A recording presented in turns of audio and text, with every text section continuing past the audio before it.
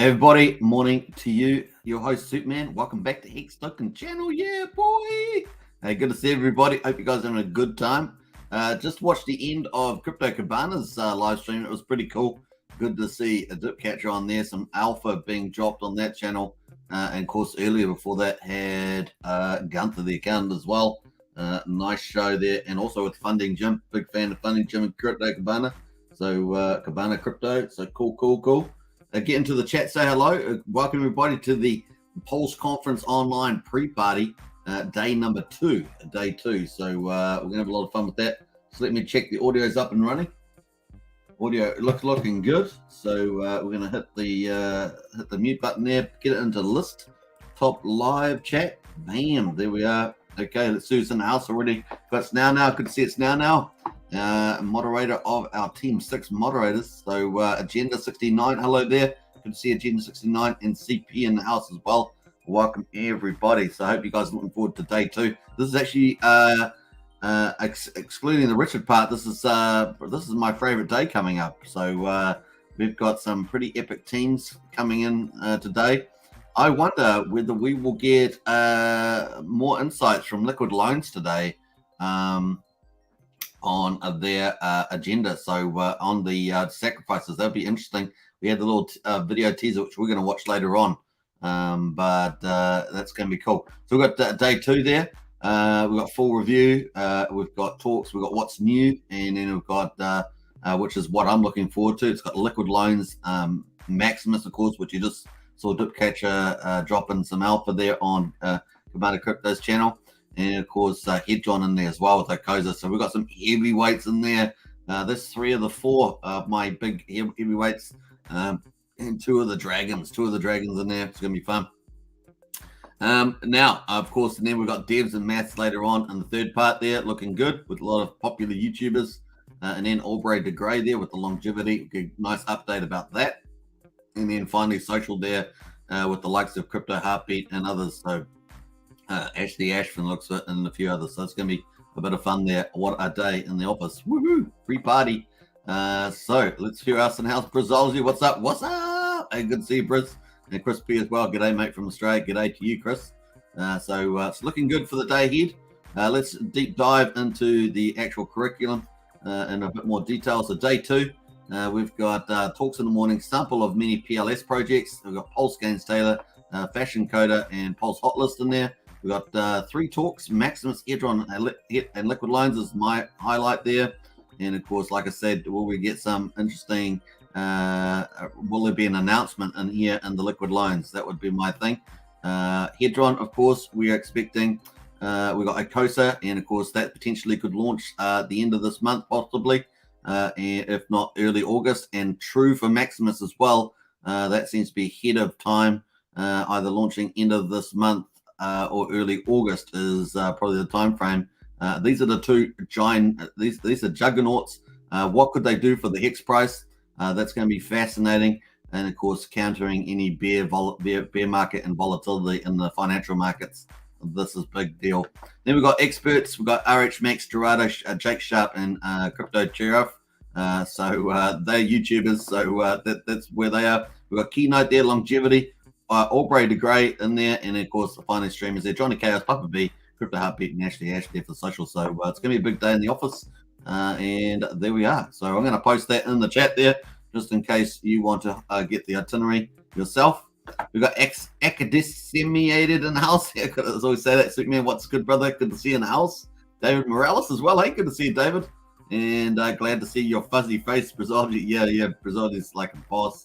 Been doing some good stuff. Hey, family, Gen X in the house there, and Sandy Beach as well. Always a pleasure to see Sandy B. And everyone's talking about you, Sandy B. How many YouTube channels have been talking about you lately in the last couple of days? Man, oh man. So good stuff, Sandy B. Hello, Hex Token, everybody. Crypto Heartbeat in the house there. Like I say, Crypto Heartbeat's on today. Crypto Heartbeat's in the social streamers today. So looking forward to that. Woo-hoo-hoo. It's going to be good. And don't forget to check out Texan Token. Texan Token there. Now, they're targeting 500,000 people. 500,000 people. That's a good news for Pulsechain. And, of course, with the Texan Token project and with scraping as well, which I think is pretty interesting. We've got Gen Hex there. No Johnny Chaos. He won't be able to make it. but I'll be in his spot tonight. No way, really?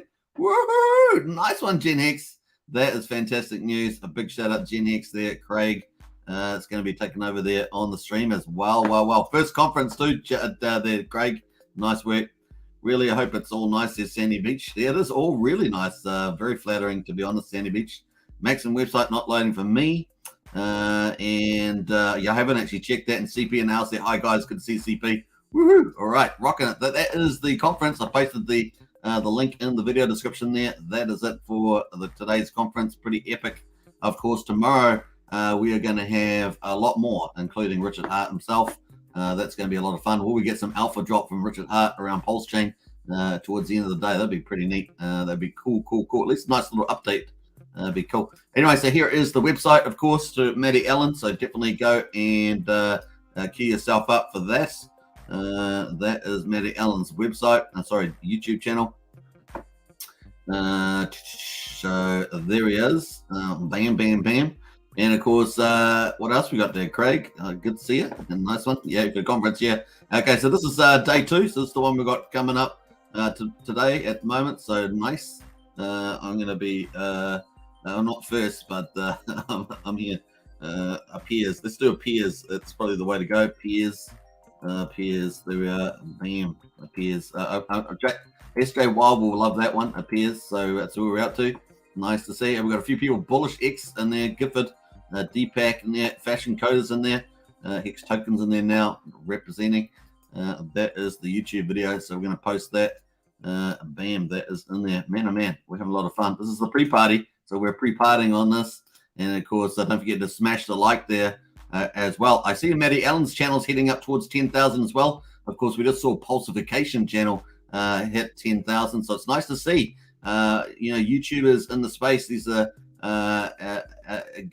getting over that 10,000 mark. Really, really important. I think Crypto Heartbeat. I'm not sure if Crypto Heartbeat's channels that must be pretty close to that.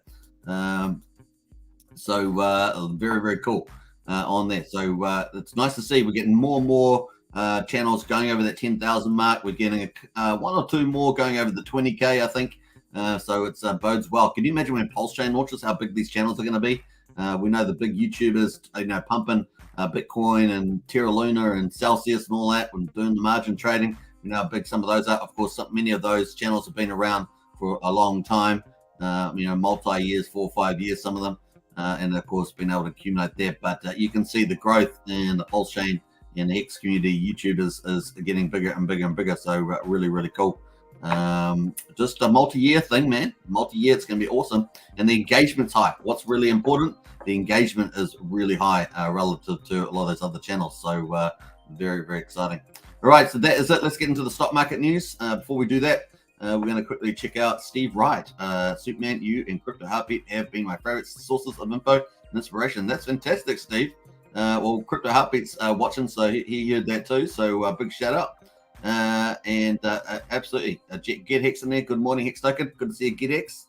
Woohoo! All right, so let's jump into it. We're going to get into quickly a brief update the stock market today. And now we're always zooming out here now because obviously we've got macro and financial and geopolitical issues playing out. And of course, we anticipated this a long time ago, and it is just pretty much playing out as expected.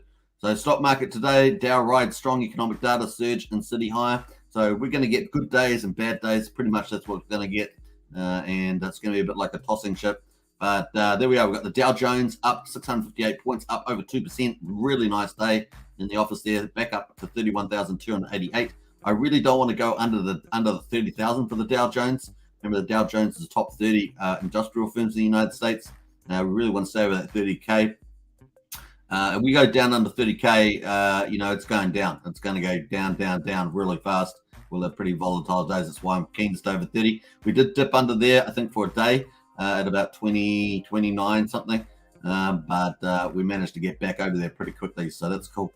S&P 500 up 72 points, up almost 2% as well to 3,863. The NASDAQ up 200 points there to 11,452. That's got a lot of the tech companies in it. And that's up of 1.8%. So not too bad there. Volatility index there are down. That's a good sign. And the US dollar actually is down slightly too, which is kind of a good sign too. in terms of risk off. The oil, of course, everyone's talking about oil. It is up $2 to 101 for Brent, and that's up over 2%. Crude West Texas there is at $97, up $1.80, up 1.9% there. So that, it's not as high as it was. Remember, it was up $110, $120. It's come off that. I do have a feeling there's a good scenario for still hitting $150 oil barrel, but that will really depend on the Russia's permafrost oil supplies and how that plays out vis-a-vis Europe. And obviously, we've got a little update around the gas supply with Nord Stream coming up. So some interesting stuff happening there. Keep that as a question mark scenario. We don't want that scenario to play out ultimately because once those permafrost pipes are frozen, that they're frozen for a long time, take 10, 20 years. Plus with the expertise of the West to get those up and running. And of course, they don't have friendships with the West at the moment, so that's unlikely to happen. So there we are. We got the Dow racked up after strong economic data cooled fears of a significant economic slowdown. Now, I do think this is just a blip, this comment, because we've got lots more, unfortunately, coming down the pipeline. So I wouldn't get too excited about this headline. It's just a write up here on this page. So that is pretty much it. So strong economic data has helped spirit things up with a slow economic slowdown there. So we're going to jump to the economist at Jefferies pointed to the falling in gas prices, signaling optimism for a further boost in consumer spending that could set up the economy for a much stronger GDP growth in Q3. So that's their optimistic view there. And of course, what's happened is that the market's responded. We've got technology has continued its uptrend. Banking has done fairly well as yield curves in the bond markets have made in favor of consumers. So obviously 70% of the US economy is consumers, and of course we have baby boomers also retiring. The last year of baby boomers retiring as well. It's going to create some interesting macro trends coming up. So that's pretty cool. What else we got there? Russia will resume full gas supplies to Europe. So that's what we're watching for that to see whether that happens. And of course, they've been having maintenance work on the Nord Stream pipeline there. And of course, we've got the Central European Bank also looking to deliver its first rate hike later this week. So that's a first for a long time. And money's pretty much been cheap. Even in Europe, you've almost technically been paid for borrowing money. So we'll watch out for that too. So that's pretty much the market. But nice green day. And of course, the stock market is flowing in. Of course, we've also got the crypto market doing pretty well as well. So Bitcoin there at 20,927, up 2%. Ethereum at 1250, up 5%. BNB up 1% there at 240. So looking good there. And of course, let's get into Hex. Hex currently at 3.773 cents is the US dollar Hex V3 1% pull. And of course, here we are. We've got tightening Bollinger Bands. Look how tight these Bollinger Bands are tightening. This is on the daily. That's indicating a breakout to one side or the other. And it's basically a narrowing of the price range. And of course, with the price range now really narrow there. Look at that, suddenly narrowed in there. Pretty cool. And we've got the top of the price range 3.7, the bottom at 4.2. And of course, we're currently at just under 3.8. High of the day has been 3.842. Yesterday, we got to 3.9 yesterday. So it's going to be fascinating to see that. And of course, we're about to tip over to a new day in about half an hour. This is massive, or 45 minutes. This is really interesting point. Now, we obviously got some reasonably good news at the moment. If you add on to that, of course, let me get rid of that comment. If you add on to that, the Maximus and the ICOSA coming up potentially as early as the end of July, if not, let's say early August. These are massive fundamentals.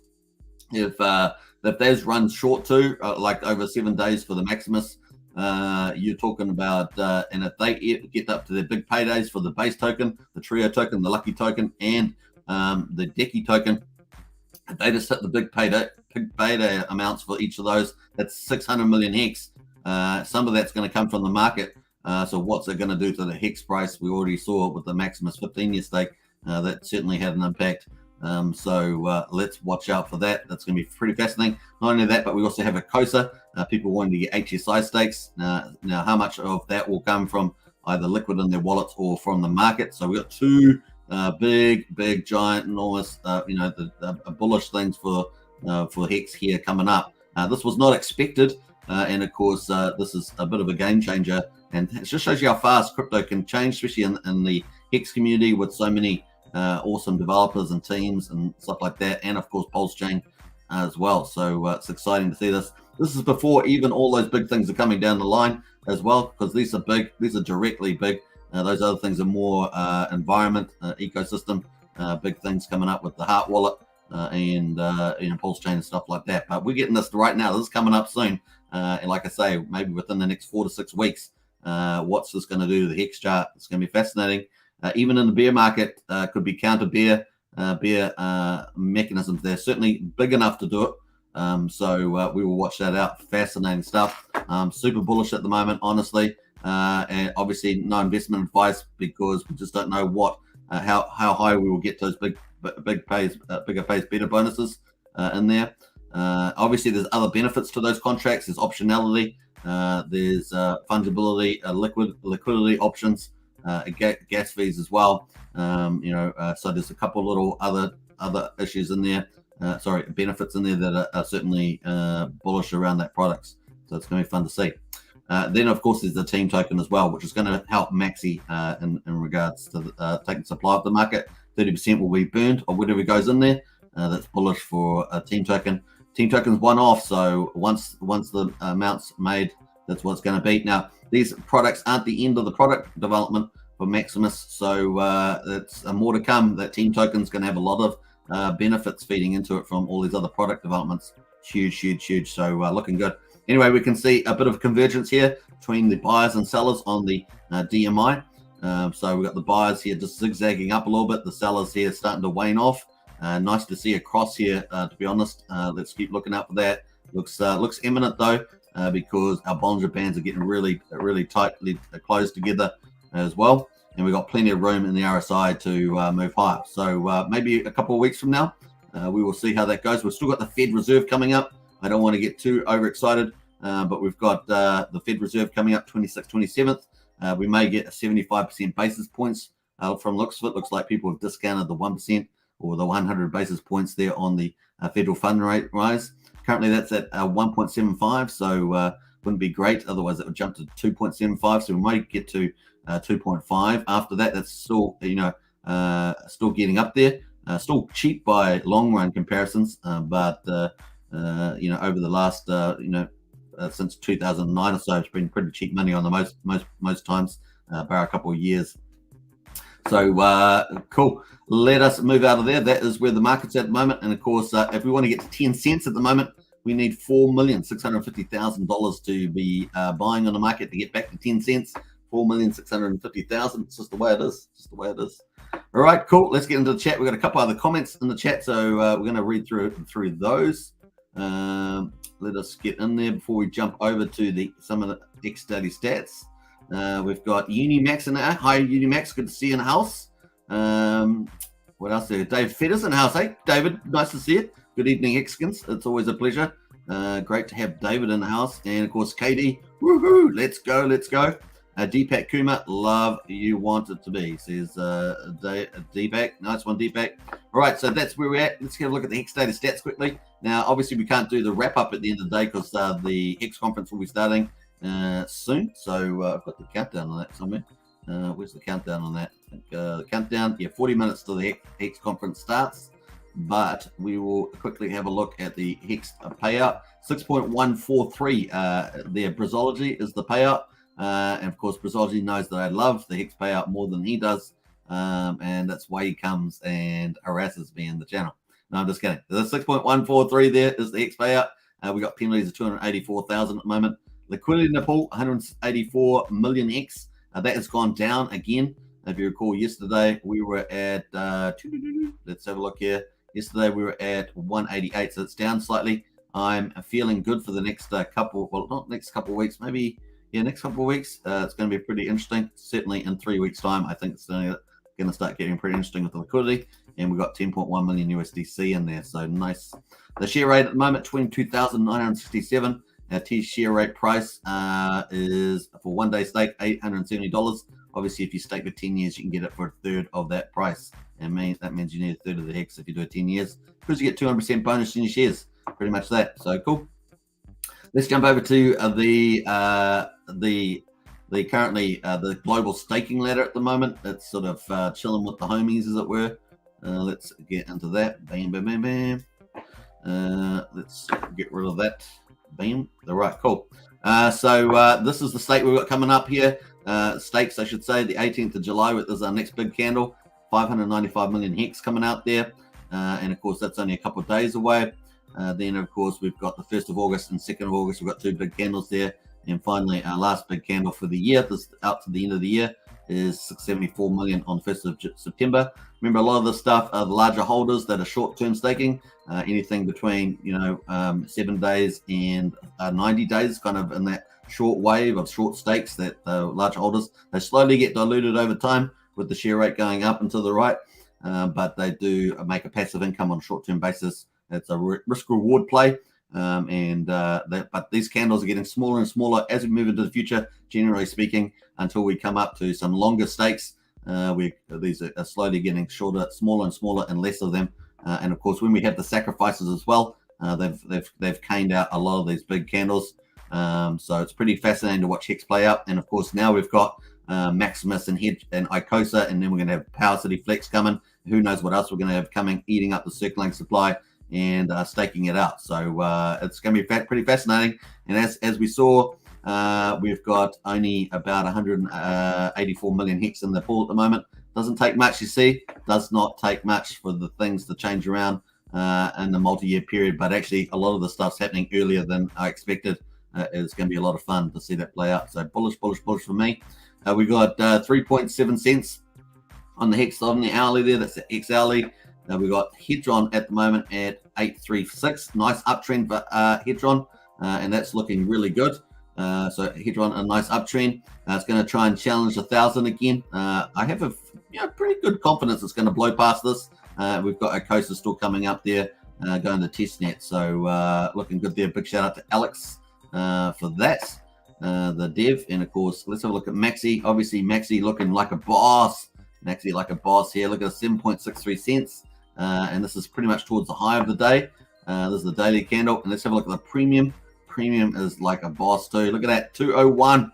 Woohoo! 201, man, like a boss. This thing is beautiful. I love it. I love it. This is on the hourly. And let's have a look at the daily chart, and we can see the range that's getting higher lows. Let's zoom this in, and bam, look at that. That is the daily there. Look at the uptrend on the daily premium. And of course, now here moving even higher, over 101% premium over Hex. And of course, all these new products, all these perpetual products coming out, the base, the trio, the lucky, and the decky tokens there coming up with staking, plus the team DAO treasury token. It's going to be fascinating to see this play out. Eating up Hex circulating supply, that's a beautiful thing. And even if they hit the base amounts, big pays better for bonus for each of these. It's going to be fabulous. And of course, people are going to get slightly higher return for doing that. They're also going to have optionality, being able to buy and sell out of that position. They're also going to be able to do liquidity if they want. They're also going to have lower gas fees. It's lots of cool stuff featured from this. The base token itself may even become more important with short-term liquidity as well over a 12-year period. People are going to be able to redeem these tokens as well at the end of the period that it's fixed for, say a year. They'll be able to redeem that at the current year's rate, which will include the yield on that. And of course, if you're going to mint new tokens at the annual renewal, you'll have to pay the price of the base price plus the yield price there at the time. So it's going to be pretty cool. Exciting. People are going to be able to use these products as staking ladders. So 1 year, 3 years, and of course they're going to keep rolling and infinitum there for at least a couple hundred years or something like that. So it's just pretty awesome to see that. And the Hex circulating supply is going to get eaten up like a little boss. And of course we're going to pull up that chart because it's pretty cool. So let's play that up. Let's put up my conceptual water chart here. I think it's pretty telling about how things could play out. So obviously this back end here is speculative at the stage. I'm going to try and firm those up. But of course, we had Pulsechain Sacrifice. This is the Hex audit here back in May 21. And of course, we had the Pulsechain Sacrifice, the PulseX. We had a whole ton of other stuff happening in the retail market, eating up Hex circulating supply. Then we had the Maxi product eating up, close to 300 million Hex. Then, of course, we've got the Maximus 4 coming up. If they all hit big payday, that's 150 million each. That would be 600 million. Of course, if they do 50% better, then we've got another 300 million there. That'd be 50% of how well they did in the Maximus one, which they did 100% better. So it's a discounted there. That could be 900 million potentially. Obviously, it may not even get to that, but that's kind of the targets there. We've got the we've got Hedron coming in here. There's unknown. We've got the Hedron in there, and as well, we've got Powerflex coming in. If they hit big payday, 150 million, that'd be pretty epic.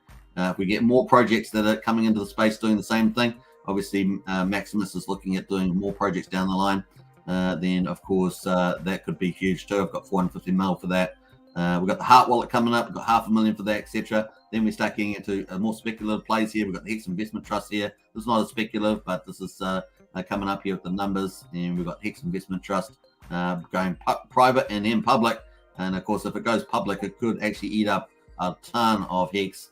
But of course, you got to take in, once we get into this level here, you got to take into account the prices and stuff like this. And these are just straw man stuff that I put in at the moment. Virality and highest of stakes, if we get it into tens of millions of homes with that on Netflix, Disney, or whatever else we do, that would be super bullish. And of course, Pulsechain itself is going to be a mega bull, and potentially all the wealth effects, the network effects will flow into Hex, as well as the ultimate savings products are pretty awesome.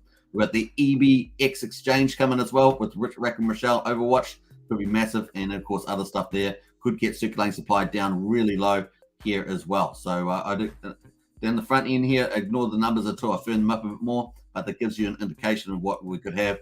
And of course, people will be paying a higher price by the time we get to this level, because as you take more circulating supply off, it's going to push the price up. You also have the impact of an active liquid supply and the circulating supply also being off the market. So it's pretty cool.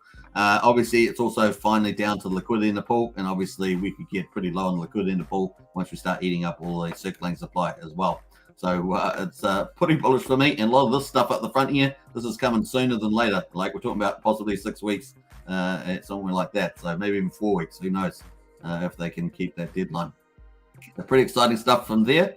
That is a premium looking like a boss. Now we've also got Pulse Dodge here. Pulse Dodge is breaking higher. It's basically over the $3.40, and we're now at $3.46. So this looks like it's breaking out, and of course, why would you be surprised? Because we have only got 13 days and 14 hours to go, and it's looking optimistic there. Once again, everything looks great for this. We've got the scarcity in play. There may only be 6 million tokens all up, even with the BA and the OA addresses that get minted at the end. And of course, we've got the so-called whale syndicate with Gunther flying this plane here, and of course it's flying high, and a few other things. So we're going to have staking and deflation apparently coming down the line as well. The one thing I would say is it's still only as strong as the biggest whale. Obviously, you've got to absorb any selling if one of the whales decides to break free, and that's the only probably the biggest thing I would say at this stage.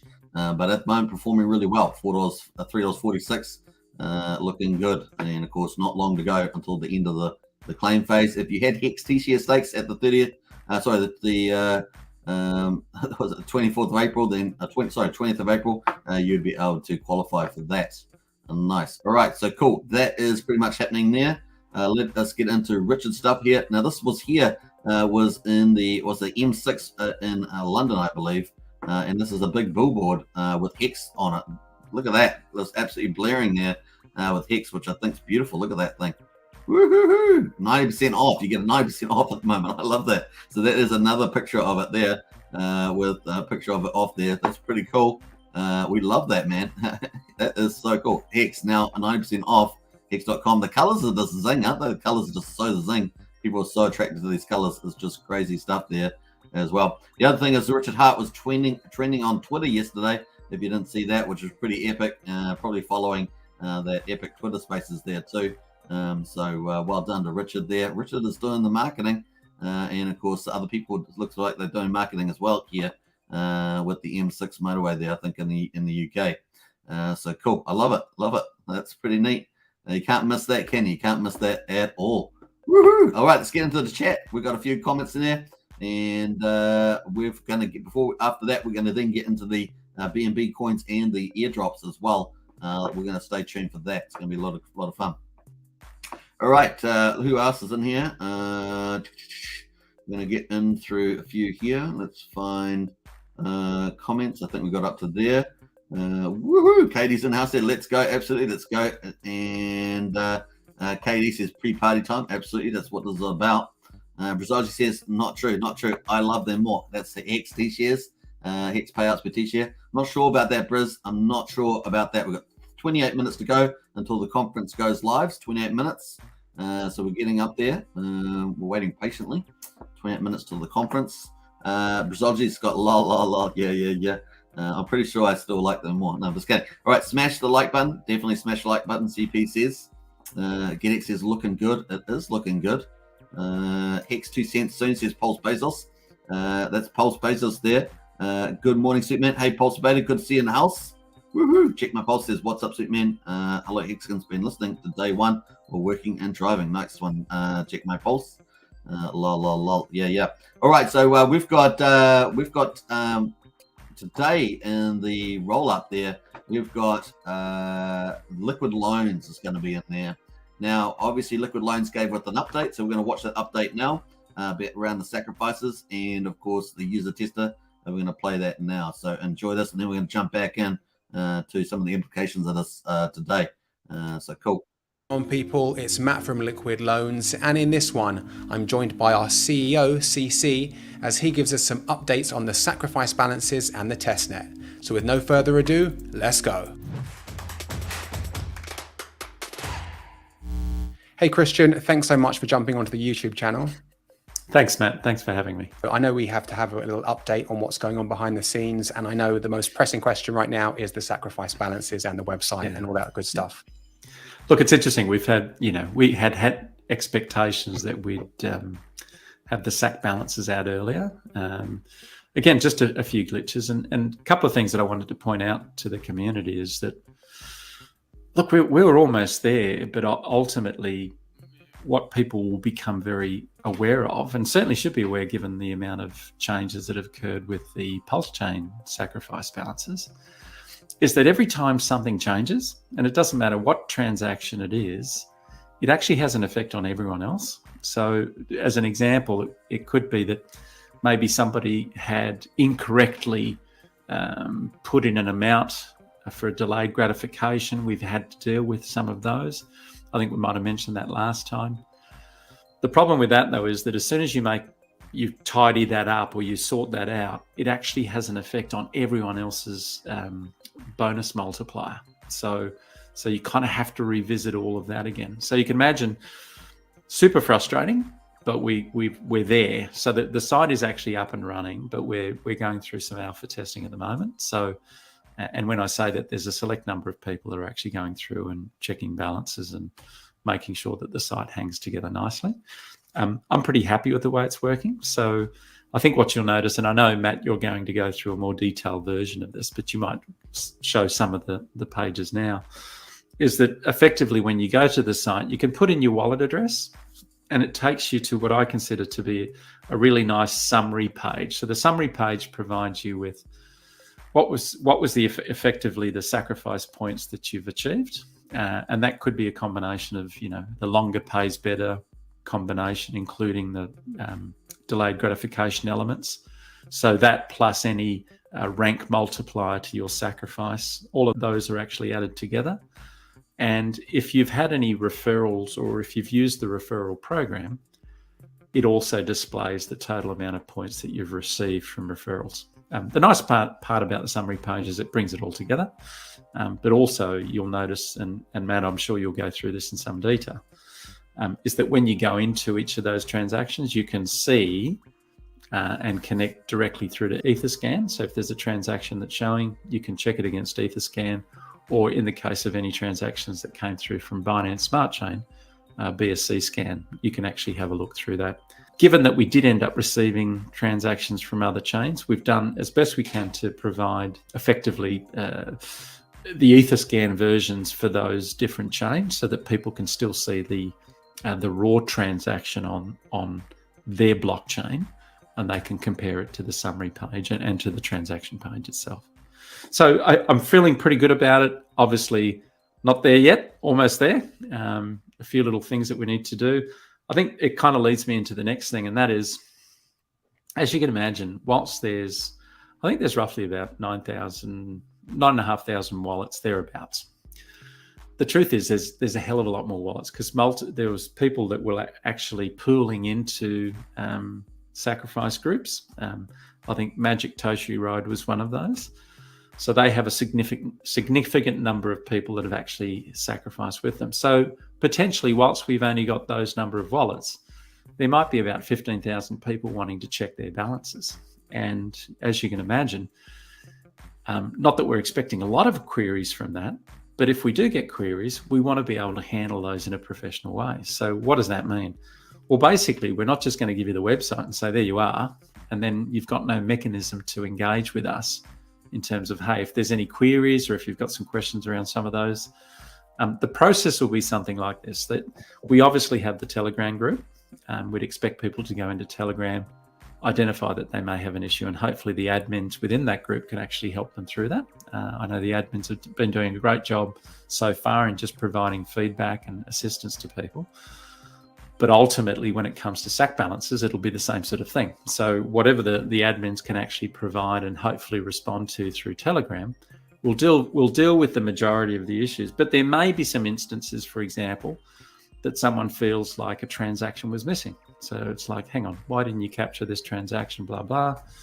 Then effectively, if the Telegram group admins can't support that person, then we're going to have to say, well, okay, we want you to issue a ticket. So what are we doing? We're creating a ticketing system that's a fully decentralized ticketing system that basically allows you to record your issue without necessarily needing to dox yourself. So we don't need to know who you are, and we don't expect you to provide email addresses or anything like that. So we don't need to do that. But it's important for us to be able to have a two-way conversation with people. So how are we going to do that? Well, you'll find that the ticketing system that we're building is basically going to allow you to actually enter in a seed phrase, not unlike what you might do with MetaMask, to enable you to actually create an issue, have it looked at. We can then respond to that issue and then come back to you through the ticketing system. So there's no need for us to know about your individual details. And that's really important for us. So, and I know that the community by and large doesn't want to be doxing themselves around this sort of thing. But it's really difficult how do you engage in a two-way conversation without some unique identifier for the individuals that are raising that? So the ticketing system will be up and running and people will be able to use that. So in part, even though the SAC balances are ready, we're wanting to get that ready too, because once we let this out, we just want people to feel like they've got a mechanism to provide any feedback, etc. The other reason that we're sort of labouring the ticketing system is, and again, this is just something that we're pretty close now. So the test net's just about ready, and that's a fully functioning version of liquid loans.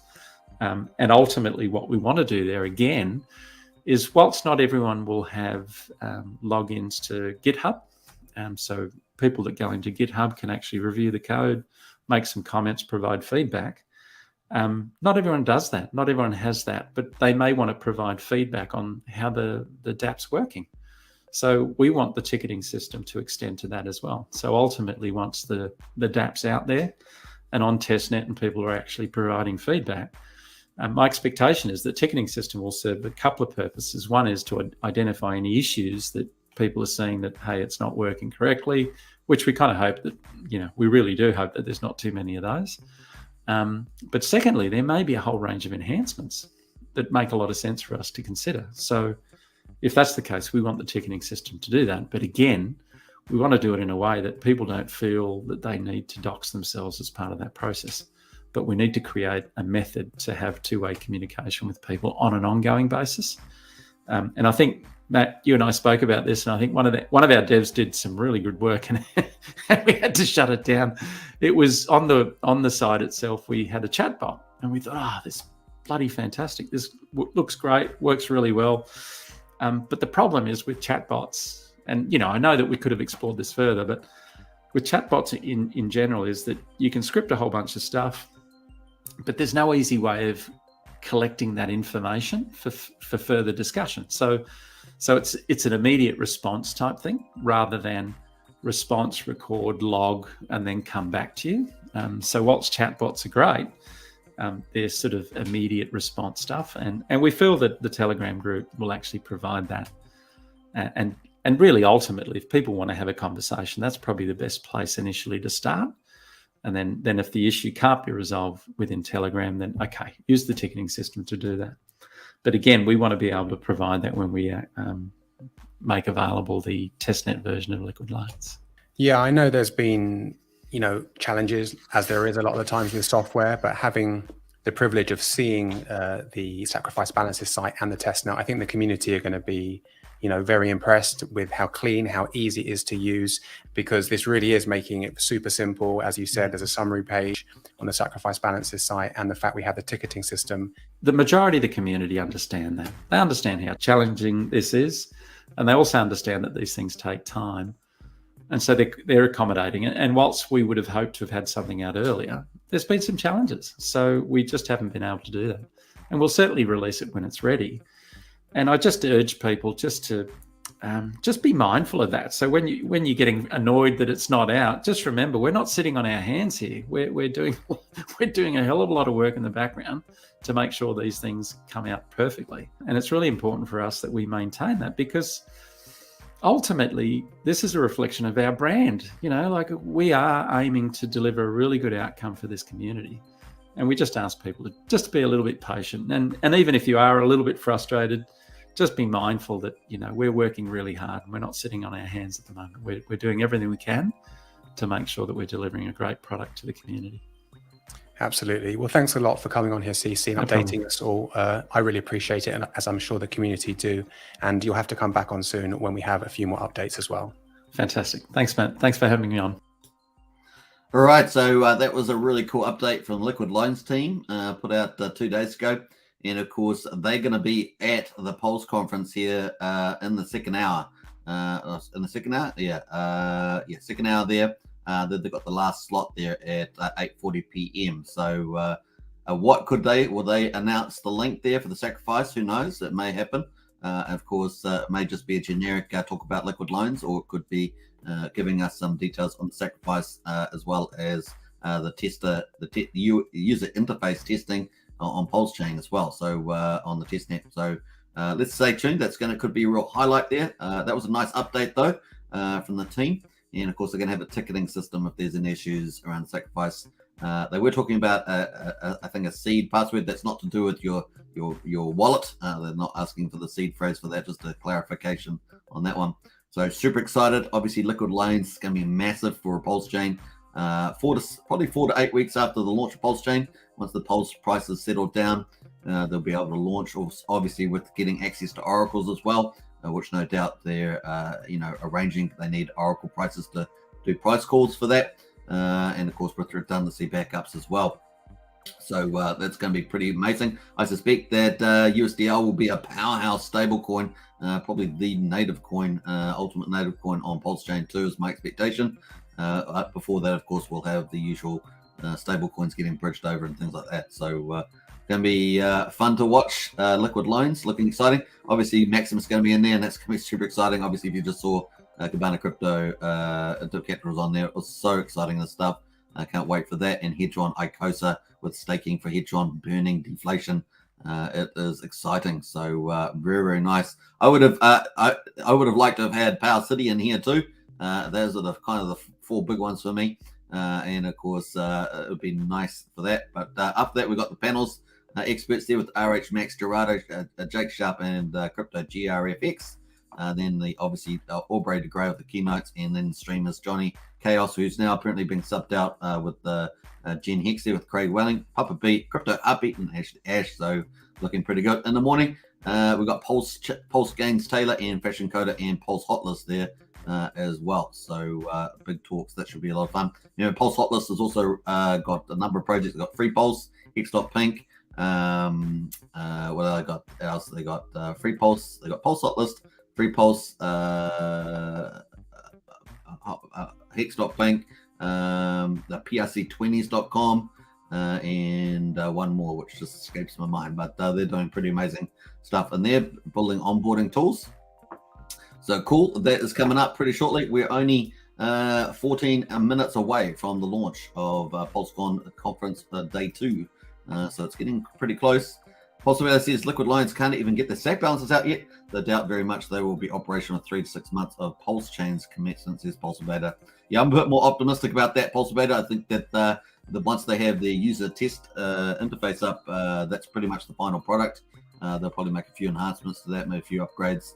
But remember, they are just they're forking the liquidity code there, just to make some updates from Pulsechain. So I'm far more optimistic than that outlook. All right, cool. There we are. So nice. Coming up about 30 minutes to go. And it's going to be fun. A fun day in the office. We're going to be feeding it on this channel as well. So you're welcome to stay for here. You can always open up a double screen as well. It's going to be good. What else we got there? Hex Terry Docks in the house. Hello, everybody from Scotland. Good to see you. Very, very cool. Now, I was going to talk about something else here while we're waiting. I think it was... we're jumping over to the BNB charts. So BNB at the moment, we're going to have a quick look at that. And you can see that the BNB price is pretty much just up slightly, $238. And of course, the BNB charts here, we're getting into this. So we're still, Pulse Dodge still there at down at 38 hundredths of a cent there. So just under 4/10 of a penny. You know, it's getting up there a little bit. Had a bit of volume today. Got as high as 4/10 of a penny today. P33 starting to rise up there, 4th day in a row. So getting a bit of traction there. It's up 18 to 18 cents, and it's up 12% for the day. And finally, IM has been trying to move higher too. IM on BNB. There's not IMD, which is the Internet Money Wallet, but their first token on BNB. It is at 784 there, but still got a bit of a journey to get up to 1,000, which is what it needs to do to really get itself up there. It has a slightly higher low, but it's nothing too exciting at this stage. But definitely nice, positive green days. So the whole ecosystem seems to be pretty green at the moment, which is nice. Finally, we'll get to the weight token. Obviously, everybody's talking about the weight token. Not many people have claimed their weight token. But where are we at to on here? Obviously, the longer you wait, the more weight tokens you get. It's a bit of a fun token from that point of view, but they are looking at other products from the looks of it that further down the line. They do have a bit of an Easter egg there on the white paper. Currently, it's at just under 6/10 of a penny. So it's not too bad. I mean, it's just launched 6/10 of a penny there. It is an airdrop pretty much. The longer you wait, the more weight tokens. Not many people have actually minted. So a very small amount of potential minting has gone on. So very, very small. I think yesterday it was 28 million. And of course, the launch start amount was 880 million. So it's a pretty small amount there. So currently under 6/10 of a penny and not doing, it's just looking all right. 3 days in a row. It's actually up or 3 days in a row. So we'll see where that ends up there. Obviously, not really worth claiming for a lot of people in any case. It's maybe, I don't know, depending on how many sacrifices you did. If you did all 8 sacrifices, maybe it's worth claiming. But at this stage, a lot of people wouldn't be claiming that for that reason as well, not just the fact that you get more by waiting. That's pretty much it with the charts. Nice. And we're coming up here. We've got 10 minutes to go until the conference starts. I'm excited, especially for session 2. That's my favorite. You guys know me. I love the alpha from the projects. That's what I love there. So I'm looking forward to session 2 there. It's going to be fun. All right. What else have we got there? Matt and Barley says things take time for sure. And sure, we're not sitting around, but maybe there could have been a hint of when the launch from the team will be sacrificed. It's annoying, especially if you locked for 2 years. I guess that's true of everything, though, Matt. It's true of Pulsechain, true of everything. We just have to be patient. It is what it is, I would say. It's more like 3 now, says Matt. I'm hashtag waiting. Yeah, I think so. I think so for the waiting token for sure. Defined sacrifice. No expectations is the idea of sacrifice around the Howie test there. Matt and Barley says, just my real thoughts, not trying to be negative. No, sure, Matt, we don't care. I don't care. I like people to be upfront. Obviously, derogatory things are different, or ad hominems. I mean, come on, RH has had over $1 billion for over 6 months. Meanwhile, people's coins they're holding for the swap on PulseX have nearly vanished. The one thing I would probably say about that, Matt, is that software is difficult, and it really is holding up this at the moment. So I'd probably just put that way. The other thing, of course, is we're probably lucky we didn't launch because of the massive pullbacks in the crypto market.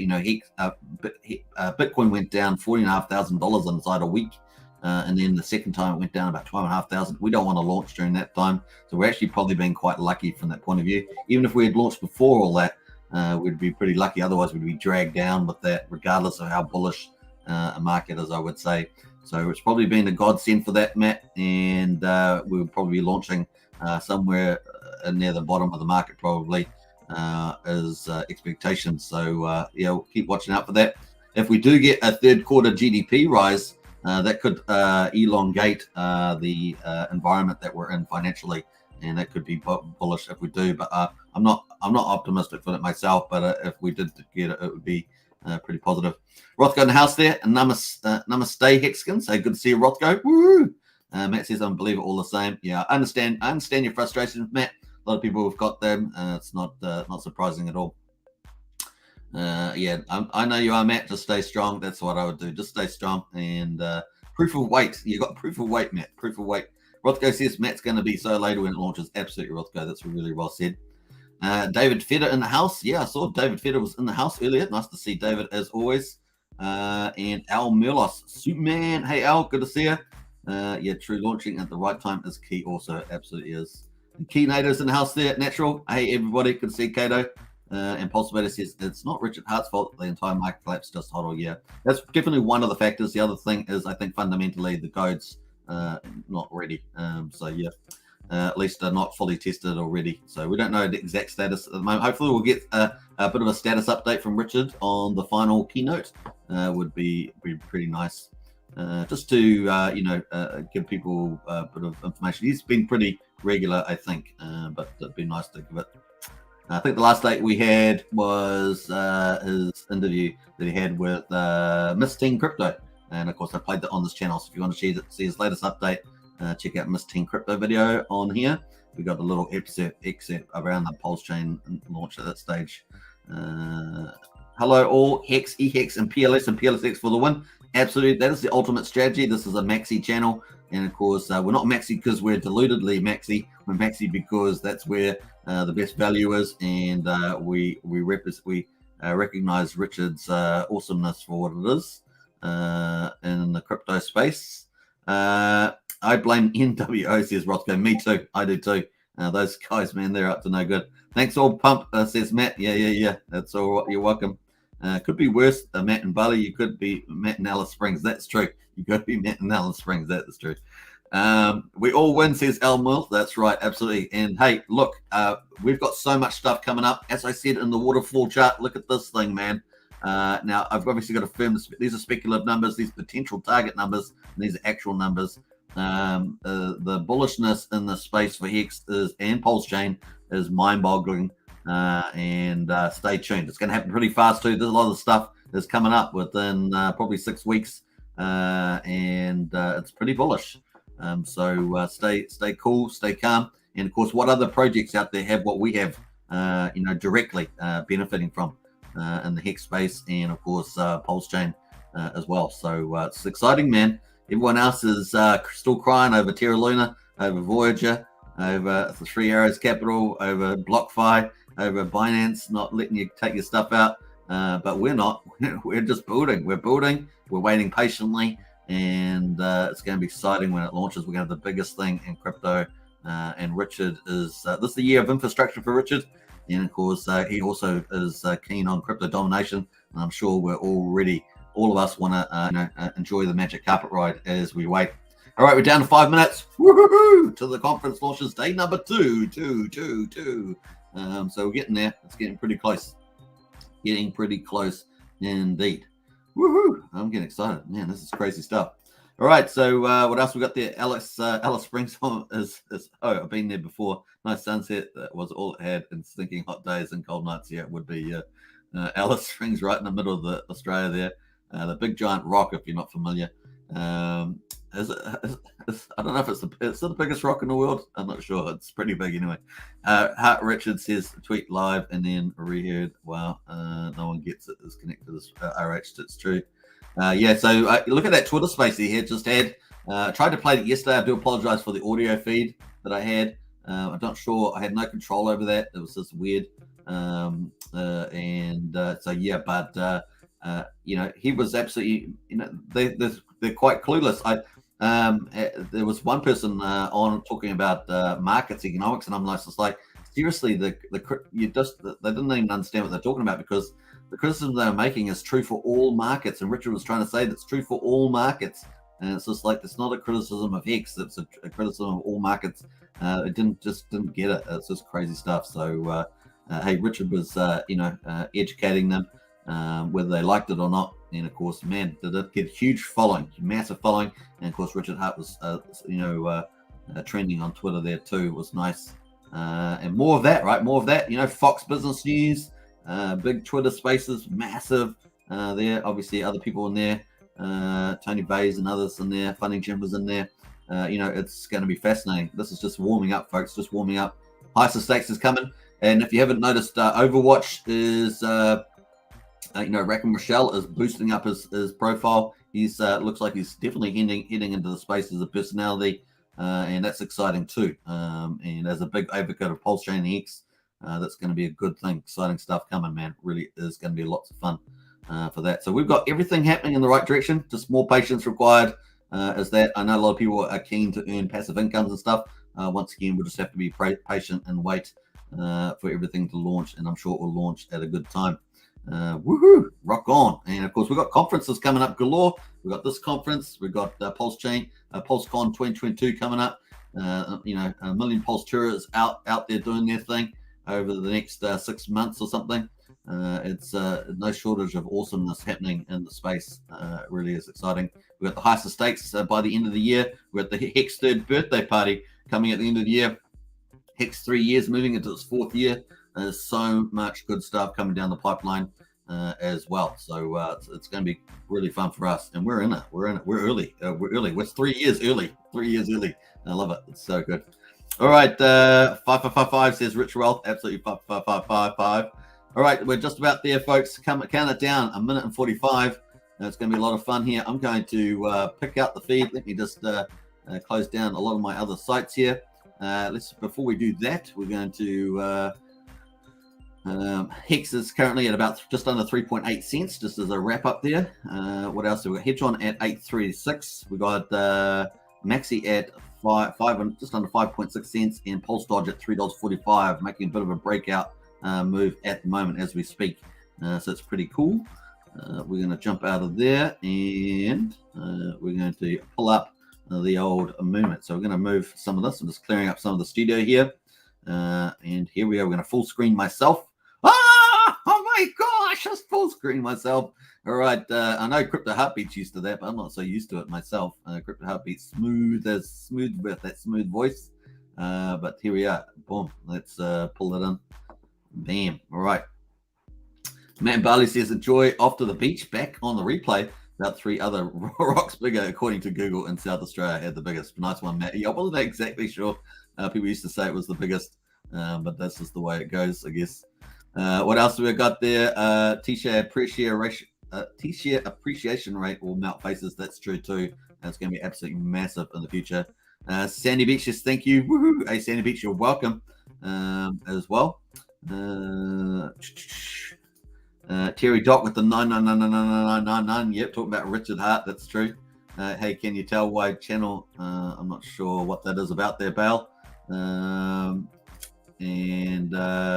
What else we got there? Yeah, I'm not sure what you're talking about there, Bale.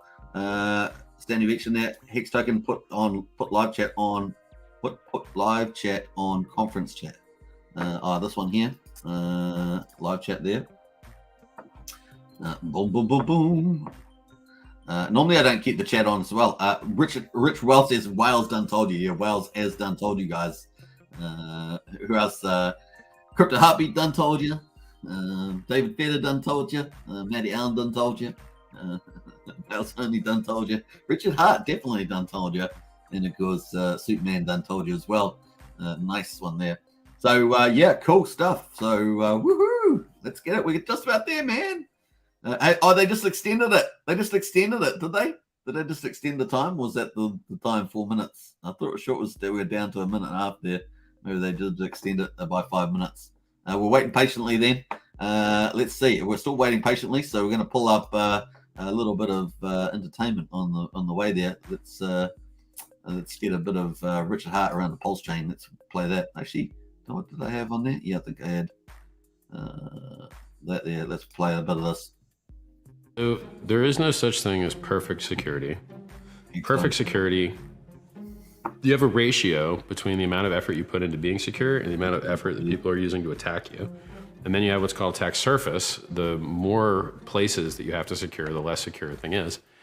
Hex was more easy to secure than a lot of things because it has a limited number of functions, and most of those functions timed out. So for instance, if there was a flaw in the referral program, that doesn't exist anymore. So it doesn't matter. If there was a flaw in the adoption amplifier, it doesn't exist anymore. It doesn't matter.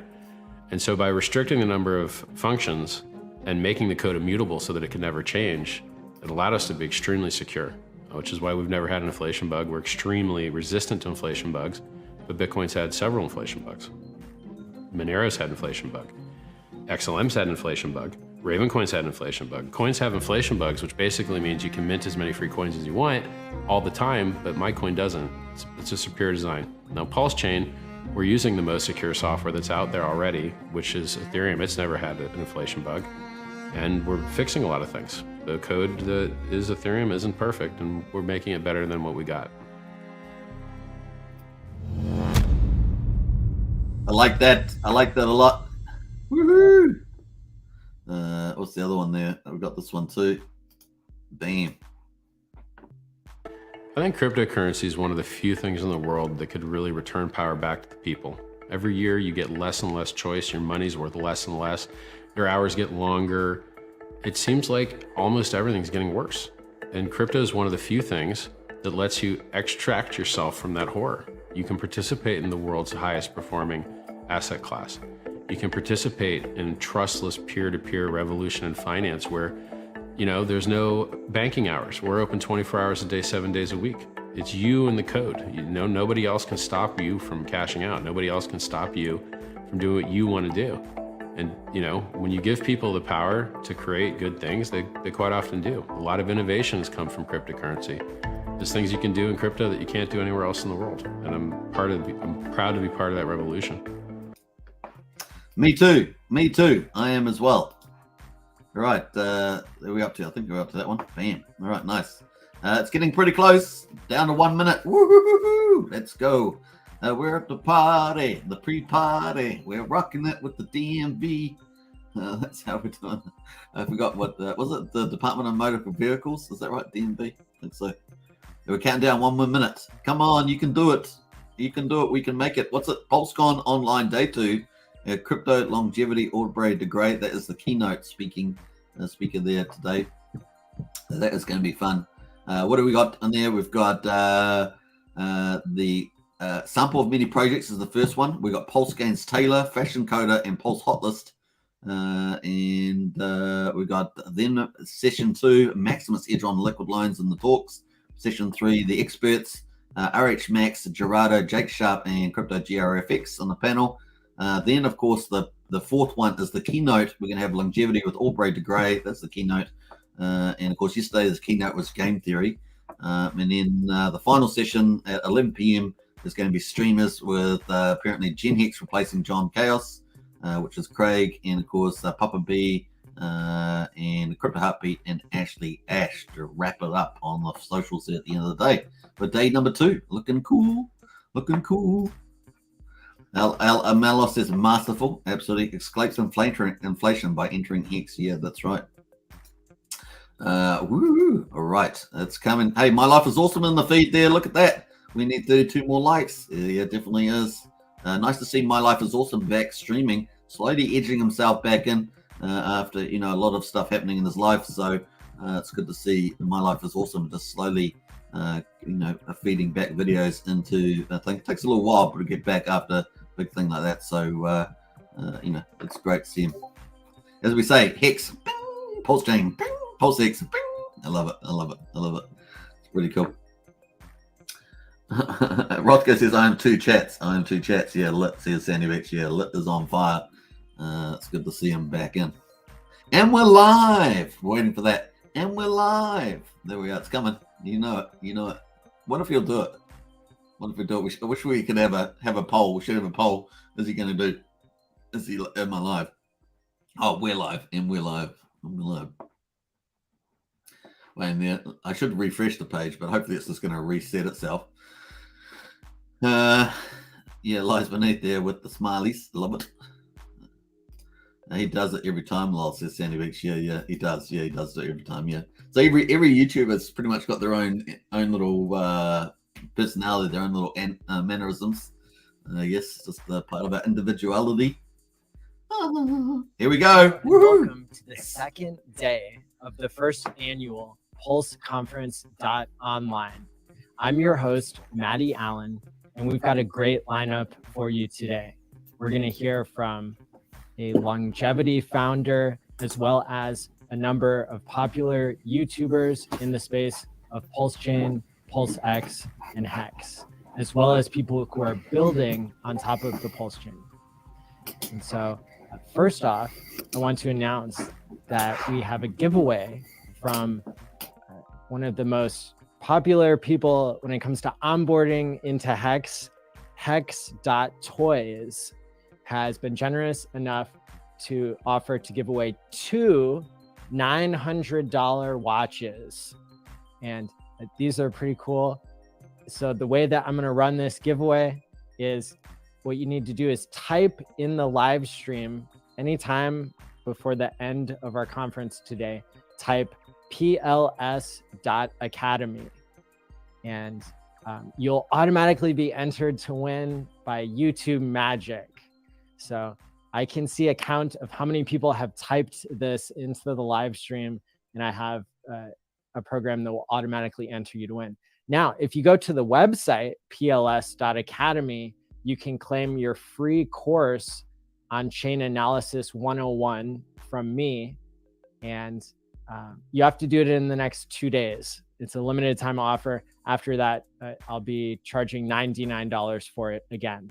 But because you're tuning in today, I'm giving it away for free. So again, type in pls.academy into the live stream to be entered to win a $900 watch.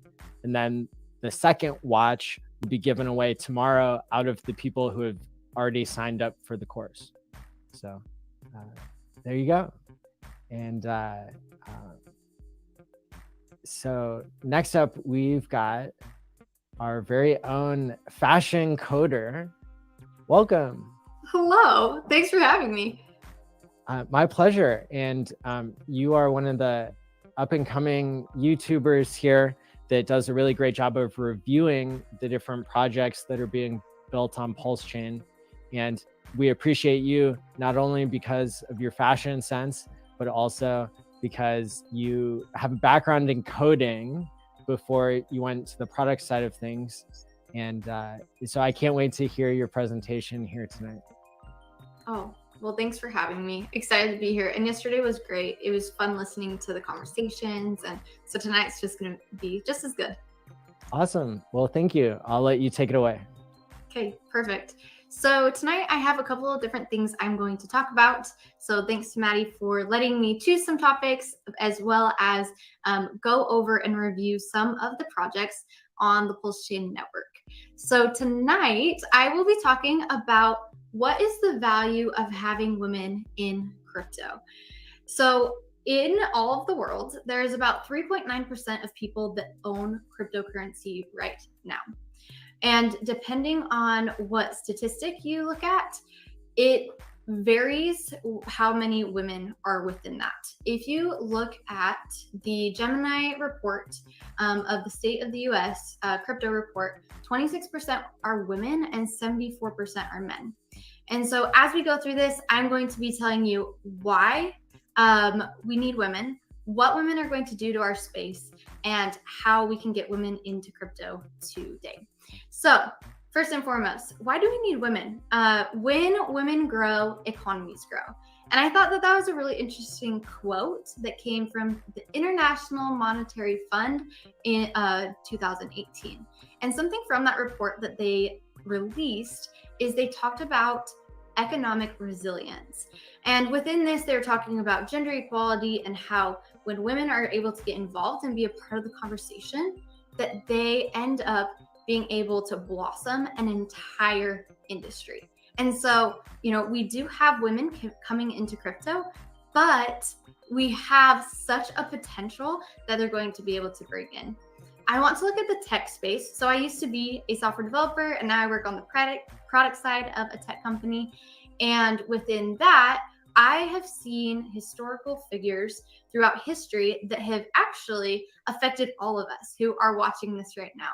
So 3 of those women, one of them's Ada Lovelace, and she wrote the first algorithm. So like I said, anyone on here definitely has been in an interaction with an algorithm before. Grace Hopper, she was wrote the first compiler. And then Radia Perlman invented a protocol that allows the Ethernet to handle large networks. And so what will women bring to this space? First and foremost, they're going to bring diversity of perspective. Women go through different things than men do. And it's great that we have both of the sides, but we need both of the sides within the conversation of crypto. And so that's one of the things. A couple of other things. So it's they'll bring in user friendliness. They'll bring in zero entry. Now, what that kind of means is, you know, men are really good at bumping their way through things and being okay with not having things typically all together. And as women join spaces, and I've seen this within tech, as women join these spaces, they won't deal with bumping through things. And so that's where the user friendliness and the zero entry comes in. And then by having women in the space, it brings in mainstream adoption. And you know, that is the ultimate goal, is to have mainstream adoption of crypto, of Pulsechain. And so by bringing the women in, it just adds a whole nother aspect to that. So I truly believe that women make things better. I'm going to give you an example. So at the current company that I work at, I got hired on, and the lady that hired me on, she was going to be my boss. But then she ended up going to a completely different company. And my company started like with a different direction of being very focused on the product of the company. And so I got hired and I didn't have a boss. We had the chief product officer, and he was amazing. He had great vision, but there was something missing. And so 2 months after I got hired, my boss got hired, and she seriously has just kicked butt since being at my company. And it's because she's been an advocate for the people. She's seen what they needed. And so moving forward, everything that she's done within the company so far has just made our product flourish. And without her, I definitely do not think that we would be where we're at now, because the direction and drive that we have in a specific direction is just insane compared to where it was before.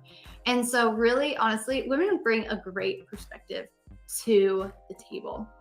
All right, so next is how. So identifying the problem. Now, if you don't have a problem, it's kind of hard to come up with a solution. So I'm a product owner, like I said, and within that, I was doing a training, and in the training, it was teaching me how to sell the product. I don't have to sell the product, so thank goodness, but I was learning how people market it so it can be successful when selling it. And they talked about how you can have all these features and all these bells and whistles, and it can be super cool. But if you're not solving a problem, it can be really hard to onboard people in. And so as I was thinking about this in my own life and how I onboard people, I realized that I've been doing this completely the wrong way.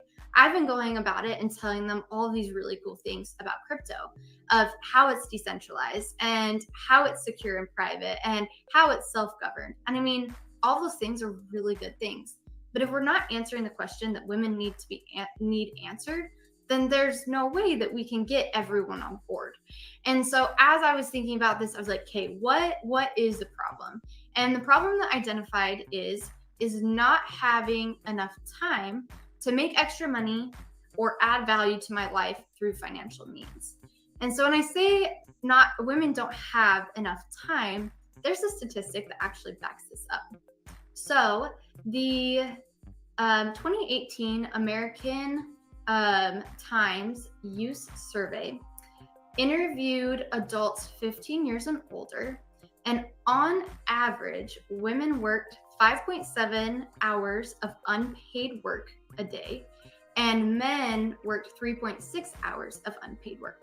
Now, what unpaid work means, if you don't know, is it means you're not getting money or a monetary value for doing labor. And so it can be housework, it can be caregiving, and anything that's like involved with those two things. So women have less time in their day just because they're typically going to be the caregivers. And so when it comes to looking at crypto, it's like, oh, there's all of these really cool features, but like, I just don't have time for that because maybe I'm taking care of my parents, maybe I'm taking care of my kids, or whatever it ends up being. And so with having this problem, how crypto can solve that is crypto provides a doable way to be a blessing to yourself and your family without having to sacrifice being a caregiver and a provider. And so in my life personally, like I have a full-time career and I have all these other things going on in my life, and I don't even have a family or anything like that. And so someone that is a caregiver and has a career, they don't have to get rid of that to be able to still have this side hustle or this side gig. I can't tell you how many times that I have had someone reach out to me and be like, hey, would you like to do this like multi-level marketing business with me? And you know, that would be cool and all to have this like passive income that would like bring me along like that. But the thing is I truly do not have enough time in the day to do something like that. And crypto has been the perfect thing to go along that and just be able to, you know, put in maybe 10 minutes every other day. And it's really exciting being in crypto that it's such a easy entry with time because you don't have to be, you know, going all out within that. And so within my own family, my mom, my aunts, my grandmas, they've all worked and they have all also been the caregiver. And so it's amazing that they now have the opportunity to be able to be in a space that provides a honestly life-altering thing that they can be a part of and provide financial stability to their entire family. So super, super exciting. So my challenge and my question for you today is, who are you going to onboard into crypto? What women are you going to onboard? And how are you going to do that? So exciting things within bringing women into crypto. And I also want to highlight that within the Pulsechain community, I can't even tell you how supportive everyone is with onboarding new people and onboarding women and supporting women that are in the space of doing YouTube and everything. So I want to give a round of applause to all of you because you seriously have been such an amazing community to be a part of.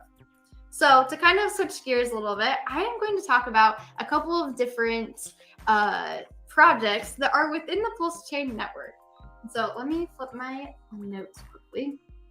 I only have a little bit of time to go over some of them. And so at the end, I'll highlight some other ones that I didn't have enough time to talk about.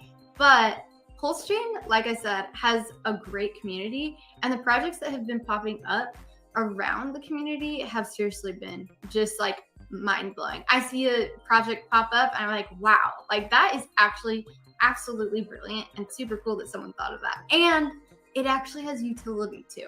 So the first project I'm going to talk about is Liquid Loans. On a basis, it is a decentralized lending protocol, and it has two different tokens. So it has USDL, which is the stable coin, and then it also has the loan token. And within the loan token, you can earn it and you can also stake it. So in Liquid Loans, there are 4 different journeys that you can basically take. When I first learned about Liquid Loans, I was kind of confused, and so I actually made a whole entire flowchart of it because I thought this is an interesting project, and I think it really can bring a lot to Pulsechain. So let's go over what those 4 journeys are. So the first thing is you're going to put your Pulse token into a contract called the Vault, which locks it up, and then it mints USDL from that. And from that, you can take a loan against your existing Pulse, and by taking a loan against your existing Pulse, you get USDL. So that is the basis of all of these. So that's the first thing you do. And the first journey that you can take is you can just use it for personal use. So you take the USDL and, you can trade it out. You can trade it for other things, just, whatever you are looking for within that. So then moving on to the next journey. So, you've put your Pulse in, you've taken a loan out, and then what you do is you can become a stability provider for Liquid Loans itself, and then you earn the loan token from that. And then you can take that loan token and you get to decide what you do with the loan token from there. So then moving on to the third journey that you can take is you put the Pulse in, you take a loan against yourself, you get USDL, you provide liquidity or stability to Liquid Loans, and then you can stake those loan tokens and earn APR from that. So that's number 3. And then number 4. So you've done all of those things, okay? And you want to go in and redeem your Pulse. So how you redeem your Pulse is you provide USDL. So I'm really excited for Liquid Loans. I think it's going to be a great project where you can go in, put your Pulse, and say you don't want to touch your Pulse, you can just use USDL from there, and it's a perfect way to not have to touch your Pulse. All right, so that's Liquid Loans. Let's move on to the next one. So the next one I had is Internet Money. And I actually had the privilege to talk to KG, the founder of Internet Money, this past Wednesday on my stream. And it was very interesting learning about Internet Money because it is going to have a lot of utility. And there's 2 things that really struck me hard. And I'm excited because I think it's going to help me personally onboard people into crypto. So just a little bit of backstory. So Internet Money is actually currently on Binance Smart Chain.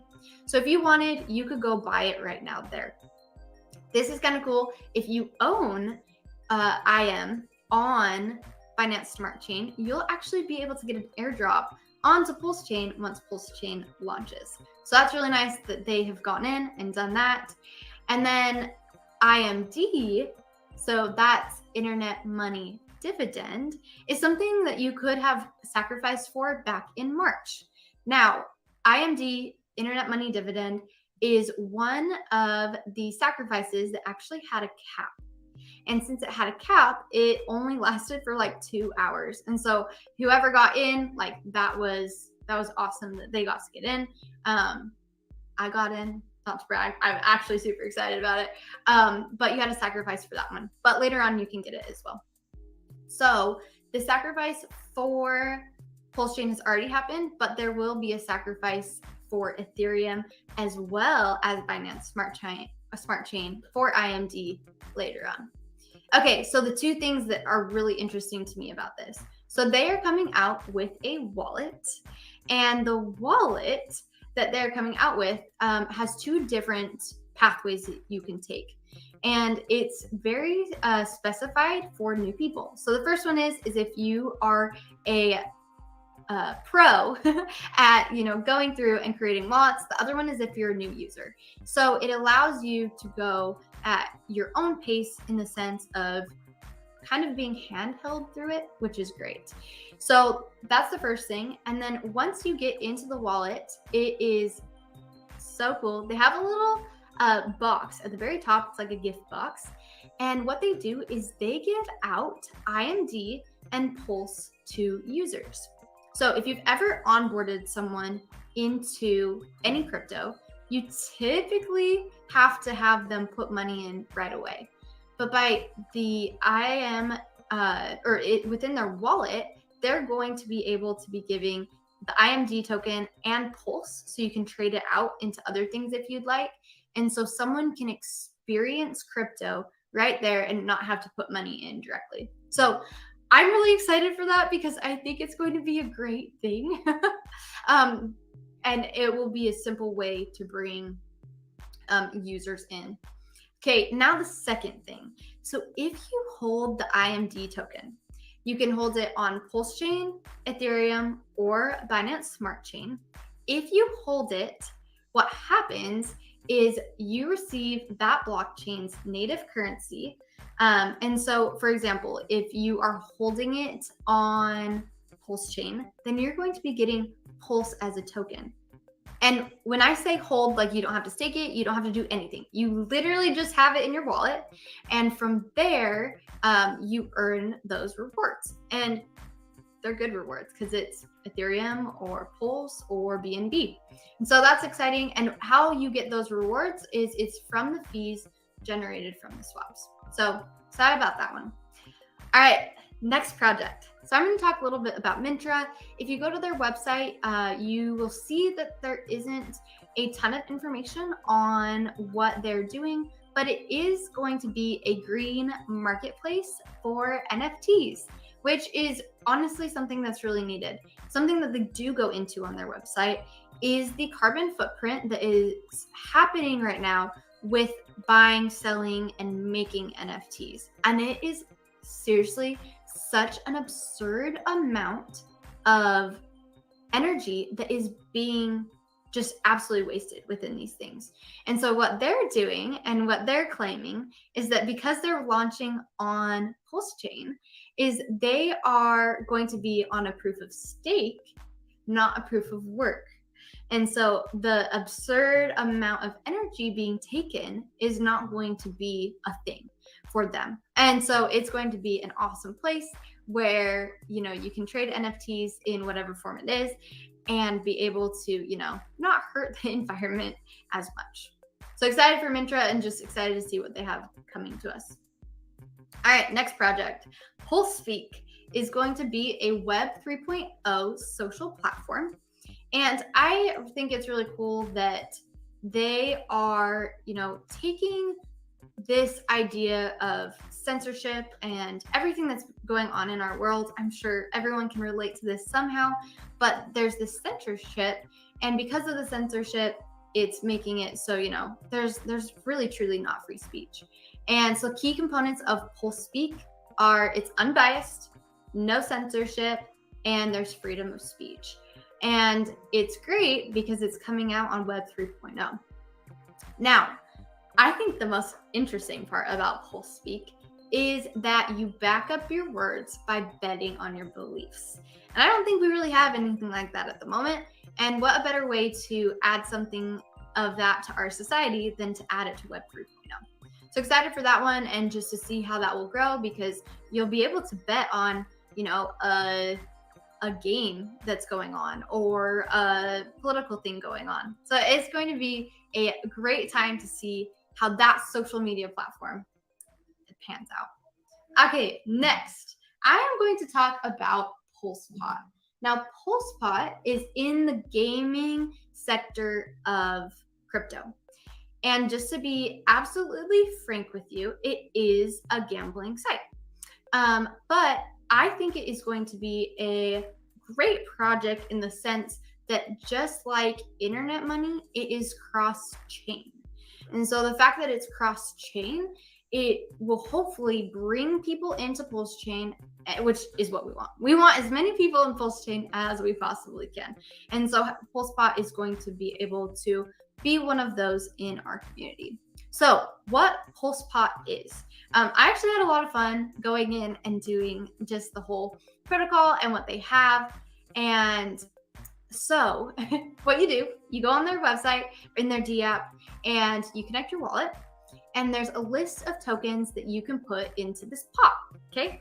So you put one of the tokens into the pot, and then you wait for someone else to join the pot with you. And within the meantime, you have about 5 minutes to go in. You can add as many transactions and as much money into the pot. Other people can too, and there will be as many participants as possible that want to join. Now, this was my favorite part about it. They had a percentage of the percentage chance of you winning the entire pot of everything. So like there could be Hex in it, there could be the loan token, there could be PulseP, which is PulsePot's token. There's all these different things that can be in it. Now, if you win the pot, you win everything. And if you win the pot, you get 3 PulseP, which is their token.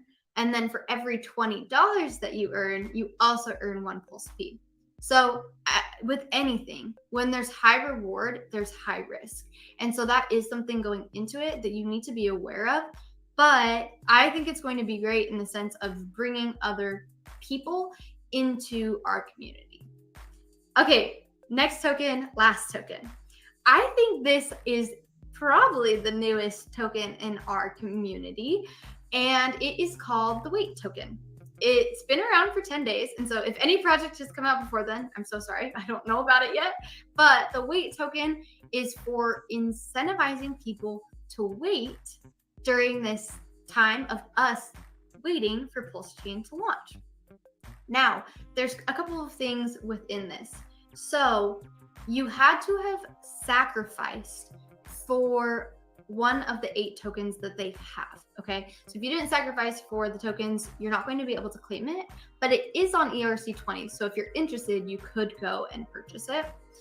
But if you sacrifice for any of these 8 tokens, you can go in, you connect to their D app, and what happens is you can see which ones you sacrificed for, and there are tokens that you can claim. Now, if you claimed the moment they came out, you would have gotten a certain amount of tokens. If you claim right now, you would have more tokens than when they came out last week, okay? So the longer you wait, the more tokens that you have. And so it's incentivizing this whole wait time. But if Pulsechain comes out and you haven't claimed your tokens, then you aren't going to be getting any of the tokens from that. So say you don't claim, or say you do, there is something called a midnight bonus. So not all the wait is going to be claimed. So 50% of the wait token that's not claimed is going to go to people that do hold wait. So I think that's kind of cool because, you know, that is something that, you know, if you claim it now, you are guaranteed, most likely, unless everyone claims, you're going to be getting that token. So I think that's interesting. Okay, I do want to give a disclaimer for this though. Not all of their code is locked, okay? And they are very transparent about that on their website and in their white paper. So what's happening is they have something called a manager function. And within the manager function, they have a date that's for when Pulsechain launches and the claiming has to end, okay? Well, we don't know when Pulsechain is going to launch. And so they have to go in and manually set the day. So that's why it's not locked, because they have to go end the claiming, and they do have a couple of checks in place. So the manager function can only ever be ran once on both platforms. So currently it is on Ethereum, and then it will be on Pulsechain. So it'll only ever be able to be done once on Pulsechain, once on Ethereum. So as someone who is and has been a software developer, it totally makes sense unless they knew the exact date and could hard code it when Pulsechain comes out, then like it's okay. And so I think that that is something to note, but it absolutely makes sense because we just don't know when it's going to come out. All right, so that's all the time that I have today to talk about these different projects. I have so many other projects that I really, truly do love, and I do want to give a couple of shout outs. I think Power City is awesome, Fiat, Reflection, the Cashflow Academy that you can go and learn more about Hex, and just so many more projects. And so thank you to everyone in the community that has come out and has put in work and effort into making Pulsechain the best chain. So Maddie, thank you for having me today, and excited just to see where all this goes. Awesome. And I think I have a graphic here that I found that shows all the different projects being built on Pulsechain. I know that you've reviewed a number of them on your channel. Where can people go to find out more from you? So I have my YouTube channel, and it is Fashion Coder. And then if you want to find me on Twitter, it's Fashion Coder 6.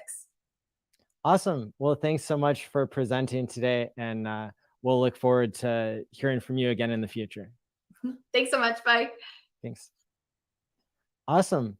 Well, it looks like next up we have Victor from Pulse Hotlist.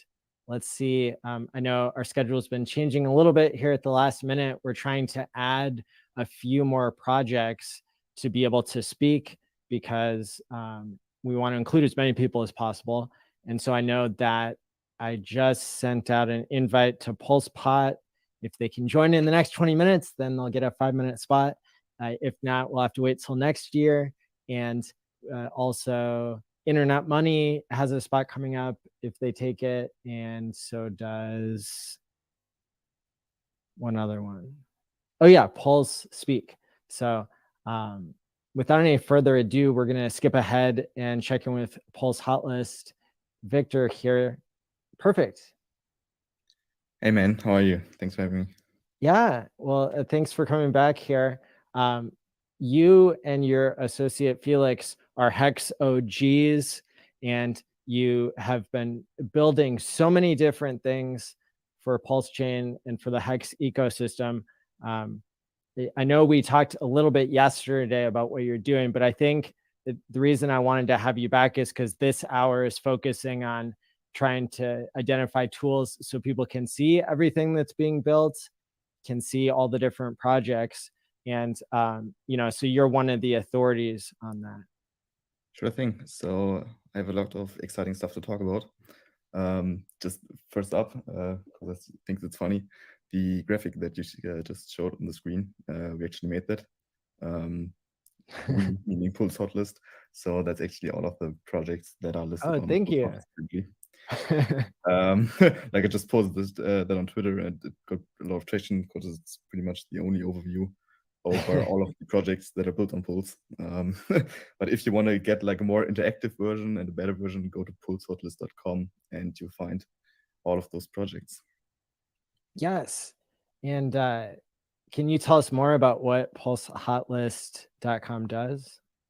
Definitely. So I'm going to try to share my screen. Let's see if this works. So I can actually show you what I'm talking about. All right. I think this should be live. Actually got a couple stuff prepared, so I'm happy to talk about anything, but we can definitely start with Pulse Hotlist, which is like the new, most exciting, biggest project probably. And essentially it's a ranking site for all of the Pulsechain or Hex or PulseX related projects. We all know coin ranking sites, they suck because they're based on market cap, which is an arbitrary vanity number. It's just price times supply, and supply is sometimes really, really hard to define. Yes. So like we need a better system to rank projects, and we built a new system called the PHL score. You can go to pulsehotlist.com/score and read about it if you want. Essentially, it's just our own in-house developed formula that takes a lot of data about a project and spits out this number between 0 and 100 on the other end. 0 meaning it's proven to be a scam, 100 meaning it's proven to be safe, and it's not an investment ranking. So it doesn't tell you how good the price will perform, but it's just a security rating. So it's just meant to tell you how secure your money is if you want to invest it with a project. It's also not static, so it's meant to improve over time as we gather more and more data. So if you go to pulseconference.com, you can see there's a lot of stuff listed. If you click here, you can see actually all of the projects, not just the tokens, and like there's all kinds of different stuff, right? There are different tools to play around both with Hex and Pulsechain, Twitter bots, even the highest of stakes is listed, the PulseConference that we're currently at. Yeah. So anything that's somehow related to Hex Pulse or Pulse X is fine to be listed. You can just browse around, and let's just maybe go through a couple of projects, for example, to show you what it's like researching stuff on Pulse.list. So Fashion Coder just mentioned, I think, 5 different projects. First one was probably Liquid Loans. You can see that's listed. And yeah, pretty high PHL score, pretty reputable project, pretty safe to invest in, low risk. And there's a bunch of different information about the project and even related stuff. The team members, you can research all of them. And yeah, just search for private projects, look them up if you maybe want to invest in it, or browse around and find new investment opportunities in the space. What are the advantages and disadvantages of having a reputation system where there are essentially you guys are defining what the scores are based on a consistent criteria? Well, the advantage is that it's far more objective than market cap. For example, in Hex, we don't really know the exact circulating supply because we don't know the exact share that's owned by the OA. We don't know the amount of lost coins, and this actually applies to a lot of different coins. So even for something like Bitcoin, we don't know the exact amount of coins that are held by Satoshi. So this is really hard to use as an objective ranking, and we need something better. Now, the PHL score, it's not a perfect ranking. And as I said, it's just based on safety, not on price performance. But I think it's probably the best we could possibly do. Like, I don't see any serious way to improve this kind of formula. There are disadvantages. For example, not the whole formula is public. Part of the data that goes into it is private, just to prevent projects from gaming the system and just getting a perfect score every time. But it's never just a number, right? So on every single project page, there's always a couple of sentences next to it describing where this score is coming from. So it's called the reputation section. And that's just a bunch of standardized sentences, custom for each project. So every project owner can look up their own project on Pulse.list, read about what they're doing right. So for example, if their code is audited, maybe team members are KYC, they've built social equity, they're transparent about how they actually work, they have solid fundamentals or whatever. So those are all great things. And of course, there are also sentences about what they can improve. So the goal is just that all of the project owners who are somehow building in the space are looking up their own projects and seeing what they can improve to make their own stuff more transparent, more audited, more open, or whatever. And hopefully this will just make the whole space a lot more safer to invest in. Very cool. Yeah, I think that this is something that was really needed. Personally, I became a Hex streamer because of the injustice of CoinMarketCap and a lot of, a number of other reasons as well. But that was what motivated me. Yeah. And like we even integrated just recently stuff like price charts, even logarithmic stuff, so you can actually see what's going on. And this just gives the whole platform the actual potential to compete with those big players like CoinMarketCap, Nomics, CoinGecko. The cool thing is they're worth a lot and they're essentially battling for market share, while Pulse.list doesn't even have any competitor. So it's super crazy to me. We launched this about a month ago, and it's just crazy that nobody else has built something like this. Like, I'm not aware of any other ranking site in this ecosystem. So we don't even have any competitors. Does Hex hexpulse.info, do they do a little bit of ranking? Yeah, they actually do, but it's not really a ranking. So first of all, if you go there, you can choose, and if you want to see their kind of list of sacrifices, so it's not just all projects, it's just the projects that also have a sacrifice, you click this button here, and then there's this list. And as you see, like, it's not a ranking. It's okay, not just a list not of ranking. projects. You can click on them, and then like they show you how many USD have been sacrificed so far for the different projects. And they also have like kind of these different categories, which is a different approach. I personally like the PHL score more. I think it's a little bit further developed than this kind of system. And you see that like they have just the basic description, and they're mostly a sacrifice tracker, right? So they mostly focus on what kind of address sacrifice, like how many USD for what projects, how's the adoption for every project. And Pulse Hotlist is just focusing a lot more on pricing data, reputation, in-depth info about the projects, and essentially being a platform for research purposes. So you can see all of the important projects info on a single page. Awesome. So I'm not sure like what you planned from a timing perspective. I have other projects to talk about if anybody's interested in that, or we can continue to talk about Pulse Hotlist, whatever you like. Sure. Well, I see a number of people asking here in chat whether the sacrifice is still open or not. Yeah, so you're just in time. It's been running for a month, and if you go to pulsehotlist.com, on the homepage, there's this big fat timer. Sacrifice is ending in 23 hours, so you can still get in. You can still join the 2 pools that are currently public. One of them is operated by you, in case anybody else doesn't know. So Maddie has the Pulse Hotlist pool, which is pulsehotlistpool.com. You can go there and read about it. And it's currently the biggest pool. It's open. You can join it right now. And you can also go to pulsehotlist.com/sac, that's SAC, and you can read about the sacrifice itself, what kind of political statement you're sacrificing for, the PHL token itself, how great its fundamentals are, what actually makes the price go up, and like how sacrificing works. But you got to be a little bit quick because, as I said, sacrifice is ending on midnight UTC, so in 23 hours, and then it's over. No chance to get in anymore. So yeah, if you don't want to miss out, you have 23 hours to still get in. I think one of the fun game mechanics that I've pointed out previously is, as the pool operator, I don't hold the keys. You guys do, the ones that create the tokens.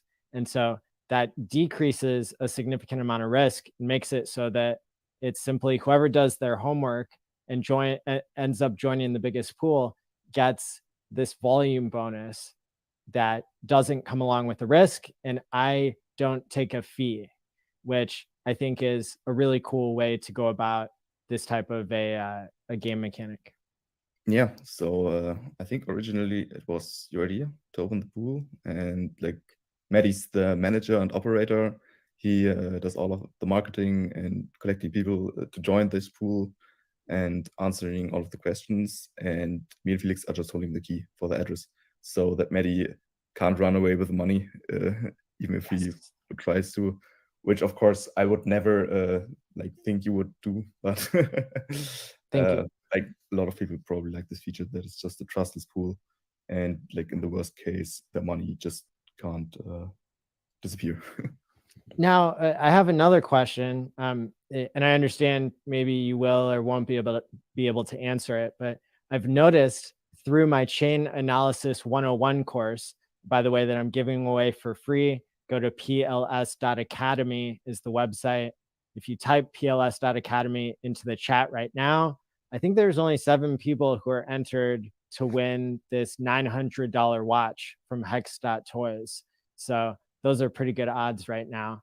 My question is that it seems like this address that is the final destination for the Pulse hot list sacrifices, that it seems to be converting all of the coins that it gets into Hex. Yeah, so whatever entity is holding this address, maybe it's this well-known third world priest in some third world country, he really sounds to like Hex. So currently all of the holdings in the sacrifice address seems to regularly get converted into Hex.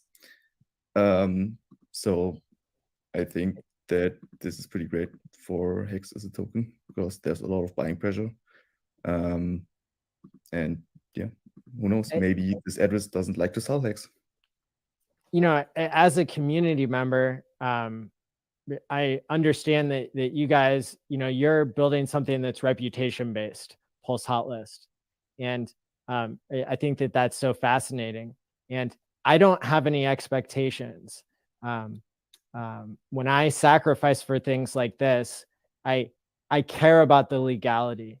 And you know, I sacrificed lots of money to Richard Hart's Pulsechain because I got rich from Hex. So why wouldn't I, right? And if I get airdropped tokens from that, that'll be really cool. But if not, I gave back to freedom of speech, freedom of movement.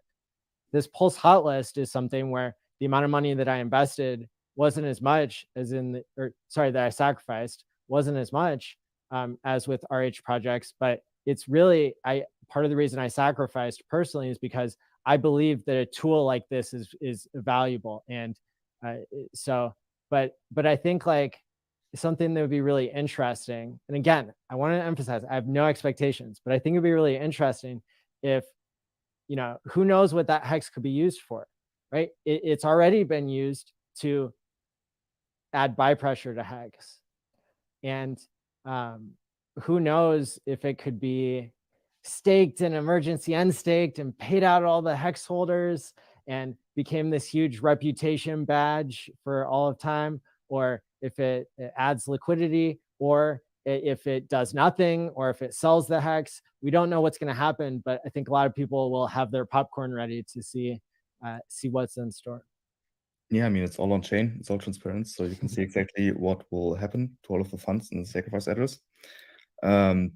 Like the important stuff that you mentioned about reputation, Felix and me are day 1 and day 8 hexagons, so everybody can imagine that we did pretty well financially, so we don't need any money. I'm working 12-hour days since weeks, which is pretty challenging, but also fun, and I just work in the space because it's fun for me. I like it. I think it's probably the most like efficient use I could possibly use my time with, and like this whole community is super great. I love hexagons. They're the best community in all of crypto. This isn't our first project, right? We built a lot of different projects. Probably most people know us from FreePulse, which is half a year old already. And essentially, if you get to this level, your reputation is everything you got, and it's by far the most valuable good you have. So if we ever do something like a rug pull or anything shady like that, we can't do anything in the space anymore. So why would we do that? It's just a logical, like the game theoretical play for us would be just to keep building in the space, building great projects, keeping everybody happy, and like, of course, I'm going to say that we're going to do this, but like, of course, like from my perspective, if I'd be a scammer, you couldn't really trust me, but just think about our motivation behind building all of this stuff. If you got any actual legal questions, please direct us to Felix. He's the legal guy. I'm the dev guy. Unfortunately, he couldn't make it to this stream. Maybe another time. But you can also DM him on Telegram. So we're reachable if you have any questions. And yeah, I think that pretty much covers the top regarding Pulse list. Awesome. Is there anything else you want to share before we move on here? How much time do I got? Another 5 minutes. All right, I can show some cool stuff. So as I said, we built a lot of projects. Actually, look myself up on Pulse list, scroll down a bit, and here you can see some of the projects that we already built. Let's just cover two of them for now, CustomX and Hex.ping, as they kind of fit together. So customx.com is a browser extension. It's free, no ads, no token, no sacrifice, whatever. Just free, awesome open source software that anybody can use. And it's a browser extension. So let's just give you an example. Say you take the Godwill, which is this address. You can look it up beneath the screen and you can see which token he holds, but you can't really see what he's doing with his hex. So you kind of need something like a Hex Explorer. And we already have the official staking front end. So let's copy this address and go to go.hex.com, which you all know and love. You can connect MetaMask to the site and see your own address and stakes, but you can't see the stakes of anybody else for some reason. So we built customx.com, this browser extension, where you can just paste in any address and it takes a couple of seconds to load. And then you'll be able to see what that address is doing. So it essentially looks like you own that address and you can see all of the stakes of the Godwill, what he's doing. Cool. And this has some pretty interesting use cases. For example, we all know Maximus. So it's one gigantic stake of like 300 million hex, which is managed by a smart contract. So actually nobody can own this address that holds the stake within MetaMask because it's a contract. But we can use CustomX to look those up. So let's just paste in the Maximus contract address, and then you'll see there is the stake. And it has started with like 300 million hex, already accrued 20 million interest, and it's worth this much. And yeah, so this is pretty useful for looking stuff up. And there's even this button called New Design. You can click it, and this just cleans up the whole front end, like removes all of the outdated tabs up here, makes it look a little bit nicer. So this is just our approach to making the official staking front end of Hex a little bit smarter and a little bit prettier. Cool. Now we got another tool that's Hex related called Hex.ping, which we just released, I think maybe 1 or 2 weeks ago. And it's just a really in-depth calculator for everything Hex related. So you can plan your stakes. You could plan a single stake. So say you want to stake maybe 1 million Hex for 2 years. You just chose that. And maybe I think that Hex will be worth, I don't know, 20 cents at the end of that. And all of this stuff gets calculated for me live. I can see exactly how many Hex I will get in 2 years, how much interest I accrue daily, weekly, monthly, yearly, and all of this stuff. There's also this thing that we call a FOMO calculator. So say you had invested, I don't know, let's say 100K into Hex on the all-time low, which was Hex day 34. Then you can see if you would invest that in Hex, you would have 142 million USD of Hex. And every other asset isn't doing this well. So usually the more you zoom out, the longer the time frame is, the better Hex outperforms every other asset. Yeah, look at that. That's really nice. And there's like this third tool called Ladder. So if you want to plan your own staking ladder, you can do this right here. And there's some more in-depth insight into that stuff. For example, this chart of how many Hex you could get out if you would emergency unstake. I don't know of any other tool that is providing you this information. So a lot of people don't understand how the emergency unstake stuff works. So they usually stake for, I think, shorter than they could actually stake if they wanted to. Because like in the worst case, you could actually emergency unstake. Of course, you will have to pay a penalty, but you can track exactly how many Hex you would get out at any time that you would plan to like pull some cash out, or if the worst thing comes, just emergency unstake. So just go there, hex.ping, just like CustomX, free software, no ads, no token, no sacrifice, no anything. Just play around and maybe you will understand Hex a little bit better. Beautiful. All right. I think this was like the most fun or the new stuff that we built. And yeah, if there aren't any more questions, that's it for me. Yeah, and you guys also made freepulse.io that we reviewed yesterday in the conference. And so these are all so many different tools that are coming from the same group of trusted hexagons. So I can't thank you enough for everything you're doing for the space. My pleasure. Awesome. And great. Well, we'll take it from here and have our next projects come up. Thank you so much. All right. Thanks for having me. Bye. Great. So we've got Pulse Speak founder here, OG Mike Crypto. Welcome. Hey, thanks for having me. Yeah, my pleasure.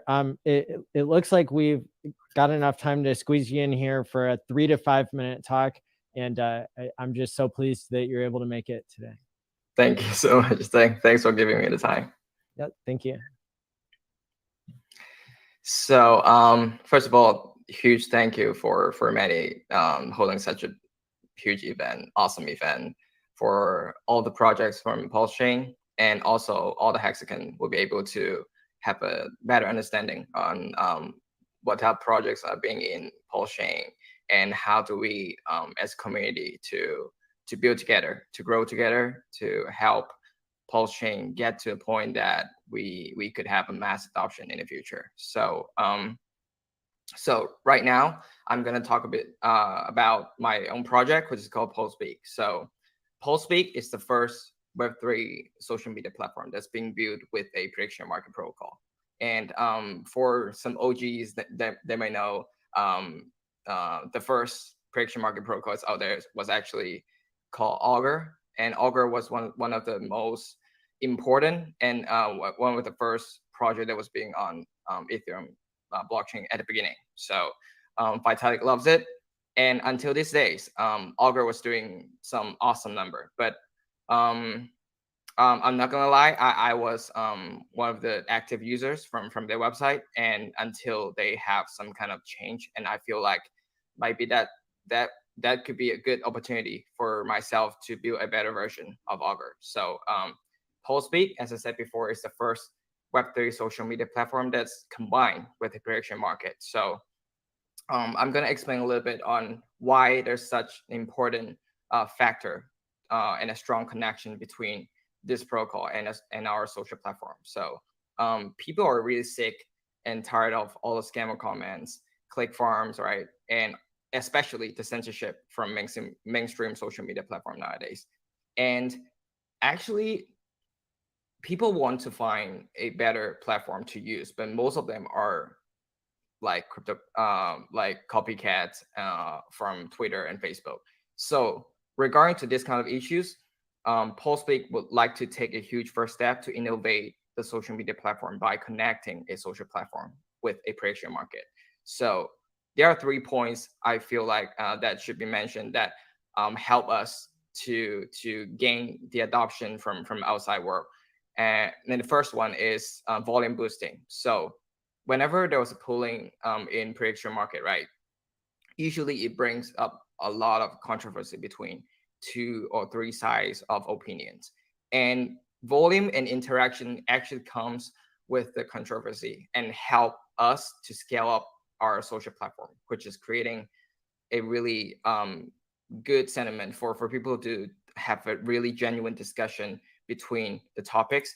And eventually, if they love the topic, if they feel like they should back up their words, then our platform is the best fit for those people who want to have a genuine discussion, conversation with different users. And when I was talking about conversation, right, usually online conversations is all about comments. And comments was actually the most important thing in our society nowadays. People actually focus on other people's opinion on different topics, but more often time we actually just looking at all the scammer comments, and sometimes it's just all the comments that are left by bots.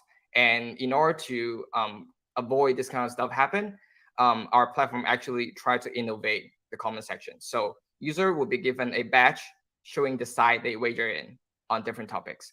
And so that when they leave the comments within the market, people could visualize their credibility and the quality of the comments. And I believe that this type of innovation from the comment section could actually help people to get a better understanding of each topic with the most genuine way, the truest way. And at the same time, people would love to keep using our platform, and ultimately we could help gain the mass adoption for our platform and for Pulsechain in the future. So yep.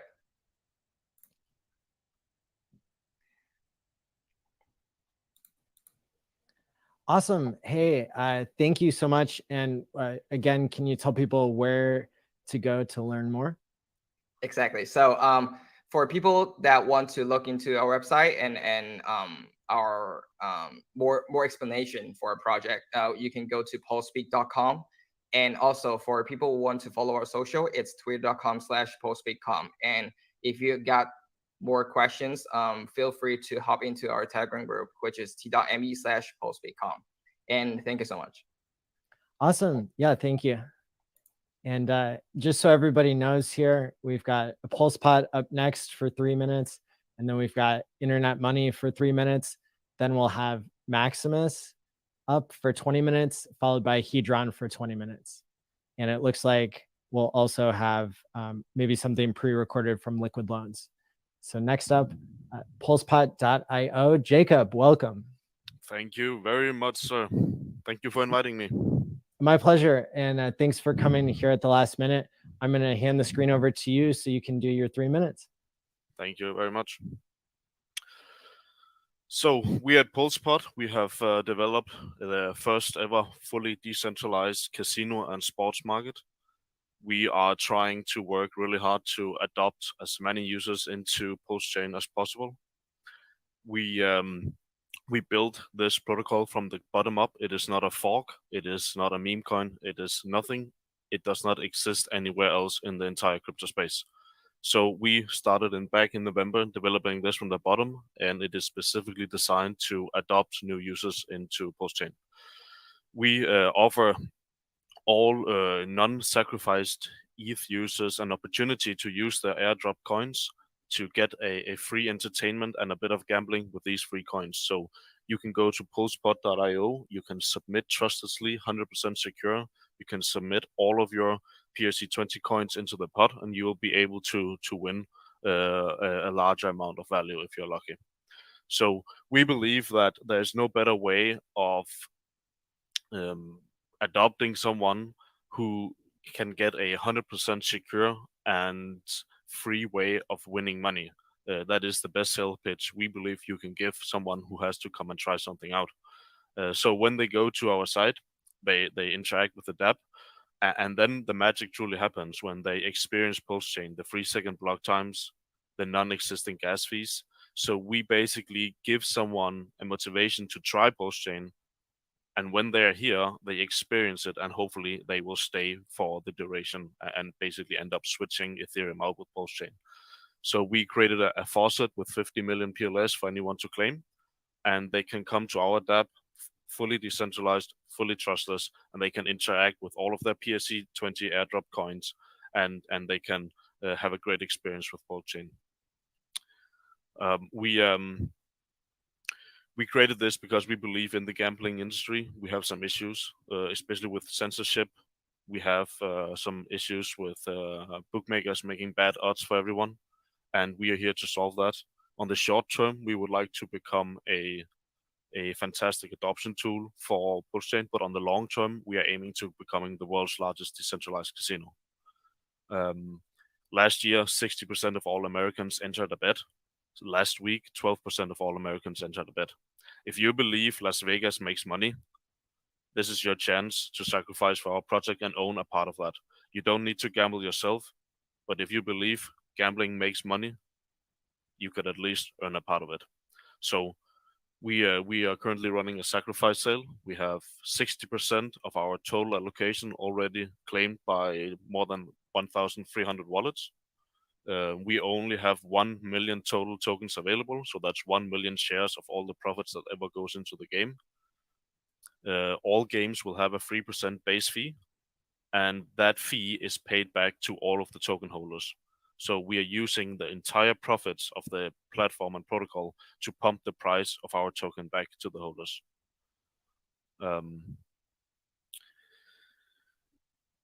We believe that Pulsechain can change the game, and we believe that it will illustrate the power that dApps can actually have, because it's very difficult to make flexible dApps and very interactive dApps if you have a $4 action in gas fees and if you have a 30-second wait on your action. But Pulsechain really solves that, and with our dApp we have created, we will really illustrate that in the greatest way. Awesome. Well, yeah, again, I wanted to thank you for joining. And can you say one more time where people can find you? Yes, you go to Twitter/PulsePod. We are currently running a giveaway for 50 million PLS, 5 million PulseX, 100,000 Hex, and 50,000 Maxi. Just 2 hours ago, we gave away 250,000 Hex on chain transacted to one of our users. We are all about adoption, and we are all about giveaway. We do everything we can to benefit all of you guys out there. And when we win, you win. So we are here for the long-term adoption and for the long-term community. Check out pulsepod.io. Our site is a finished product. It's running right now. Anyone can verify the code. It is a done project. We don't have any promises. We don't have any white paper. We only have a finished product that you can invest in if you like to. Awesome. Well, thank you so much. Thank you, Maddie. Thank you for the opportunity. Have a great night. And thank you for arranging this conference. I think you are a cornerstone of our community. Keep up the good work, man. Thank you for the kind words. My pleasure. No problem. Hey. Hello. How's it going there, KG from Internet Money? It's going good, Maddie. Thank you, man, for having me on. Thank you for putting all this on. My pleasure. And yeah, I'll let you take it away and do your 3-minute talk. Sure. Appreciate the opportunity. Hello, everybody. Like Maddie said, my name is KG. I am the founder of the Internet Money Project and ecosystem. And since I only have a few minutes, if you actually go back earlier in this conference, Fashion Coder did a deep dive on the Internet Money ecosystem, and she hit all the amazing points. But in short, we are building a native Pulsechain wallet, and that native Pulsechain wallet will have 2 supporting tokens in its ecosystem. Token number 1 is the Internet Money token, deflationary peer-to-peer digital cash, no admin keys, no taxes, no reflections. It's immutable and it's deflationary. It's beautiful. Second, we have the Internet Money dividend token, and here's where things get amazing.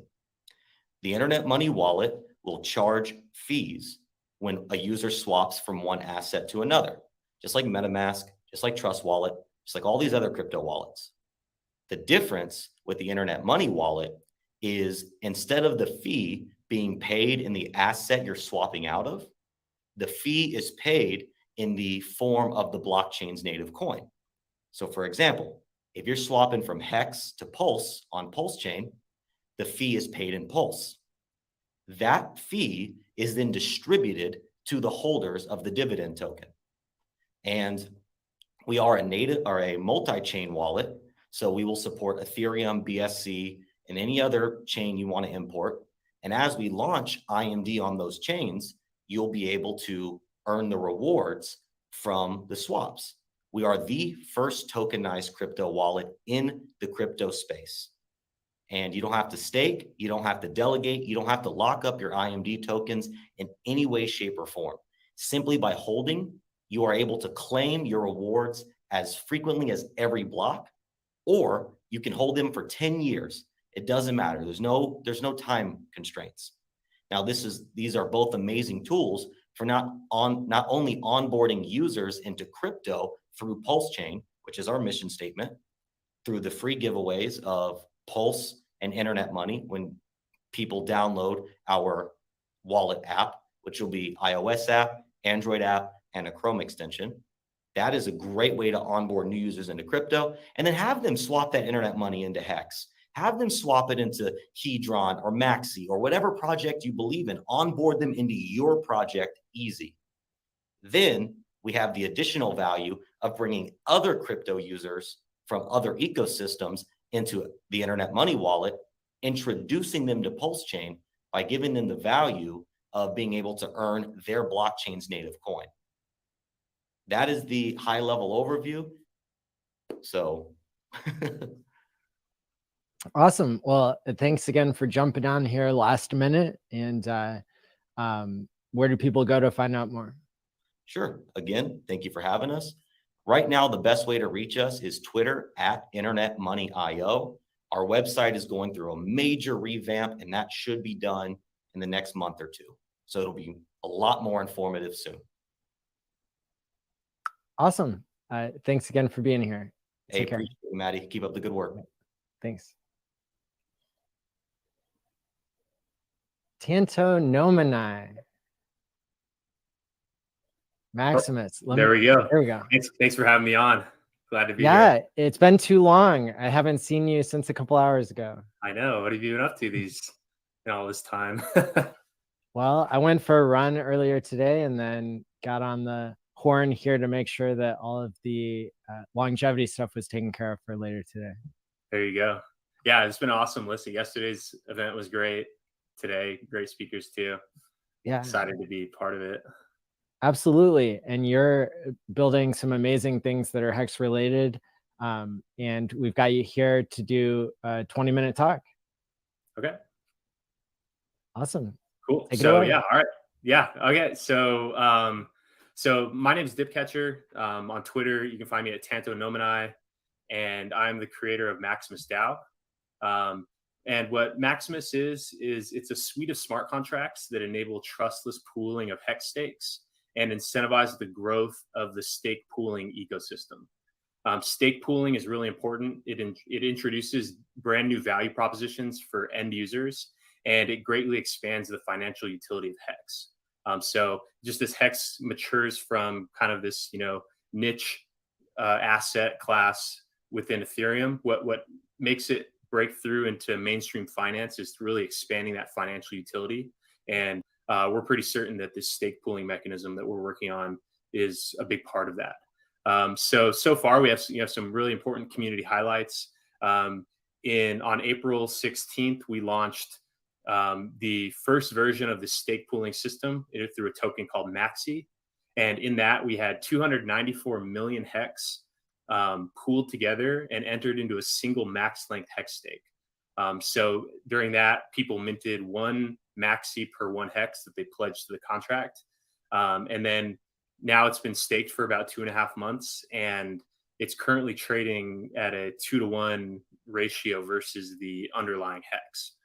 So there's clearly really high demand for buying exposure to staked Hex. And then that signaled demand for, more types of stake pools that we could roll out. And so right now what we're doing is we're preparing to launch a pretty expansive stake pooling protocol, which includes 4 stake pool tokens and then 1 team token. And the team token, if you hold that coin, you're on the team. And the team coin earns a little bit of the yield from all of the stake pools. And so the stake pools are called Base, which is a 1-year stake, Trio, which is a 3-year stake, Lucky, which is a 7-year stake, and then Decimus, which is a 10-year stake. And so these are called the perpetuals. That means that unlike Maxi, which is like a one and done 15-year stake, these stakes repeat. Whenever they finish, there's a 7-day minting and redemption period where users can redeem their Hex or just let it roll forward, or new people can come in and mint new Base or new Trio or new Lucky with their Hex and then enter into the next stake. So it's always going on forever. And so the user benefits of the stake of the pooled staking, they're pretty massive. This should honestly be like the default use case. Like for people that have less than $100,000, it's highly recommended that you stake in these stake pools as opposed to staking on your own. For one, you experience up to 100% gas savings. If you're staking on your own, every single person that's staking needs to pay the gas to start and end the stake. Whereas when you're staking in these pools, only one person has to pay it, and it doesn't need to be you. It'll probably be whoever's the largest holder of that pool will do it, or just some generous person. So huge gas savings for the end users. That's probably the most important one. It's important on Ethereum, especially for those long stakes, because if gas prices are high, just because it costs more gas to calculate each day of interest, that max length stake is going to be the most expensive stake to end. And that could potentially cost upwards of 1 to 1.5 Ethereum per max length stake. And we usually have about 30 to 50 people doing max length stakes per day on their own. That's a lot of money that's being siphoned out of Hex. And so gas savings is a major user benefit, especially for people with less than $100,000 of Hex. Other than that, there's instant liquidity. So you have the option to sell your token at any time. And you can also even split it up over numerous addresses. There have been people that have had their MetaMask hacked that had their stakes on, and the hacker just nuked all their stakes. And so having that fungibility, it lets you split up your stake into a bunch of different addresses, which can add security benefits. And it's liquid, so that you can sell at any time. Maybe there's like a really high premium and you want to sell some, or maybe you just need to sell at some point that you didn't expect, and so you have the option to. Then from there, it's just purely whatever the market's paying for it at the time of your sell order. Also, by staking in pools, you get a higher yield per Hex staked than you do when you're staking solo, and that's because of the bigger pays better bonus. The amount of funds that get paid to team out of base, trio, lucky, and desi, the amount of yield that's shared with team, it only comes from that bigger pays better bonus. And so the bigger pays better bonus, we thought that was a really fair way to incentivize team to grow these pools, and also let team holders just have some exposure to all the pools, is by just breaking off half of that bigger pays better bonus, which in the end, it's actually a very small percent of the total. But even with that on these pools, you're still experiencing much higher yield than you would if you were staking on your own.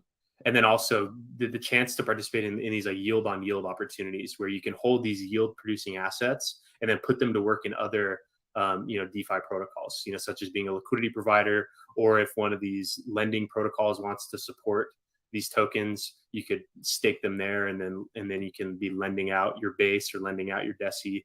And so by being a regular standard ERC20 that represents staked Hex, that's actually a very valuable format that allows it to be interoperable with other forms of DeFi. And so other than the user benefits of pooled Hex staking, we also have through this, there's also going to be some really big benefits that the general Hex ecosystem gains because of this. For one, probably the most important one is that this is going to keep millions of dollars inside the Hex economy that would otherwise be paid to Ethereum miners. Like even with Maxi alone, that'll account for already millions of dollars of gas saved. And same with all these other pools. If rather than everyone staking on their own, you're joining a pool, that means that more money is being held inside the Hex ecosystem, and that money doesn't need that Hex doesn't need to be sold for ETH to pay the miners, or your new money that you're putting in on a regular basis. You don't need to hold that in ETH to pay the miners.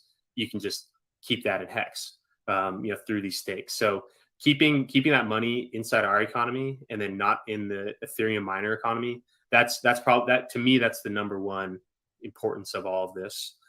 But two, it also creates some really awesome new onboarding avenues, because now it's like there's, base, trio, lucky, and desi. Those are 4 new tickers and new icons and new brands that people can promote to onboard new people into the Hex ecosystem. Because usually the onboarding of people comes in 2 steps. There's like convincing them of Hex and then convincing them to stake. And then now you can kind of blend that into one where you can buy these tokens, which means you're just buying staked Hex. And so, these tokens really represent a new way to onboard new people. And because it reduces a lot of the steps of staking, it's actually a much easier user experience too. So it even further alleviates any onboarding friction. So that's a really important part of this. Is just like how the people that are really effective at onboarding, maybe this can even give them superpowers to onboard even more people with higher success rates. And then also, this is Hex that's getting locked up is drastically reducing the circulating supply of Hex. Because even though these can be sold for Hex, any Hex that's bidding on Base or bidding on Trio or bidding on Lucky or Deci, that Hex could otherwise be being sold at that time. So, even though these coins are liquid, the Hex itself in there is locked up. That's not being sold.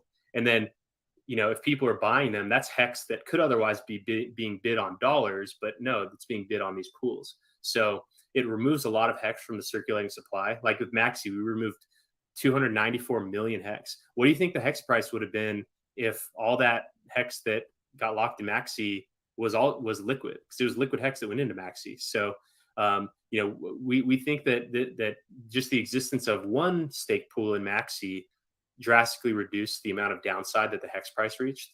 And so the reduction of the Hex circulating supply, especially during a bear market, who knows what that does? Who knows what types of ceilings that alleviates as we move into the next cycle.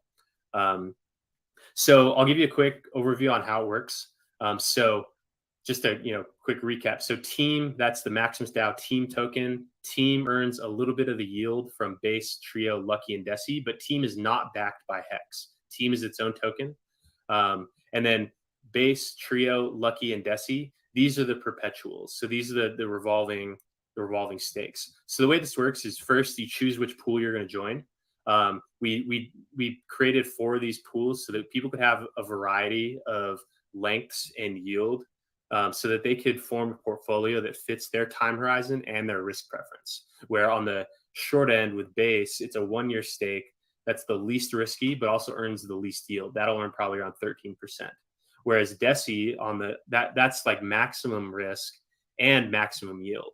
So, and then Trio and Lucky are kind of in between. So you have like a whole range that you can establish your position with, and it's all a personal choice based on what your staking goals are and what you would otherwise be doing. You can kind of treat these as a replacement for a staking ladder, and then the shorter it is, the less risky; the longer it is, the more risky. And so you just choose which one you want to do, and then at launch, each of these will be mintable 1-to-1 per Hex. So 1 Hex per Base minted, 1 Hex to mint Trio, 1 Hex to mint Lucky, 1 Hex to mint Deci.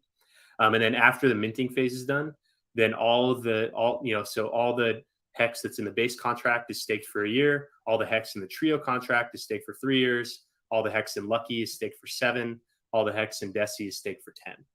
And then as the stakes end, the minting and redemption rate for the next cycle is going to be set. It's based on the total Hex in the contract after the stake divided by the number of divided by the supply of each of these tokens. So for instance, if after the fact Trio goes from having 100 million Hex to having 160 million Hex after year 3 to mint Trio, you're going to need 1.6 Hex to mint Trio at that rate.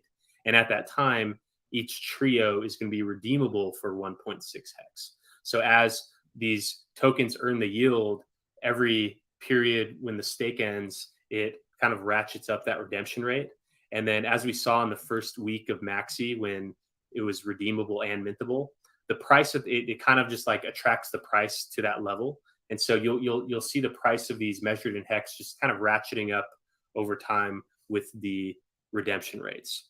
And then that'll just continue on forever. And so you can, after each stake ends, you can either mint or redeem from it. And then that just keeps on chugging along. And then, so those are the perpetual stake pools. And then, so Team is like this kind of like the Team is the contract that actually deploys all of these. And Team, you stake your team in order to earn the rewards that come in each year during this process. And so the Team stake rewards, those come from the perpetual pools, which share half of the yield that came because of Bigger Pays Better bonus. they share that with team stakers. On the base for 150 million stake, that's like 0.4%, like of the total value. And then on DESI, it comes out to be like 1.2% of the total end stake value. So it's actually a very modest amount that's shared with the team. And they do this, like there's that sharing mechanism because team is the group of people that are responsible for promoting the growth and advancement of the stake pooling ecosystem. Team staking is only going to be lucrative if people that have team are successful in onboarding a lot of people into Hex and into Hex staking through these pools. So the larger these pools go, then the more lucrative that the team staking opportunity is. And so to stake your team, first you have to decide how much you're going to mint. And then the minting takes place where you can mint one maxi per team. And then once you mint, then you can stake. And then you stake in year-long intervals. And so if you stake for a whole year, then you get all of the Hex that arrived in the team contract during that year. So whether they came from, so in year one, base pays out team every year. But in year 3, the team contract is getting paid by both base and trio. And then in year 7, it's getting paid by both base and lucky. And year 10, it's getting paid by DESI and base. In year 21, it's going to be base, trio, and lucky. In year 30, it's your trio, DESI. So sometimes the stakes overlap with each other, and during those years, that will be especially lucrative to be a team staker. And so there's a lot of dynamics with team staking, and it starts with a fixed supply based on how much maxi's minted, and then from there it's only deflationary. And so yeah, that's what's coming up for Maximus. Awesome. I think I want to congratulate you on what you're doing. I know that you're a Hexakin, and I think to be having Hexakins building things on Hex and Pulsechain is definitely what we want, because it's one way to get a shortcut to the kind of the trust vector that we're trying to find ourselves on. In order to make this a little bit more of a conference, do you mind if I push back on just one thing? Yeah, sure. Okay. I think that for me, one of the coolest things about Hex is the ability to time lock and to save myself from myself. I think that's a unique thing that doesn't exist in other assets. And I also think that DeFi is all about being able to build whatever you want. When I hear you, kind of advertise that what Maxi does is it allows people to draw on the liquidity, that have the optionality to cash out at any time. I think that a little bit contradicts the other marketing point that the Hex is actually locked, because whereas there is Hex actually being locked, there's, unless there's a clear different person buying than would ever touch Hex, otherwise it's, you can only have it one way or the other. Either it's locked and you can't sell it, or you can sell it and it's locked. So just because you've tied something to it doesn't mean that it's really locked. And that's one reason why I think that this does not threaten the Hex ecosystem, is because whereas initially I would have thought, maybe this does kind of change the rules a little bit. But I think that because Maxi is more similar to liquid Hex than it is to staked Hex, that's why I think that I'm still, in support of it. Does that make sense? Yeah, and it's kind of like all the Hex that goes into it. It was liquid before, so they could was kind of, that's like the default status. But then also, even though you have the chance to sell, if everyone was trying to sell at once, then there may not be a buyer for everyone at whatever price they want, and so be a discount. We've been experiencing a pretty stellar premium, which correct. Partially they're pricing in future earnings, but also kind of this team dynamic where you have to have it to mint team. There's some I can tell there's some buy pressure there. There could be years at a time with the discount. And so in that case, like if it's a discount, that's equivalent to just like the regular early end stake penalty, where maybe you get half the value back, or, whatever it was worth. And so it, but it kind of does, but it's also, even though like that's kind of part of the kind of like Hex ethos, this is actually explicitly how the Hex software was designed to be interoperable and extensible, meaning you could build on top of it.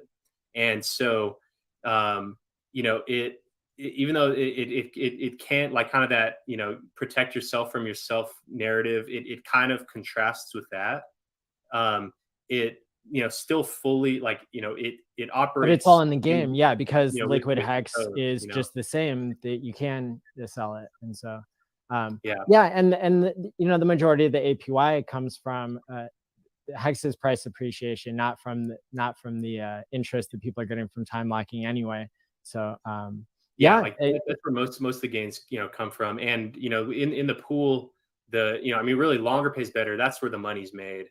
Bigger pays better. It's actually a very small component of it all. Like in the max length stake, bigger pays better is actually only like 3% of the total amount. And so the longer pays better, is the real deal there. But yeah, even though like the people have the chance to sell, I'm actually surprised by how few people do sell. And also, if people are worried about like not like just having a bad day and then panic selling their maxi, there's actually smart contracts that you can deploy yourself if you don't trust it, or just there's platforms that actually let you assert a time lock. And so you absolutely can do that, and I think people use it as a security measure. But I would love to find out more about that. Maybe we could have you as a guest on Game Theory Gang some Tuesday night, and we could dive into that a bit more. Yeah, that'd be cool. Awesome. Well, for now, let's have you tell everybody where to find you, and we'll wrap up. Yeah. So follow me on Twitter, because we'll be launching Team and all the perpetuals probably in the next month. So follow me on Twitter at Tanto Nomini. On Dipcatcher is my display name. Also follow Maximus_DAO, and t.me/MaximusDAO. There's only one Telegram chat group, and that's t.me/MaximusDAO. So that's where all the information is. Best place for up-to-date information is always my Twitter. But yeah, thanks for having me on. I'm excited to move things forward. Awesome. Well, thanks again for what you're building, and take care. Thanks. Next up, we have Alex from Icosa and Hedron. Welcome. How you doing, Maddie? I think I owe you an apology. Don't worry about it. I think that's well water under the bridge at this point. I insist. Okay. So I was really hard on you and your project in the beginning, and I think created some FUD surrounding how I thought that the origin address could try to defend the hard staking of Hex and whatnot. And yeah, I think it was a moment where I was under a lot of stress, planning a lot of stuff for the Hex conference, but that's really no excuse to the fact that you were putting in a lot of hard work, and the timing was not intentional. But I think that I kind of rained on your parade on the day you were launching, so I apologize for that. Oh well, I appreciate it, and like I said, it's all water under the bridge. And what's important to me is that we as a community can stay together and build good things, and make Hex and Pulse as best as we possibly can. Well, I would like to commend you for handling yourself so well at all times, even when the community isn't working together. You've certainly been working very hard to answer questions, to develop Hedron, first of all, which was the most valuable airdrop to Hex stakers in the history of Hex by far. And then also, I guess, Icosa is something that will be releasing soon. And so I invite you to take the stage here and give your 20-minute presentation.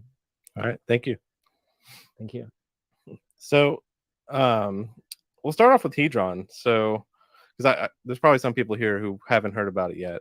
The real goal with Hedron is to incentivize more people to stake Hex. Like that's really the goal of everything that I ever want to build on Hex is, if for whatever reason you're not somebody who wants to stake or has been kind of holding off on it, really just trying to make the entry to staking as easy as it possibly can be. So Hedron does that in a couple of ways. The first one, the most obvious one, the one that's everyone's been using a lot lately, is the mintability function, where if you have a Hex stake, based on the amount of shares that stake has, it's able to mint Hedron until it's ended. So that could be until the last day it's served, or until you emergency end stake it, at which point you just won't earn any more Hedron on that.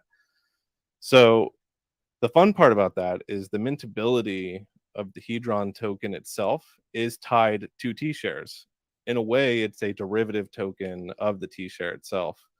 And it, with the share price, will become less and less mintable over time. So it starts out having a ton of inflation, and then over time, as the years progress, just gets narrower and narrower.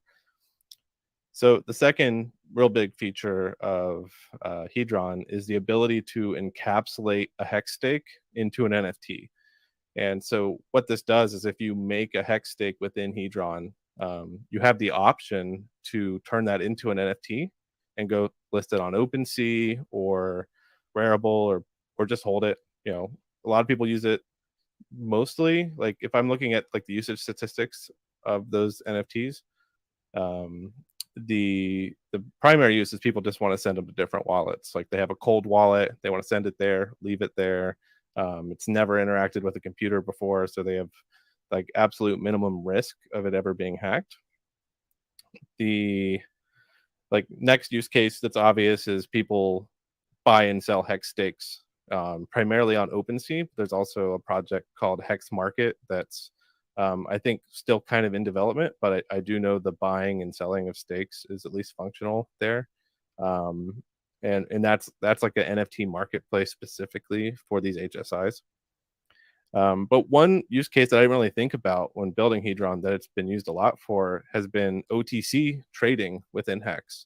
A couple of people have admitted to this on Twitter, but they have a large bag of Hex and they want to sell it without destroying the price. So they put it into a short-term HSI listed on OpenSea, like maybe it's a 10-day stake, and list it. And that's where a lot of the volume has happened. There's also been some other stake selling, but we're currently at around like $800,000 ish worth of traded HSIs on OpenSea, which I think is awesome. So that HSI function, the ability to encapsulate stakes, is also useful for Hedron's third function, which is being able to borrow Hedron against a stake. This hasn't been done a ton. It's still a feature people are playing with, but we're seeing it being used to feed primarily the liquidation market. And what that means is that if you borrow Hedron against these encapsulated Hex stakes, you are kind of committed to making payments on the Hedron that you've borrowed. And if at any point you become late, you just increase the risk of being liquidated. And the terms for that are at, you create the HSI, you borrow against it, and every 30 days a payment is expected. If at any point you go 90 days without making a payment, you will have the ability to be liquidated. And that means someone can come in to the Hedron interface, see your stake listed there, and say, okay, I want to liquidate that. And when they do that, it starts a 24-hour auction. Price can go as high as it wants, but the only token accepted is the Hedron token.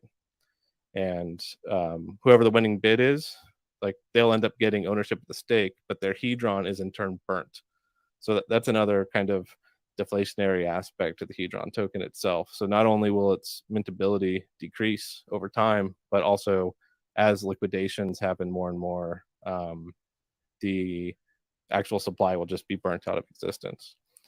So that brings us to ICOSA, which a lot of people are really excited about. I get messages a ton. So ICOSA, in short, is staking for Hedron. So you're able to take this Hedron that you're minting for free because you staked your Hex and then stake that as well. And you will earn yield in another token called ICOSA. The other major feature is that you can take that ICOSA you're getting as yield and you can stake that. And when you stake ICOSA, you get Hedron and ICOSA. You get 2 tokens for staking 1.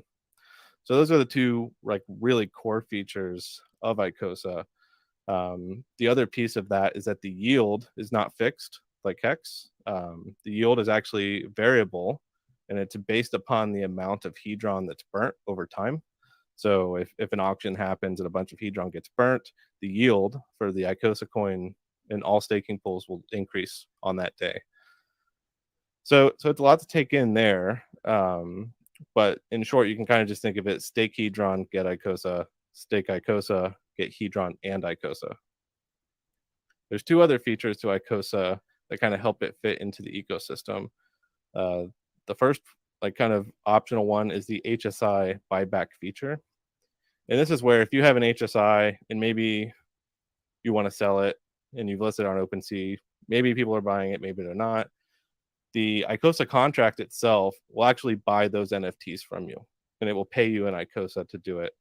The rate at which it pays is based upon, you know, how much it can borrow divided by the Hex share rate at the time. So the deal starts out really good, and then as time goes on, the deal gets less and less good.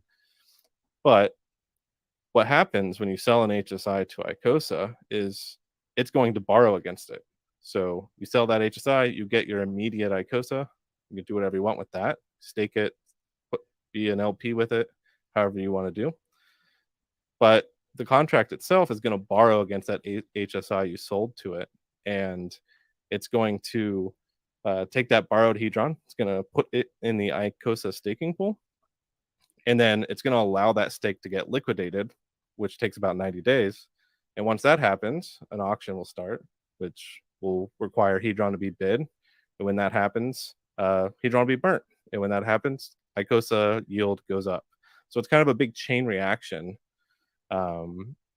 where you can get in early by putting in these HSIs, and it kind of starts this big circular chain reaction that encourages more Hex to be locked up, that encourages Hedron to be staked, more participation in the auctions, just maybe the option to get cheap Hex stakes out of those auctions.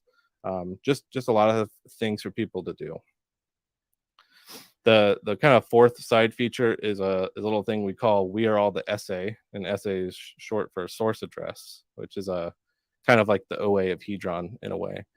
And the "We Are All the SA" system is a way where you can buy NFTs from the ICOSA contract, and those NFTs earn yield forever. So they'll earn ICOSA like a stake would forever, but there's a catch. If you ever end that stake, if you ever claim the yield out of the NFT is burnt. So the interesting part here is that there's only a 14-day window in which you can buy these NFTs, and then it's gone forever. And so you kind of have this pseudo NFT stake that earns yield forever, and no one else can enter later to dilute you. So you kind of become the source address. The community can do that for ICOSA. This particular NFT staking pool will get copies of all the bonuses that happen within ICOSA. So that's additional yield for them. And you can send the NFT to another address. You can sell it if you wish. Doesn't matter, but there will only be a limited number of them because of that 14-day period. So a lot of people are excited for that. A lot of people are excited for the HSI buyback and just general staking. It's gonna be fun. You know, the code has been publicized now on GitHub, so you can find that on my Twitter. That's or you know, at Hedron Crypto or at ICOSA Crypto. We're kind of in a spot where we're working on the interface, and once that's done, we'll launch testnet. So it's expected to be, you know, I hate giving estimates because they usually go badly, but I'm going to say within a couple of weeks, so maybe 2-3 weeks, 2 more weeks, right? But yeah, I think it's going to be great. People are excited about it. And, you know, when I look back at the past with what Hedron's done and what I hope ICOSA does do and add all of this functionality to the Hex staking system. I just get excited, especially with the stuff Maxi's doing as well. Like there's so many opportunities to lock Hex for long periods of time and just make the entire ecosystem better. And I'm super excited for that. And some statistics so far, there's roughly 7,500 HSIs that have been created. About 700 of them have been turned into NFTs so far. The average stake length for these HSIs is roughly 13 years, and there's about 350 million Hex locked up within the HSI system. So, as we grow and as we build new things, I'm super excited to see that stake length increase, see more HSIs be created, and I don't know, the future's bright. I think for all of us.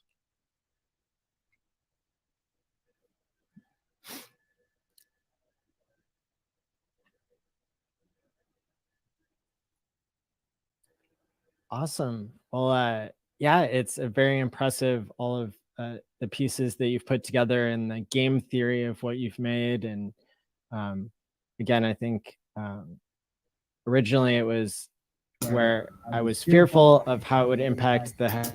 Those are amazing numbers. Amazing numbers. 350 mil. To treat tradable Hex stakes more like liquid Hex that is, has certain advantages and disadvantages compared to treating it like staked, like the staked Hex that can't be traded.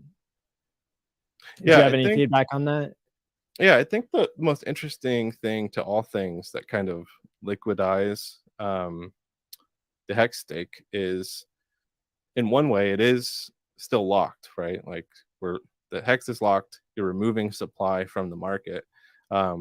But on the other side, you're introducing liquidity through another avenue. And it's kind of the duality of how those two things interact that I think as time goes on, like we're going to know more and more about what that relationship between these things look like. But it's super interesting to see that and see how people choose to use it. And the sky's the limit. Awesome. Well, thank you so much for speaking at this conference. Before you go, can you tell us where people can find more? Yeah, so you can go to hedron.pro for all of your Hedron information. There's icosa.pro if you want to see what that new token is going to be all about. You can find me in 3 different Twitter handles. There's @Hedron Crypto, @Icosa Crypto, and @Synergy, which is my personal one. So cool. Well, yeah, can't wait to see what Icosa does and to keep following Hedron. Yeah, I think it would be great. Awesome. Well, take care. You too. Thanks, Maddie. Thanks. Just ask Jesse. What's up? Hey, Maddie. Hey, everyone. Good morning, afternoon, evening, wherever you are. Is it just me, or am I having a little trouble hearing you? It's probably me. It could be me. My AirPod just died. Okay. Yes. So you are here to represent liquidloans.io. There it has been, lots of stuff happening in the crypto space when it comes to lending platforms that went down. So yeah, I'm excited to hear how Liquid Loans addresses some of the risks that have occurred in the market and to just see how your 20-minute presentation will go. Yeah. Well, thanks for having us on today. My pleasure. What's important to note about the current things that have been happening in crypto is there's been a lot of stablecoin platforms or lending protocols that were not immutable, that required human intervention or you to give up your coins to somebody else. Remember the phrase, not your keys, not your coins. Some weird mechanics in some of those other stable coins like Luna, where the founder would take a big sum of money and he'd go buy Bitcoin and he'd say, well, the Bitcoin is backing the value of the stable coin, but it's 2 completely different blockchains. So when you think about like, well, how do you actually do that? A lot of it doesn't make sense, right? Because for him to back any value, he would have had to dump Bitcoin bridge value back in, redeem back to people. And then there is endless minting with nothing backing some of these stable coins. So fully backed and always redeemable is extremely important. No admin keys. Having a instant liquidation mechanism so that the price of any underlying collateral is never at risk of falling below the value of stable coins that are out there. When you do these things, you have something that's truly beautiful and stable. You find some of these mechanisms in DAI. DAI has some flaws because DAI is a governance protocol, and a lot of it is governed by the Circle Corporation. There's a lot of USDC inside of that protocol. So there's still a level of centralization and control, even inside of DAI. So how do you get away from that? Well, you don't introduce USDC. You make something very close to DAI that has no governance, so it can never be changed. And you introduce a collateral that's simply the native coin of the chain. And that would be, for Pulsechain, of course, Pulsecoin. And then you allow anybody to participate, right? So anybody can bring in value from Pulse and then mint stablecoin, as long as the value of the stablecoin, the quantity of stablecoins is below the value of what they brought in. And now you just made a community-run bank. Fees get fed back to the community. No central party, no central entity ever has to step in and do any manipulation to revive the peg. The peg is easily maintained because it's one USDL is always fully backed and redeemable inside of the protocol. You can always bring one USDL straight into the dApp, and the dApp will give you back $1 worth of Pulse, always. And there's never a time where the value of the Pulse falls below the value of any of the USDL out there. So it's kind of interesting. So there's staking mechanisms in there where people can earn the fees. There's a stability pool so that people can earn any liquidations that might happen. Liquidations are a matter of fact. Okay, if people under collateralize in this protocol and the value of their collateral falls, they're going to lose their Pulse. The good thing is they've already got all that same value up front. They've got it in the form of USDL, but they have to lose their Pulse. You see this in Maker with DAI. You see this in Liquidity, and you're also going to see this in Liquid Loans. But as an average, the protocol forces everyone to maintain healthy collateral levels. So there may be a small percentage of people that like to degen, low collateral levels, get themselves liquidated. But as an average, the majority of people, the protocol maintains most people in a safe collateral level. So it's really neat. Did you hear that, Suzu from 3 Arrows Capital? If he's watching, so I'm just saying that this and just to like repeat back some of what I think I'm understanding from you. You know, lending, it's been around for thousands of years, and it's not rocket science. You just have to have enough collateral that's good collateral. And with the blockchain, we do have ways to see whether the collateral is there or not. And these platforms like Celsius and 3 Arrows Capital, they were so good at marketing to people and not proving, but asking people to trust them.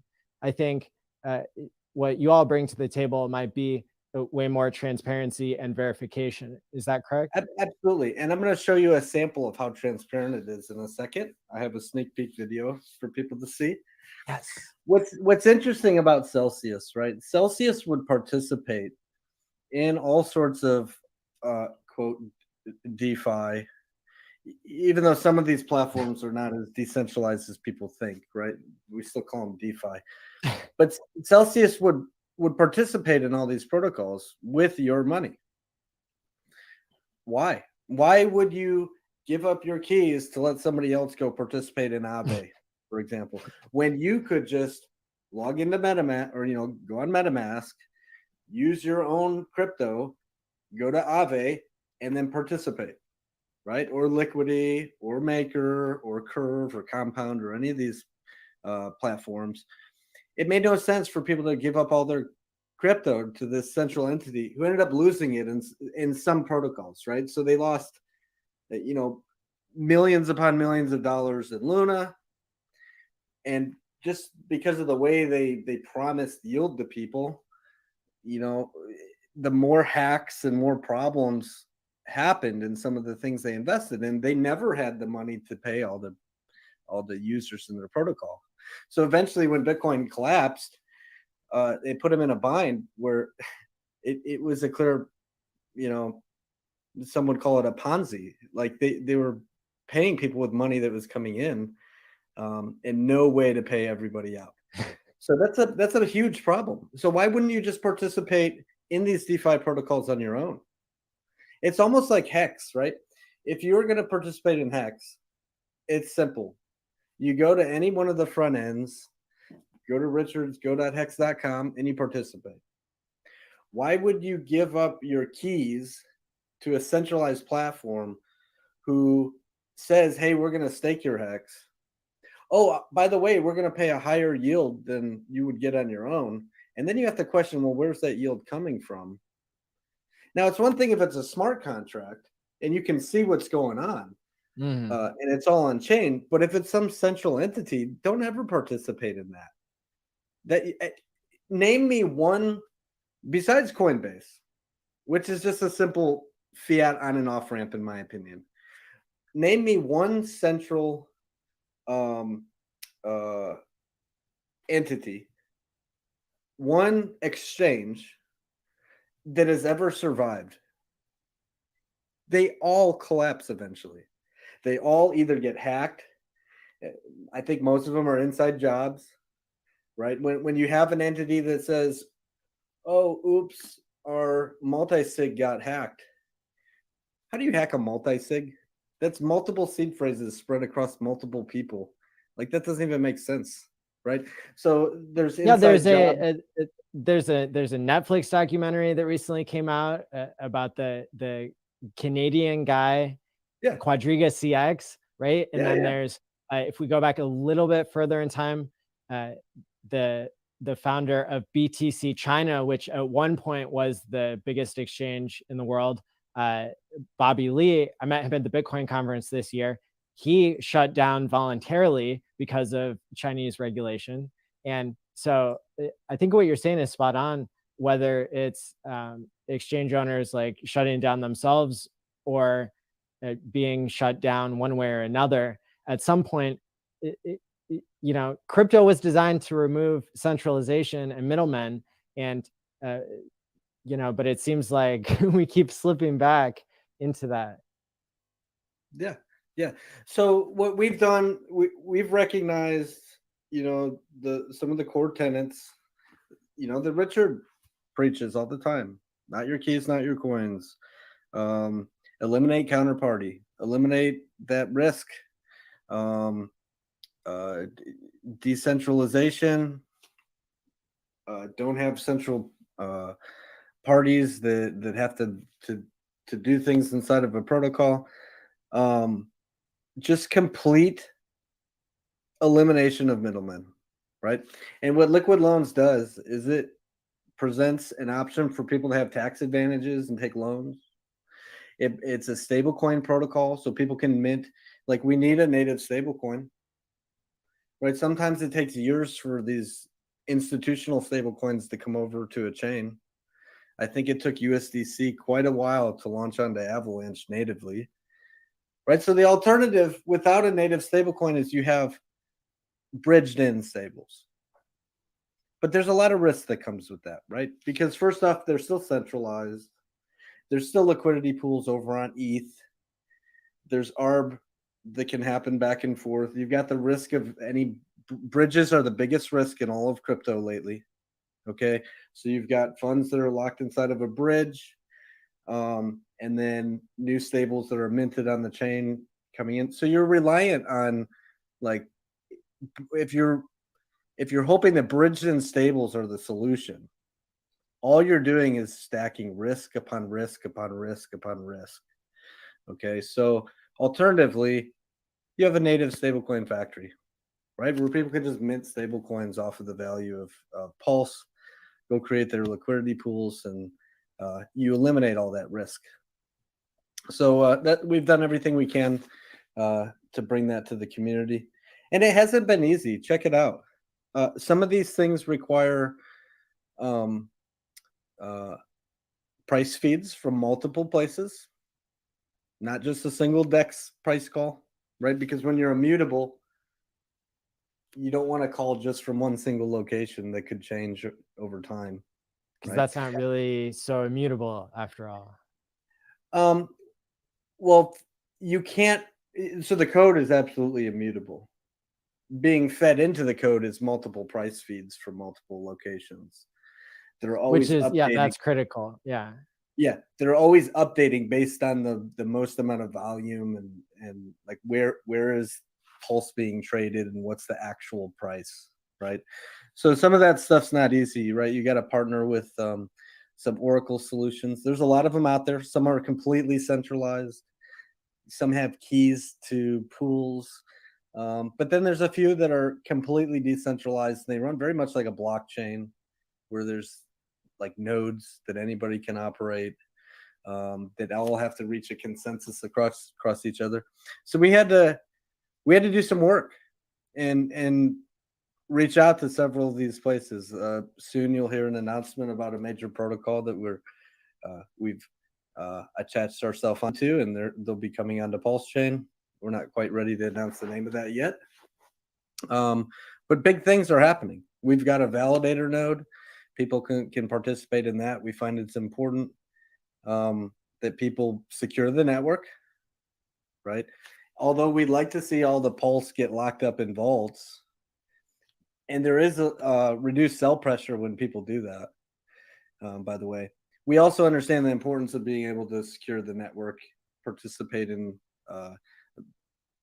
delegating to validators, so we can have a working blockchain, right? So we're running a validator for some of the funds, not necessarily inside of the protocol, but other funds that we hold. We've found it important to have multi-sig capabilities. So we forked Gnosis.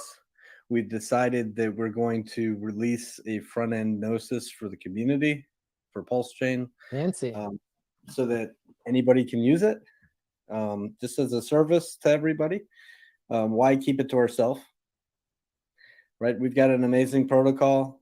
That's good enough. Let's give back to the community. Let's give them a nice Gnosis safe, and then we'll educate people how to use it.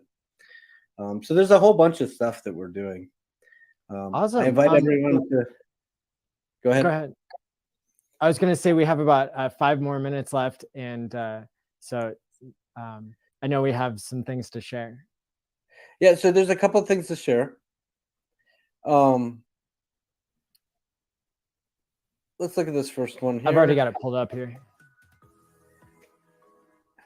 The DApp. I've got so the this DApp is the pulled up. The sneak peek of the DApp. Hopefully, Crypto Crazy Christian doesn't yell at me for this, but it's time to share this. This Very will be cool. released on the test. It's on testnet for us, right? But with the delays in Pulsechain, we took some extra time just to make this as perfect as possible. And soon everyone's going to get to play with this on testnet. Cool. Yeah, I know people have been anxious to see what it's going to look like. Yeah, this is what it'll look like. It's got light mode, dark mode. It'll have analytics. I think the analytics tab is next. You'll see charts, graphs for all sorts of things, number of users in the protocol. And you can drill down into any of these, by the way. You can even drill down and go to the Blockchain Explorer and see what each wallet's doing, and it's really neat, right? So soon everyone's going to get to play with that. The next play the next video.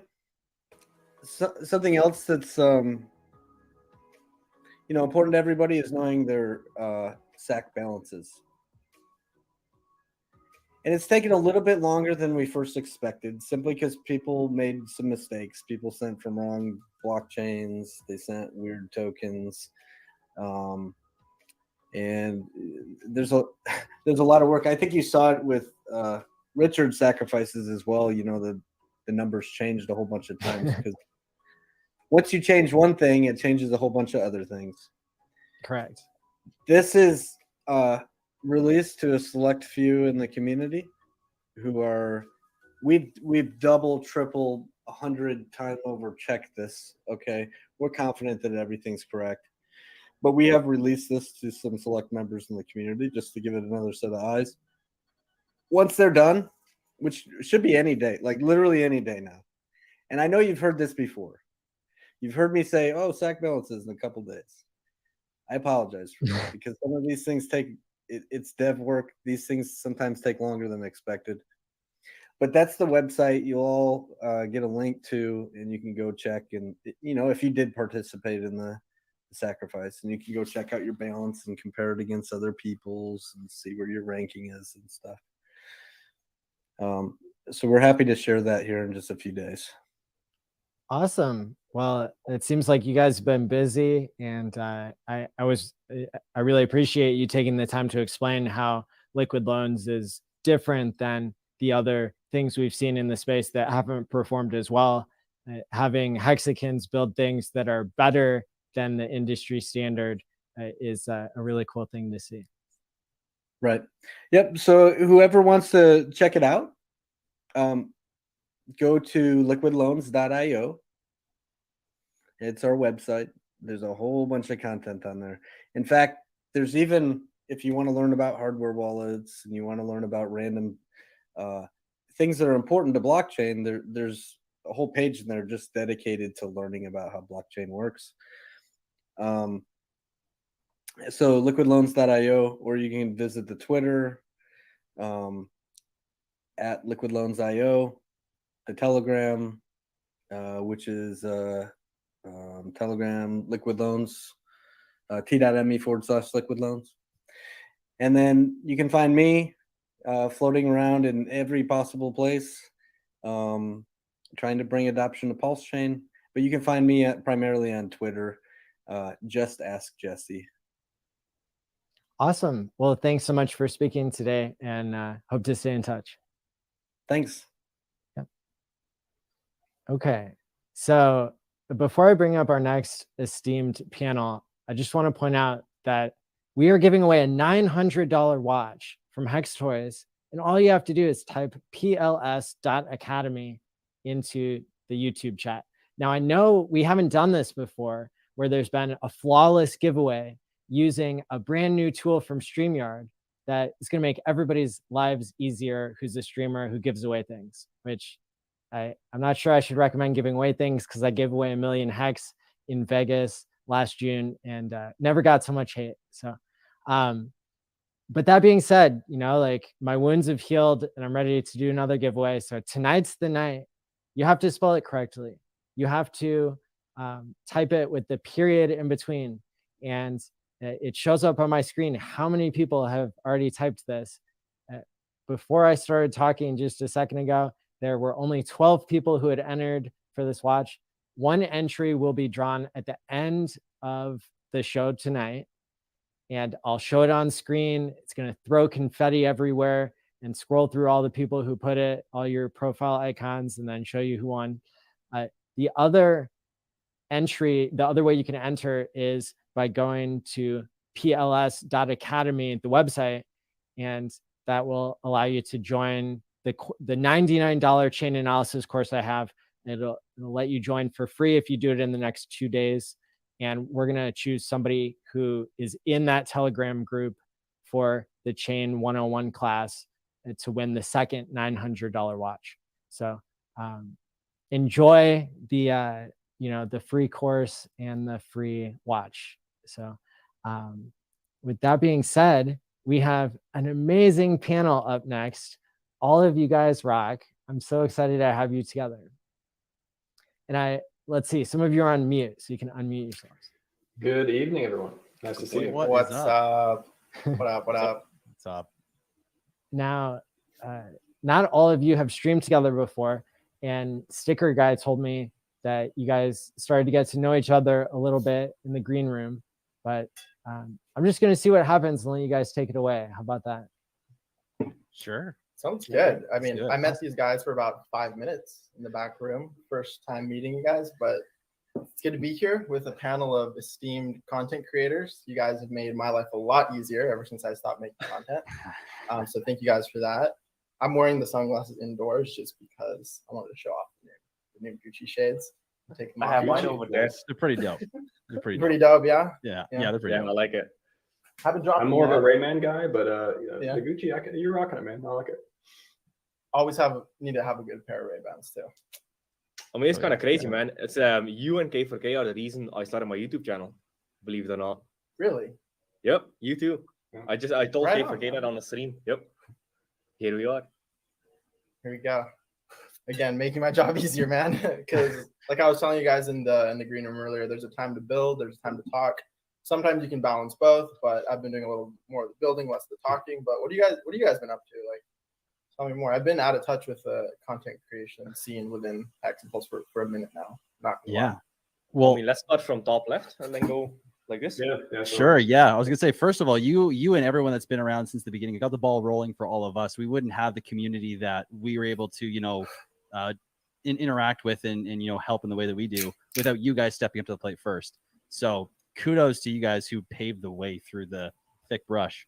So Thanks, man. Yeah, feels good. You guys did an amazing job. So yeah, what I've kind of been working on, I released a series on Hedron recently. I've been kind of trying to expand the horizons of my channel into, serving more of the Pulsechain and, getting all the individual projects. So now I'm kind of diving into Maxi and all their perpetual stake cycles. And I don't know if you guys have looked into it, but the whole premise behind Team is looking pretty cool right about now. And I mean, you pair that with what's going on with Icosa. I mean, there's so much going on within the Hex and Pulse ecosystem, everything attached to even those two particularly. And you add PulseX into the mix.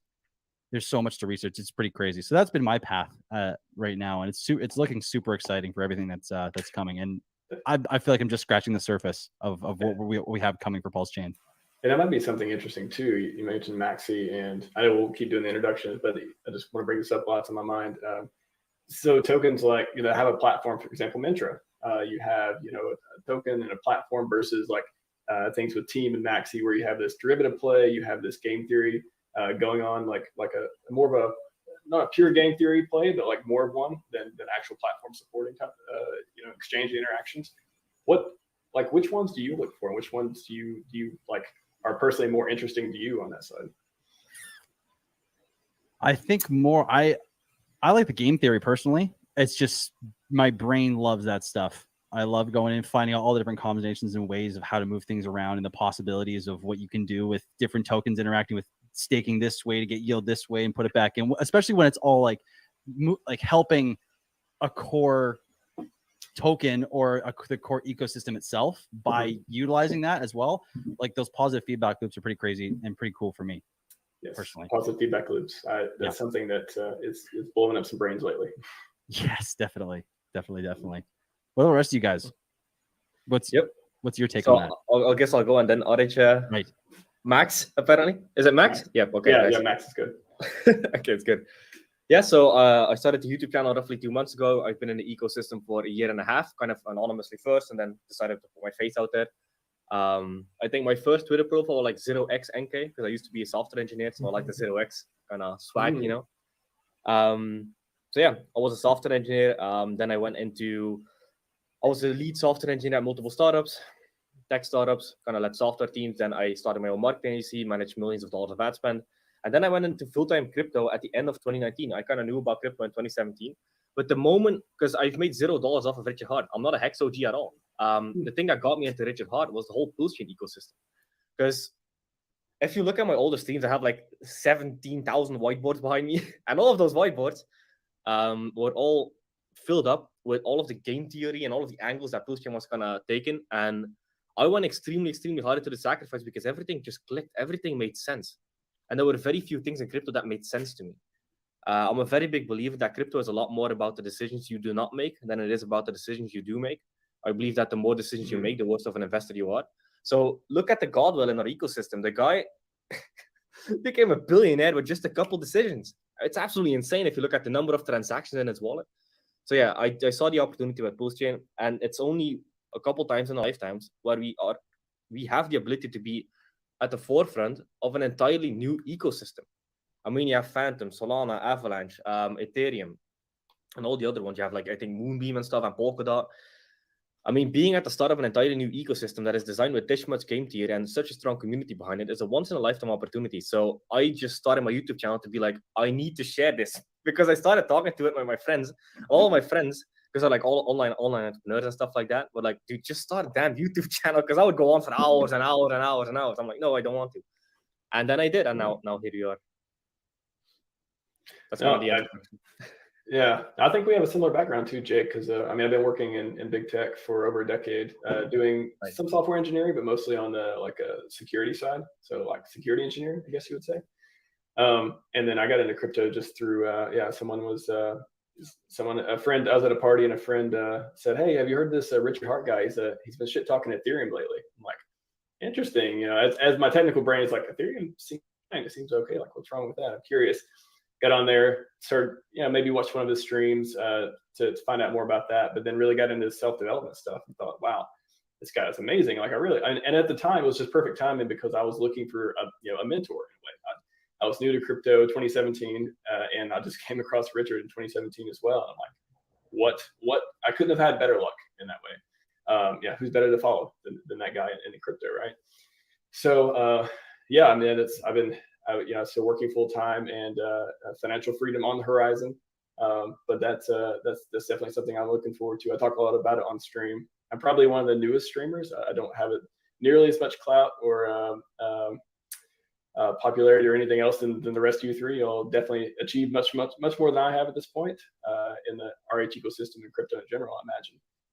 But that's how I got my start, and I was glad to be on the panel to talk turkey with you all, because dev, math, I think a lot of that fits my background.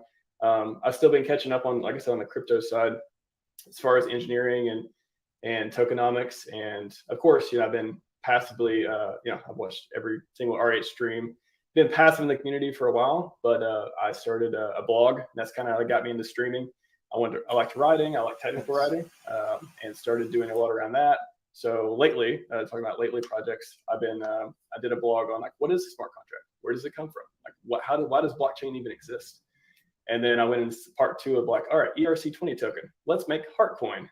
I'm going to show you how easy it is to take Remix, IDE, and Open Zeppelin and make your own coin, and you can have your own billion Hart coins, stuff like that. So Hart coin is launched on testnet, and I have a test wallet that has all billion coins in it, just for fun, just for educational purposes.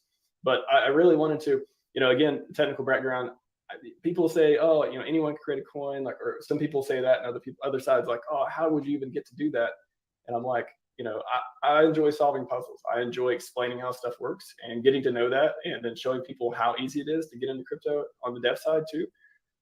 It's just, a lot of people don't come from that background, so it's a lot harder to get into. But anyways, I like talking about that type of stuff on my blog, and that's what I've been working on recently. Yeah. And talking about free claim security, and of course, that's what I want to have some overlap too. My professional career, I want to take that knowledge and actually be more useful in crypto with it on the security side. Nice, I like it. That's awesome. Yep. What about you, Jardro? Very cool. What about me? I mean, you guys are doing great work. Do I have to like go through the whole backstory? Is that what we're doing here? Well, you're data first, please. How I got into crypto, or like, do we have a specific set of topics to cover throughout our little panel? I don't know if Maddie's going to jump in and start yelling questions at some point, or yeah. All right. Well, I mean, yeah. I'm kind of curious when it comes to Gerardo, is why did you start your YouTube channel? Because you've been in this game for a while, and you have like the whole quant side, which is your unique angle, and I love it. Uh-huh. How did you get into that? Well, okay. Back I've been in Hex really since like the beginning, right? Not necessarily financially invested, but there in the community, following Richard on Twitter, on YouTube, in the Telegram groups from the beginning, to the point where like, oh, launch day is tomorrow. Like that's my kind of involvement. Like I was there from the beginning, threw in a little bit of crypto dust I had left, Ethereum dust, into the adoption amplifier, which even just like 10, 20 bucks of Ethereum that you had thrown in the early days, like became substantial at the peak, or even now it's like up massively. So I was in that whole ecosystem from the beginning. I actually didn't start making videos until April of 2021 though. However, my first idea for a video came prior to Big Payday. It was going to be like, oh man, I kind of wish I'd made that video just to have the bragging rights of starting my YouTube channel 5 months prior to when I actually did. It was a whole take on like, it was a really cool concept actually. It was like Big Payday being a Pareto efficient bull event where you had like 80% bullish stuff going on and like 20% bearish stuff because of the obvious supply shock. But it was stuff like, oh, the AA isn't absorbing anymore. Buy pressure, it all has to go through Uniswap. What other things? Like T-share rate exploded that day by about 60% or so. Like you had all these points. And so my brain has been thinking about the game theory and about kind of how to make content around Hex from a while back. It wasn't until April when I actually started, making videos. A few technical analysts that inspired me were Benjamin Cowan, because he took the quantitative approach. And like people used to call me like the Hex version of Benjamin Cowan for a while, until I was able to like bootstrap my own brand and get it going. And then I became my own thing. But yeah, that whole quantitative take interested me a lot, because if you go to, for example, my website, gerardog.com, I explain my entire story, how I went into university for engineering and programming and physics. And so I have that sort of mathy background, I've had that strength ever since I was young. And so crypto, Hex, and quantitative analysis around Hex has been kind of that gem, that holy grail that I found that combined everything that I was interested in, I was good at, and is obviously like a financial blessing. So that's kind of the short story. But yeah, looking at Hex used to just be run off a Google sheet and a simple Wix subscription for website building. And now it's actually on a legit automated backend, pulling from APIs. Like I don't even have to touch it, and it just, does its thing, which is amazing. And yeah, I guess honestly, the things I'm most proud of for looking at Hex are the liquidity dashboard. I should really show that a lot more. It's fucking amazing. I will say that. And the new staking front end that's going to come. I actually have little teasers if I'm allowed to share. Well, I've shared the teasers, but like the UI has been finalized. So I don't know if anyone has actually seen that. But yeah, that's the story into how I got into making Hex content. Your long answer. I like it, dude. It's awesome. Yeah. Yep. How's Mintra coming?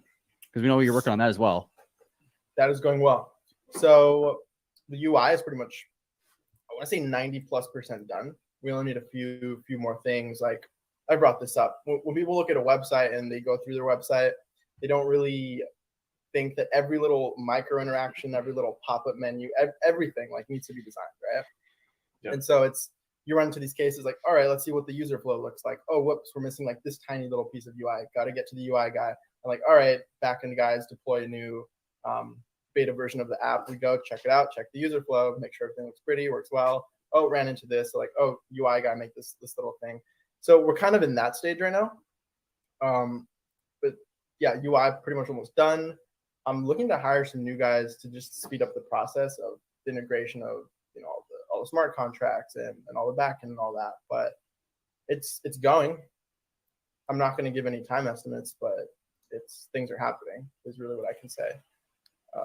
So 2 more weeks. See, not a lot to say. It's launching mid-May. Mid-May. Mid-May. I think Mintra is launching mid-May. Didn't say what year, right? It's true. Oh no, that's worse. Yeah. Hey, just speaking of each interaction that takes place within a button, that is so true. You talk to anyone that's worked on a complex website of any sort. How'd you like to work for Amazon.com, where literally there are complete teams that own a single tiny button like this pixel map on the screen. And your job is to make sure that button never is always clickable. It never goes down. How would you like that to be your life? It is a reality for a lot of people. So intricate. It's crazy. Yeah. So where do we go from here? You want to talk about? Yeah, because I think we just have free reign. Yeah, exactly. So one thing I kind of want to ask everybody is, because I think we have interesting perspectives here. When it comes to the bottom of the market, when do you think the blood is going to be over? Let's start like top left and then work, because we have interesting perspectives here. Do we have Oh, this is what man. we want to know. I keep asking that. Yeah, that's such a hard question to even try and.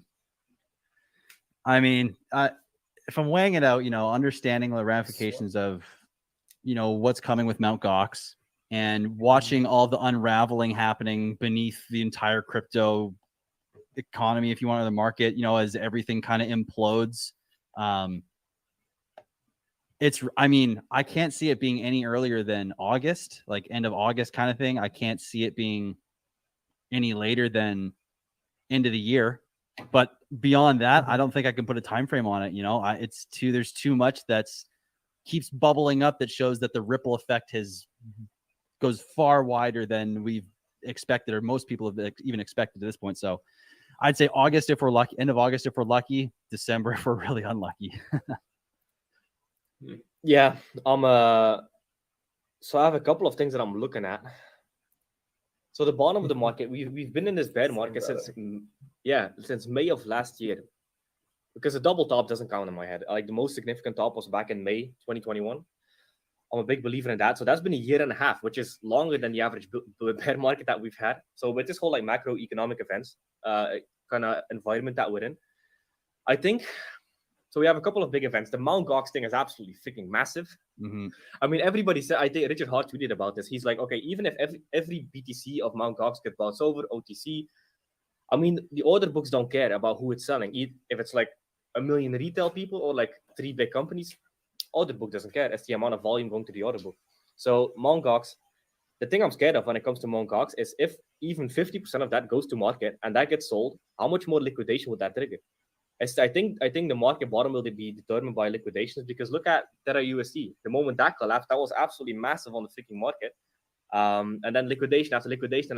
Now Voyager is gone, Celsius is gone. I mean, all of these CeFi companies are just wrecked. I mean, it's absolutely crazy. Then also another thing I'm kind of looking at is, on average, 100 days before the next Bitcoin halving is usually where the bottom of the market sits as well. So I think that's roughly 300 days from now. That's another one of these things. So there's 4 main things I'm looking at. One, when the Fed stops raising interest rate. Rugged. So the Fed raising interest rates. That's a massive one. So that goes until like end of year. Maybe they stop it a bit early because they're completely wrecking the economy. Then you have the fact that we've been in the bear market for a prolonged bear market for a very long time. Then you have Mt. Gox, which is going to trigger a hell of a lot of liquidations the moment that gets flushed out of the system. And then the fact that we're getting very close to a year before the next Bitcoin halving, which is historically very close to a bottom of the market. I mean, the 4 kind of things combined together is like anywhere in like the next 3 to 6 months, I could see a bottom, because we've had so much blood already. That's kind of my take on it.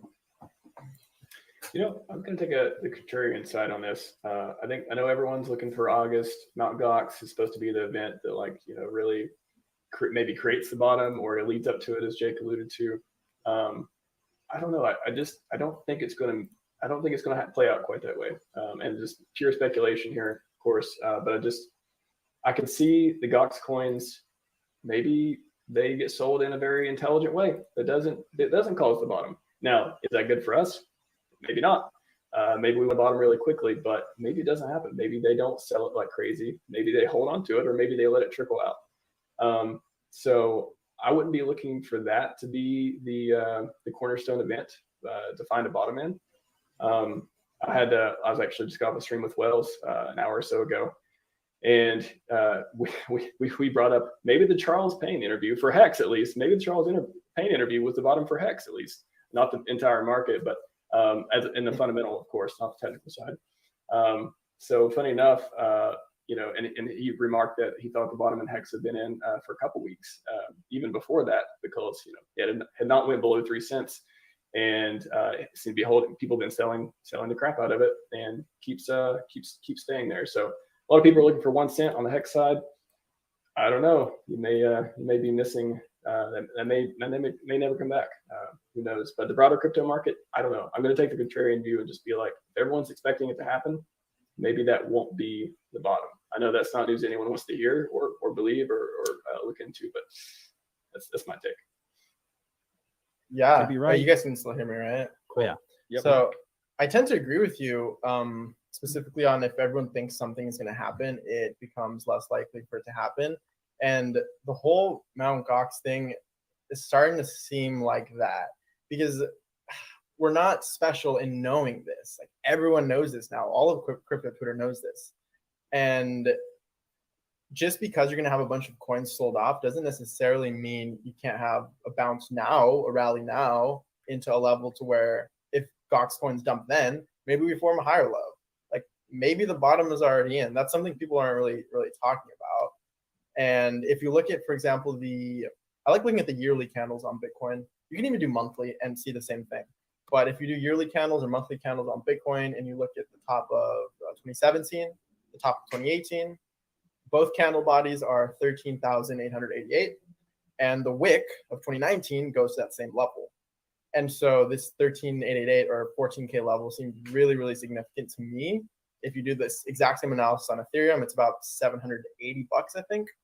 And then you ask yourself, well, how close have we gotten to those levels? Well, for Ethereum, we're within 10% or so of that. So whenever your bottom call is within 10% of something that's already happened, it's like, okay, how much more downside risk are you really expecting? You have to ask yourself that. Similar to if you're only expecting a 2x in your bull market or remaining 2x, it's like, well, you already did a few hundred x's and all you're expecting now is a 2x. It's like, well, it's similar in the other direction, in my opinion. And so I don't know, the bottom could already be in. If not, those would be my targets, about 14K BTC, 800 Ethereum. BTC already struck within like 15 or 20% of that. So it's just about what you were saying, RH Maximalist, how, the more people expect something to happen, maybe it's not going to happen. And with the whole CPI news the other day, I think people were expecting a dump with the inflation numbers. And we kind of got a little bit of a pump. We got like a 10% rally on BTC and ETH. So it's like, it's hard to say the bottom's in, especially because like people are calling for 14K, 11K, 10K. And even with Hex, people are calling a penny. But remember back in 2018 when Bitcoin hit, I remember when it hit 3,000 after hitting 20K, right? It took a year for it to hit 3,000. Everyone was calling for $1,000. Literally everyone was calling for 1,000. So hits 3, calling for 1. Sounds a lot like hitting 3 cents and calling for 1 cent. It's like we can go there, sure, but keep in mind Hex already did a 95% dip, right? Bitcoin had a 95% dip from $30 to $2. Then it went up like 600x or something, 500x. Ethereum dipped from 1,600 bucks to 80 bucks. That's 95%. And then it did a 50 or 60x to 5K. Amazon back in the day dipped from like, what was it, like $5 to like $5.50 to like 28 cents. So 95% dip, and it went on to go to hundreds of dollars. So like Amazon, Bitcoin, Ethereum, they've all dipped 95%, and now it's Hex's turn, and it did it right. If you look from 56.5 cents all the way down to 2.8 cents where we went, that's exactly 95.03%, like textbook 95% dip. So I don't know. Bottom could be in.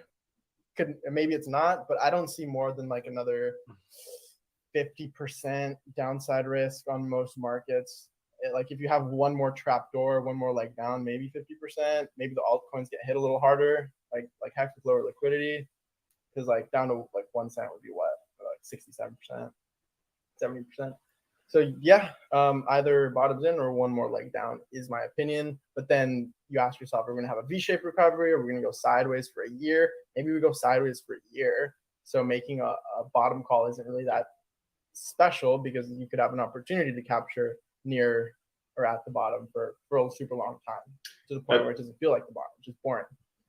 That's a great point. Just because we bottom doesn't mean it's going to switch into bull. That's a great point. Not a lot of people understand. Oh yeah, 100%. Yeah, a lot of people think it's going like this, but I don't see that happening, especially in like the macroeconomics.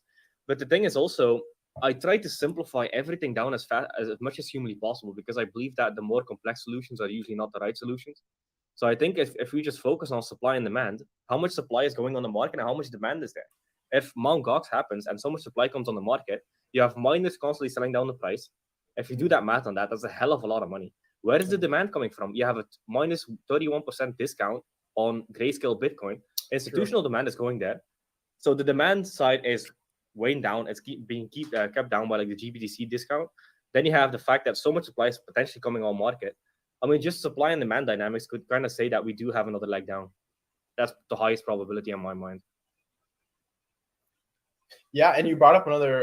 You reminded me of something. Isn't there a huge pseudo DeFi, CeFi, low-key fraud-fi hedge fund who has like hundreds of thousands of Ethereum ready to be liquidated at like $1,000 or something? If we hit I've there. never heard of that. Interesting. I think there's a massive like 9-figure position of ETH ready to be liquidated. Probably more than one even. There you go. And so it becomes, to your point, like cascading liquidations from there. And yeah, so you have that huge downside pressure from both BTC and ETH. So you're right. And the grayscale premiums for both Bitcoin and Ethereum are still down. So those are other great points to indicate that maybe we haven't found our bottom and maybe we do have that leg down. I try to be cautiously optimistic in pretty much everything in life. But with this market, I'd rather be pleasantly surprised. I don't see a bull this year. I think I tend to agree with Gerardo on this a lot too. It's sideways. I imagine most people on this panel would imagine sideways for a while. It's not going to be hockey stick for the broader market, in my opinion. Thank you, whoever gave me a nice profile picture. Way better. Swag. Yeah, what did the last cycle before Bitcoin ran up? Yeah, we went sideways for quite a while before it started to get some momentum again. Did it not? I'm going to pull up the chart here on my end real quick just so I can plug my memory here. But I'm pretty sure, if I remember correctly, that was the case. And I think we saw similar patterns throughout history. So I mean, I think you guys are bang on with the sideways action before we ever start to go up again. I think that's something to really consider and not get our hopes up that like we get this hockey stick idea in your head really that we're going straight up back to the right, because the probability is not in our favor for that. Yeah, and the reason I say all of these things, and we agree on a lot of the topics, is when you want to get a good entry point into the market, I don't believe in trading. I hate trading, but I do believe in risk-reward ratios for getting a good entry point to then hold. I believe TA is super helpful for that.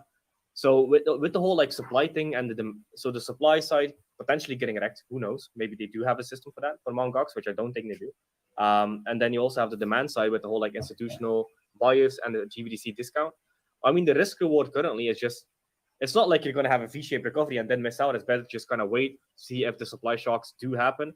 If they do happen, well, you get a better buy position. I mean, you have time to wait. So I would not start dollar cost averaging in the market. Obviously not financial advice. I would just wait until those events have passed by. And then we have a period of sideways anyway. I don't see the V-shaped recovery. That would be insane. Well, and if we are going to go sideways too, it kind of does make sense that if the Gox is going to have any impact, or any of these events that are coming that are going to have an impact, it's likely that we will see maybe another small dip at best. You know, like I can't see us not being affected by a bigger event like that. So maybe if we trend sideways, we see a little bit lower, but I think it would take a pretty massive event to see us hit a penny, especially like you guys were alluding to, like just with, I mean, you guys see it on Twitter, how many people in polls and just tweets are just calling for a penny's coming. Like any polls that are saying, are we going lower? Are we staying sideways? Everyone's lower. So I think you guys, are bang on the money with what everyone wants. Usually the opposite happens in this case. So I think that logic is pretty sound to me. Yeah. To that logic, though, it makes me want to play devil's advocate. It makes me want to say, what if we don't go sideways? Right. There's a little part of the BTC chart that I feel like it often goes by unnoticed, and that's 2019. We had a run up. Do you guys remember? We had a run up from like $3,100. We just blasted straight through that 6K floor, which TA says is supposed to be resistance. We just blasted right through it, went all the way to 14K, and then just came all the way back down to form like this weird mid-cycle bubble, sort of like this sort of intra-cycle bubble. So what if the rest of the price chart is characterized by these like 1 year little bubble pops where it doesn't dip 85, 90%, it dips 75%. Because 14K to 4K was about 75%. And we had another weird, crazy run up, and then maybe you just dip 75% like we did. And then you have another little, and like you catch people by surprise, because if everyone is expecting the sideways for a year, maybe we do get the V. You know, it's hard to tell. Like, if we're all agreeing, that bothers me a little bit. Like, it's not, I love agreeing, but if everyone agrees to our point, literally, if everyone's saying the same thing, like, time to. Well, our bubble is a little bit smaller of agreement than the broader bubble, I would say. But Yeah, I was gonna say, totally, say something totally. too about the subset of agreement. So yeah, it's interesting. Like a lot of people. So this is what I boggle a lot of people's minds. So with this whole like market cap metric. So let's say I'll give a random example. Have you ever heard that like $1 of new money going into BTC adds $20 to its market cap? That was like yes, Gerardo knows. So There's it a Hex, like ratio. there's a ratio. So think about this, right? You have coin market cap, and they essentially say that the entire crypto market is less than $1 trillion. That is based on market cap. So let's say I'll give you a random example for people to show you how absolutely insane these market cap metrics are. Let's say Hex has like a 35 million or like a $1 million liquidity pool, and it's a $1 billion market cap. These are fake numbers, but that's $1,000x difference, which means that every new dollar going into the system of Hex adds $1,000 to its market cap. Now, knowing that a lot of these coins do not have the same liquidity pool size as their market cap, which means that this is not $1 trillion market. Think about that. So this is still such an immature market. So I'm a very strong believer in the 85% corrections, because this is not a mature market at all, zero. It's like less than $1 trillion. And then if you look at actual without like liquidity pool sizes and not at the actual market caps, because market caps are so easy to get manipulated in crypto. There's like $1 in, $1,000 on the market cap. That doesn't happen in the stock market. So there's like a massive discrepancy on like the actual, like what is the actual market cap of crypto? It's just such an immature market. So I think the 85% corrections, I don't see why that would stop currently. It's a great point. And I probably spent more time than most people thinking about liquidity to market cap ratios. I've thought about that way more than the average person. And I actually did the math on the Gox coins. Like if you were to sell that and you do have this 20 or 30x multiple on 140,000 BTC at 20K, you can, cut off a whole 100 billion market cap, which is another, 25%, and would give us that flush down to like 15K. So close to that 14K that I was talking about. But then if you have liquidations and obviously a reflexive system, then it might do that wick down to 11 or 10. Fuck, even lower, who knows?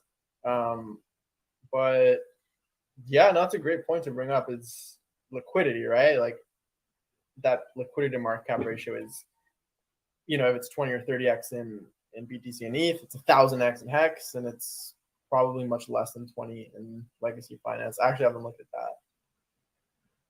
Yeah, because you were the person that kind of opened my eyes to liquidity pools. Because I think it was you that opened my eyes to like a $20 million market buy in Hex essentially almost brings it back to all-time highs. I remember you kind of saying something like that, and I was like, wait, what? And then I looked deeper into it, and I'm like, holy crap, this is insane. Yeah, I mean, it's easy automated market maker math. Like I have a calculator on looking at Hex, so it makes it super easy. Yep, but a lot of people don't know that about crypto. It's like the moment you start figuring that out, then you start realizing that literally the only thing that matters in crypto is liquidity pool size and user adoption. Those are the two metrics, the only two metrics. Well, I would say ROI, users, and liquidity. If you look at a tweet back that I made way back, it's like ROI, users, liquidity. That's what matters. And if you look at my site, looking at Hex, what are the first three tabs? ROI, liquidity, and adoption. It's true, right? Market cap is just, it's not it. It's just not it. Speaking of adoption too, what do you all think? What is missing in the ecosystem as far as products go? We have, Richard talked about the wallet coming up, and just there's been talk of the exchange and all these other ideas and things like that, and then community projects, Maxi, Hedron, liquid loans, all these things. What is missing? Like, what is there a product that's not out there yet, or not even a testnet, not even an inception yet that we've heard about publicly that would really bring a lot of adoption to the new shiny ecosystem, Pulsechain, and everything in between? think we got it all, man. I think we have it all and more, like more than that. Our community is like, have you ever seen an L1 launch with all of these projects ready to go? Like dozens and dozens. I'd argue maybe even hundreds. Like Pulse Hotlist made a great site because they're showcasing pretty much all of these projects, right? With scores and logos and backlinks to users. There you go. Beautiful. Like, look at all that. Ethereum didn't launch with all that. It didn't even launch with Uniswap, which is arguably one of its greater value propositions. We're launching with decentralized exchange. We're launching with NFT marketplaces, multiple, not only Mintra, there are competitors. Launching with a fork of Augur, right? Prediction market, lotteries, just you name it, like faucets, casino games, and I'm sure there's stuff behind the scenes that we haven't even heard of. Yeah, have we heard of anything to do with like an on or an off ramp yet? I mean, I might be just out of the loop here because I'm in my own bubble. Okay, perfect. Rackham's been all about that on Twitter. Amazing. Yep. Yeah. Him and his team is doing something there. Well, that's something too. The on and off ramps, fiat on ramp. I mean, when we've heard about this stuff for a while, when is it coming? Like, when can we buy Hex on 2-week auto buys, just like you can do on Coinbase with Ethereum and everything else? When are we going to be able to do that with Hex and Pulse? Like, what does it take? Like, like one of you going to buy a bank? Like, who wants to buy a bank? Like, what do we need to do to get this happening? Maybe at the top of the next bull cycle. Yes. Yeah. And then we buy the bank, and then would they use it to off ramp? Yeah, exactly. So I want to hear Gerardo's opinion about this. I thought about this a lot. Is there when it comes to price performance, is there not a benefit to being on a DEX and other centralized exchanges? Because do you have that liquidity pool thing? It's not the same math as an automated market maker, but I think it's a general rule of thumb that the more liquidity you have, the less volatility you'll have in either direction.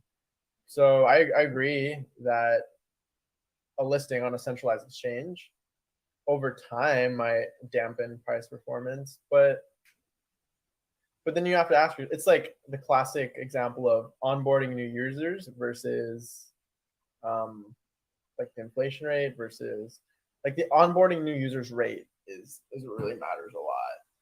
So if the centralized exchange helps with that more, then it dampens volatility. You're more liquidity, then it helps. That's a tricky inequality to just figure out here off the top of my head, though. But it seems like a lot of the stuff we have now is meant to relieve sell pressure, meant to keep people from selling, staking, all this stuff. But I think one thing that I haven't seen a lot in the community for products wise is the on-off ramp. And maybe it is because you need to have that relationship with TradeFi and things like that. It seems like, I don't know. And maybe it's not the most important thing too. But deep down inside, I'm like, man, I want that button. I don't want to have to buy Ethereum and change into Hex every 2 weeks or whatever. I want that auto Hex buy. I want that tab on go.hex.com/stake. I want the tab that says buy, and you just click on there, and it automatically defaults you to 1 year, 5 year, 15 year, whatever, and you can change it, of course. But like that kind of like easy, like three clicks, instant buy button. I feel like that's missing, and I just don't know when it's going to come. Maybe we need to build it. I mean, I think that the best way to do it, I mean, just from a user experience perspective, it would be some kind of way you have a credit card on ramp, but you can literally go into it with your card, and that could take in different payment methods, and then it would take that and essentially go into a DEX and just buy it into your wallet. I mean, that would be a great user onboarding experience, because then you wouldn't have to go to the centralized exchanges. But there's a lot of like legal stuff when it comes to that. But that would be like, the best. Can you do this with the DEX? Like, do you need KYC, AML, all that stuff, or can you do all this stuff with the DEX with fiat on ramp? Or could it be through a wallet? That's a good point. Yeah, maybe a wallet. Maybe that's something. Maybe that's true. Maybe the wallet will have that connection. Interesting. Just some thoughts. Yeah, because that would be super good. Card into DEX into wallet, and you kind of skip the whole like centralized exchange thing. I think that is the future. It's just like you have so much like vagueness when it comes to legal stuff, when it comes to off ramping and on ramping to crypto. I think the moment that gets clear, I think that's another like 3 to 5 year battle. I don't think it's close. But yeah, I could see that in the future, because man, if you look at like DEX volumes, it's absolutely insane. Like, it's only been around for like maybe 2 years. Correct me if I'm wrong, or maybe 3. and they've already been surpassing centralized exchange volumes in the bull market. I mean, that is absolutely crazy. That is insane. Like the amount of experience, the barrier of entry to do it is so low. It's amazing. It is, man. DEXs are like by far and away the biggest innovation we have in crypto, in my honest opinion. I agree, man. There's this site, cryptofees.info. If you look at it, Uniswap on 7-day average fees did slightly more than Ethereum itself as a network, right? Oh. As a DEX, Uniswap surpassed Wow. 7-day average fees. It's 3.5 billion versus Ethereum 3.47. Wow. That's crazy. And then you look at, like, Uniswap has a bigger value proposition than Bitcoin itself. The fees are what, 9 times as high. So decentralized exchange is a huge value proposition. I can see Crypto GRPX is already. He's writing down the next video right now. PulseX. Uniswap has this. It's coming. I can see it's turning its brain right now. So here's a question based on that now. Okay, so PulseX is going to have the V2 mechanics. The open source or V3 becomes open source when? It's next spring or something, is it? In 2023? Yes, I believe May or spring, yeah. So what do you think that's going to do to PulseX? Because we have a year basically before from now, whenever it launches till next year. What do you think switching to V3 is going to do for PulseX in the medium term? I think we're just going to fork it once it's like legal, right? Right. To fork. But I mean, I don't know, milk the V2 mechanics in the meantime. Like it's pretty much everything you need other than asymmetric liquidity positions. So there's going to be no like limit order type mechanism until either someone builds it from scratch or maybe Matcha comes over. Yeah, because does PulseX have like a limit order function built in? At all? I don't think it does. So. I know. I think PancakeSwap does though. I was looking at their UI a while back and I saw that they have limit orders. Oh, interesting. Yeah, I wonder what they use. Maybe they built it from scratch. But yeah, that's a great question. Built from scratch. If you guys were asking like what's missing, that was an earlier topic. Probably that limit orders. Yeah. For the next year. I agree. Yep. And no one's doing like a fork of Matcha or anything like that at the moment, are they? Someone will get to work on that right after the stream. Yeah, someone's already on it. Exactly. You know what to do. Sacrifice for our matcha people fork. Watching. Just taking notes. There you go. It's true. It's a lot of opportunity, and like if someone builds it, we will come. It's true. The people want more alpha, Gerardo. Well, you can't take your shirt off because you don't have video anymore. So. I guess you can still take your shirt off, but no one will see it, unfortunately. Good point. No, I think I peaked shred back in June like last month. Nice shred. Yeah, nice try to get back on it. But are you all going to Vegas, by the way? Speaking of taking your shirt off because it's hot, I guess. I don't know. Vegas anyone? However those dots connect. Yeah. No, I'm in Europe. Yeah, I'm not going to the US. I'm in Europe. I'm not so sure. Yeah, I'm not so sure I'm going to be able to. I'd love to, but I'm not so sure I can make it happen. Yeah. Are you going? So. Yeah. I mean, nice. As far as I know, I'm not in Europe, and I do feel like going. So. So I'm actually kind of curious to kind of bring it back on topic for one of the interesting perspectives that brings up an interesting question that brings up interesting perspectives is how do you think PulseX will do against Pulsechain on a 7 to 10 year time frame? Time frame is important because that kind of takes away like the whole like narrative pumps and stuff like that, like actual tokenomics long term. I think that the chain always wins the L1 in the end on that part, especially against the DEX. I love both products, obviously, but that longer time frame, I'm going with L1.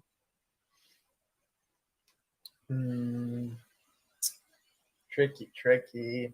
I mean, I just dropped those figures on you guys. How like Ethereum and Uniswap basically have the same 7-day average fees at 3.5 billion, so they're formidable to each other in terms of because one of them fees directly pump price, one of them fees just make it more scarce, and we know PulseX is the one where fees will go to buy and burn.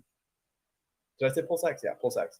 And PLS will be the one where the more fees you have on the network, the more coins are burned through fee burning, but that doesn't necessarily directly pump the price as a buy order on the open market. It just increases scarcity over the long term, which is a fundamental.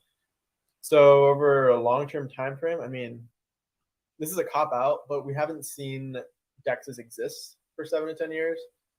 Hell, I mean, even Ethereum's only 7 years old. So it's a very hard question. But given, again, the fees over the last 7 days, I think I wouldn't bet one against the other. I'd say they're in similar standing. Mm-hmm. Yeah. Yeah, I'm kind of with you on that one. It's very hard to determine long term what they're going to do. Because I mean, like, Uni did, I guess it would have been, it's like a 107.8x, looks like, from its bottom in 229 days, 107x. And I mean, what would have happened with Uni if every single transaction that went through Uni pumped the price of Uni, and Uni was also basically made to funnel all of the liquidity on the chain into Uni in the beginning and started Uni way out of the pack with liquidity? I mean, and it basically forced everyone to go through Uni. What would its ROI look like now? And I think it would be quite different. Do some math right now. You can do that math, dude. Let's do it. Yeah, I want to know. Because I mean, the thing right. that I'm thinking of, really, I did the math a while ago on what PLS would burn. Because I mean, if you look at the 25% burning, and then what IEP 1559 brought into, and what actually is burned in addition to that 25%, it is more than 25%, but it's not that much. Even when you calculate like a block completely using all of its capacity up to the gas limit, up to even like the 80 million mark, there's not that much PLS that's being burnt in comparison to PLSX. I think over a year, in just rough estimation, was like, it was under 1 million. It was under 1 million Pulse tokens were burnt on a very conservative estimate, but still, it wasn't like it was astronomical. Obviously, that's not PLS's value proposition, is to deflate at a crazy rate, but still. So Pulse X is very interesting. You know, it's got a crazy mechanic to pump itself, while you've got the incredible utility, like the primary utility on chain is the Pulse token. You know, so I don't even know how to put those head to head. I'd throw another angle in here, which is competition. DEXs tend to be a little bit easier to spin up than L1s as far as the scale that we're looking at with Pulse and stuff. So I would say that if anything, if there wasn't any competition, there would be more competition on the Pulse X side for market share, and that may eat into the tokenomics as well versus Pulse. Right. Yeah. So the thing you kind of have with DEXs is all of these tokenomics of the other DEXs are absolute garbage. I mean, it's such a hard comparison. I mean, it's all I think PancakeSwap might have figured some stuff out, but that's about it. Yeah, most of them not so much. But PancakeSwap, my God, that's like a Rube Goldberg machine if you start looking into that, like tokenomics, you know. Yeah. So it's so damn interesting, man. Like deflationary DEX, the fact that you have a community of net buyers.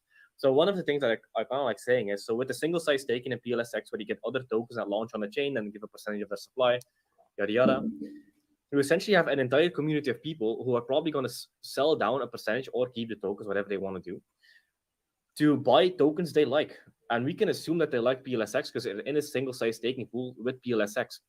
So instead of creating a community of net sellers where they keep the principal and sell the yield, you essentially create a community of net buyers where they sell the yield to buy back into principal. It's like an entirely different thing. It's deflationary with net buyers instead of inflationary with net sellers. Well, I'll say the big leg up for PulseX is the third-party tokens too, relieving that kind of sell pressure. That's a game changer, something that Pulse doesn't quite have natively, at least. So I give points to PulseX on that one. It's going to be I think it's going to get very mind-bending in like 5 years. Because in the beginning, it's kind of a given that the L1 will do better just based off narrative alone. But then if you kind of get rid of like it's a new L1, and then, because like the thing that Gerardo shared is so interesting with the fees. I mean, that's an indicator, man. I mean, it's crazy. I'm super bullish on Pulsechain. You do the master on CryptoFees.info. Okay. It was where you can see the fees. No, I did actually just finish the math. So okay, I'll run you guys through the math so you know like how I got to where I got. So I just went on uniswap.info, and you can see the fees. I clicked on the monthly. So, and added them all up, and it looks like over the last year, $600 billion of volume. All right. So then I did the math on that and did, okay, the whole 0.06% of fees goes into buy pressure. And if you do that, that's about, crap, I can't remember the intermediate step numbers. Let me try again real quick. Divided by 100 times, what did I say, 600 billion? Yep. Yeah. It's a lot of zeros. We're talking about an extra $360 million of buy pressure. I mean, right? that's a lot of buy like, pressure. And, That's a lot of buy and pressure. if you apply that to Uni's current liquidity pool of about Yes. 8 million on the bid side, 360 over 8 is 45, but we know it acts as a function of a square. So that's 45 times 45 is roughly 2,000. So about 2,000x higher if it had PulseX type mechanics. So we'd see Uni at like 10 grand right now. That's assuming no sell pressure, right? But 10 grand Uni. Wow. Yeah. Hundreds of millions in buy pressure. So the thing, I'm gonna play devil's advocate on that. Sure. What do you think is going to be liquidity size pool for PulseX? Because we're launching with a sacrifice set. I think it's going to be above 100 million. To start. Yeah. Might scale in, but I think it's going to be a lot. What makes you say 100 too million? much liquidity, right? So that you can pump. But if you start at a high enough rate, maybe you don't need the pump. So. I don't know. Where'd you get the 100 million from? I just want to understand where you had that number from, just so I'm on the same page as you. Yeah, so it's like a random correlation kind of made in my mind because like as humans we like looking for patterns, and when the testnet launched, they kind of scaled in liquidity, right? So the sacrifice for PulseX was roughly like $1 billion, bit more than $1 billion, on like without DOA, and that is, I think the liquidity pool on testnet after the liquidity got scaled in was roughly 600 million for PulseX. Roughly 600 million plus also for like Pulse. Yeah, I'm curious, man. I don't think it's going to be as low as Hex is currently, because also the Hex liquidity pools are going to get a lot bigger because you have to pair EHEX and PHEX if you want to keep like price parity and stuff like that. Right. Yeah, I think we're going to get a lot bigger liquidity pools, which is not a bad thing, as benefits and drawbacks. Dum dum dum. The main boss is here. Shit, what we do? Well, you guys have been doing a great job. We have our keynote speakers loaded for the next segment. And so I wanted to make sure we go around the room and tell people how they can find you guys. Yeah, awesome. Well, Cryptographics on YouTube. I got a YouTube channel, of course, diving into everything Richard Hart coins and the whole Pulsechain ecosystem. You go to Cryptographics, like you see on my over here. My name.com, and I've got basically any of the videos that I do. If you want to read them, you can go there and read the blog format of it. If you either need to read it slow or just prefer to read it, all my stuff's there. So that's the best place to contact me. I'm also on Twitter at Cryptographics, spelled exactly like you see it here. Yep. Then me is just Jake Sharp on YouTube. Just look at my name, you'll find me. And I do a ton of content around Pulsechain, PulseX currently. I'm an opportunity maximalist, and currently the Richard Hart ecosystem is it. Period. There's nothing else. What else do you have?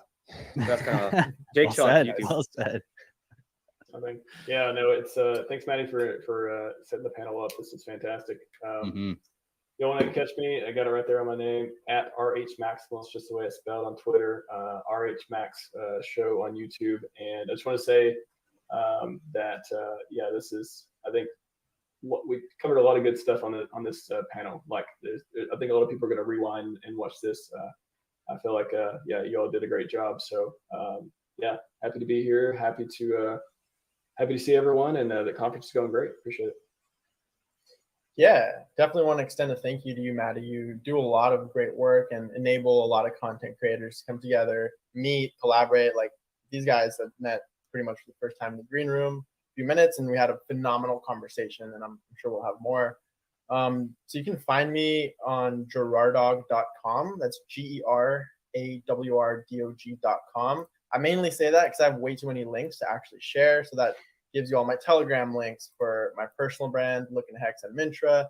So the Telegram, Twitter, YouTube, Instagram, main sites, all of that is on there.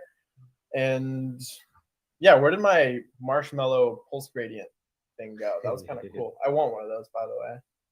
You know, Sure. get Yeah. one, a physical That one. was that was custom for the 4 people on screen deal. Love it. So yeah, thanks again. That's where you can find me, gerardog.com, lookinghex.com. And thanks again for the opportunity, guys. Yeah, thanks so much, Maddie. This has been I amazing.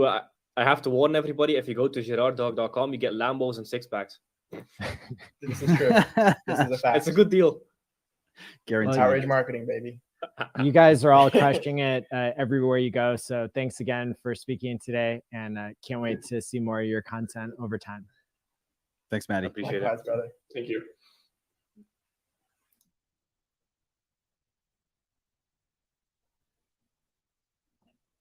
All right.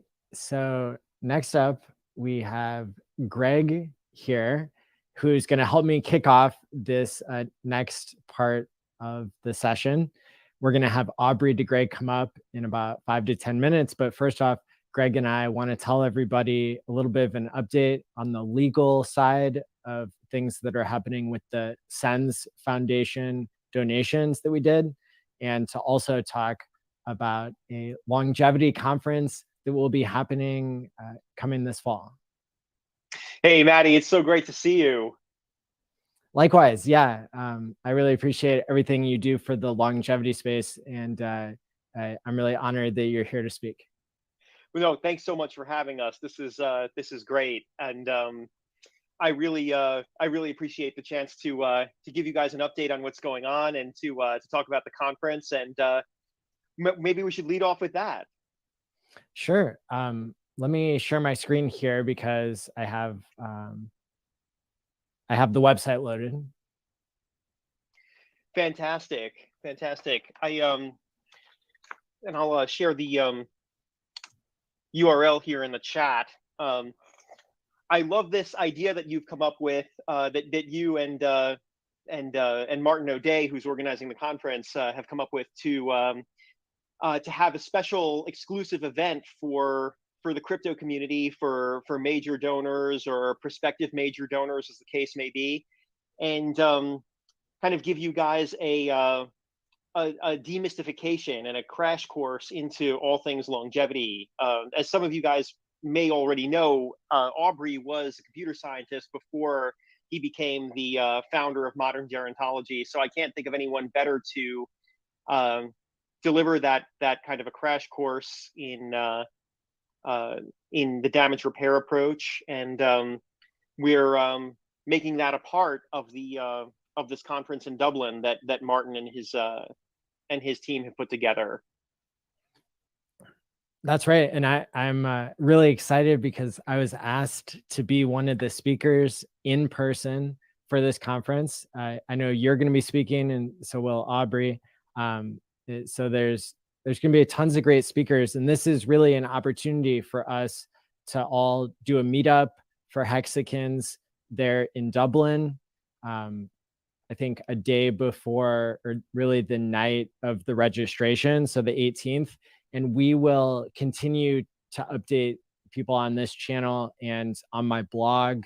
I always post all the Hex meetups, and I can give people details once we know the final schedule for what we're going to do. But I think they're planning something special for us, for the crypto community, to really be able to network and ask questions with Aubrey and some of the other experts.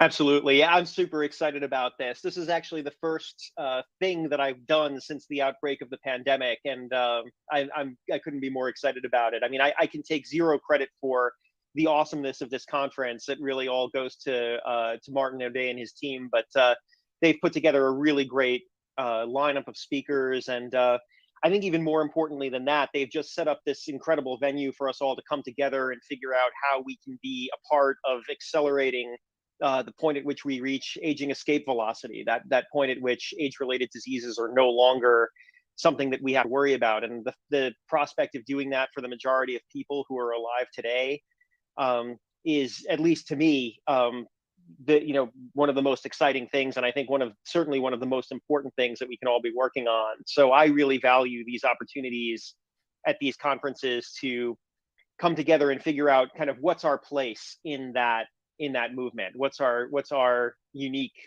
gift? What's our unique leverage point that we can bring to hastening the day when aging is no longer something that we have to live in fear of? That's right. And the conference organizer wasn't able to make it today, but he sent a description that I'll read here to pique people's interest. So it says, I'm thrilled to announce something really important for us in the longevity community. We're heading to Dublin. Meet me there in the Round Room, a stunning venue in the Lord Mayor's historic mansion house. Be inspired by my colleagues, leading scientists from all over the world, major international investors, government representatives, and the multi-trillion-dollar industry that is longevity. Don't miss out on the opportunity to gather in Ireland for the first Longevity Summit Dublin, the 18th to the 20th of September. You will be brought through an explanation of the convergence of industries and science that is creating a paradigm shift in health and well-being, accompanied by an investigation of the incredible scientific progress being undertaken and an exploration of the exciting and far-reaching societal implications. The first tickets sold will be at a major reduction and will include a gala dinner in the beautiful nighttime Round Room Mansion House Dublin. So book as quickly as you can. And I think I see on the website here, it says you have until July 17th, just a couple days to get the current rate. Also, if you want to get 50 euros off, you can use the referral code or the speaker code, Speaker Friend, all one word, SPEAKERFRIEND. And that's the code to get 50 euros off. And there's a limited number of tickets that will apply to. So register now. You can go to longevitySummitDublin.com. There's also an app at longevitydublin.whova.com. And the hashtags that they're using for the event are hashtag Longevity Summit Dublin and hashtag Longevity Economy, hashtag Breakthroughs, plural. Absolutely. And I should say, Maddie, too, that the special event for the crypto community is included in all of the tickets, I believe. Awesome. Last I spoke with Martin. Very cool. And so yeah, no, I'm super excited to see you there, and I hope to see many of the faces that I've only had an opportunity to see virtually. I hope to meet everyone in person as well. Likewise, yeah, I'm really excited. So anybody at home, make sure to go ahead and sign up for this event. I will be there in person, along with all the other speakers that are listed here on the website. And I'll go ahead and share that website one more time in the chat for people who are wanting to book their tickets now. Now, the next topic that we have has to do with the $27.5 million that was donated from the Pulsechain sacrifice starting 1 year ago from today. And can you give us an update on kind of what happened with those funds and what the current issues are? Yeah, absolutely. I mean, this is the aspect of longevity that it's my least favorite thing to talk about. Of course, it's this controversy that the field has been grappling with for just under a year now. First of all, I want to say thank you to all of the donors, all of the members of the longevity community who have come together to stand up for what's right.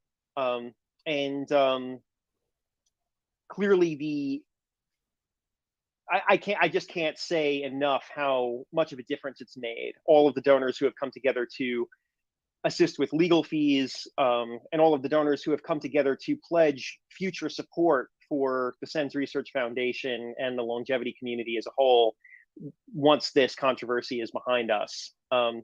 The The support Can means we a can we lot. give people who are just catching up now, can we give them an idea of like what the controversy is and why there are legal fees and that sort of thing? Sure. So at a very granular level, there's a little bit that I can say, and then I can kind of zoom out from there. So at the very granular level, as you all know, there was an airdrop for Pulsechain back in July of 2021. $27.5 million was raised for the SENS Research Foundation in connection with that airdrop.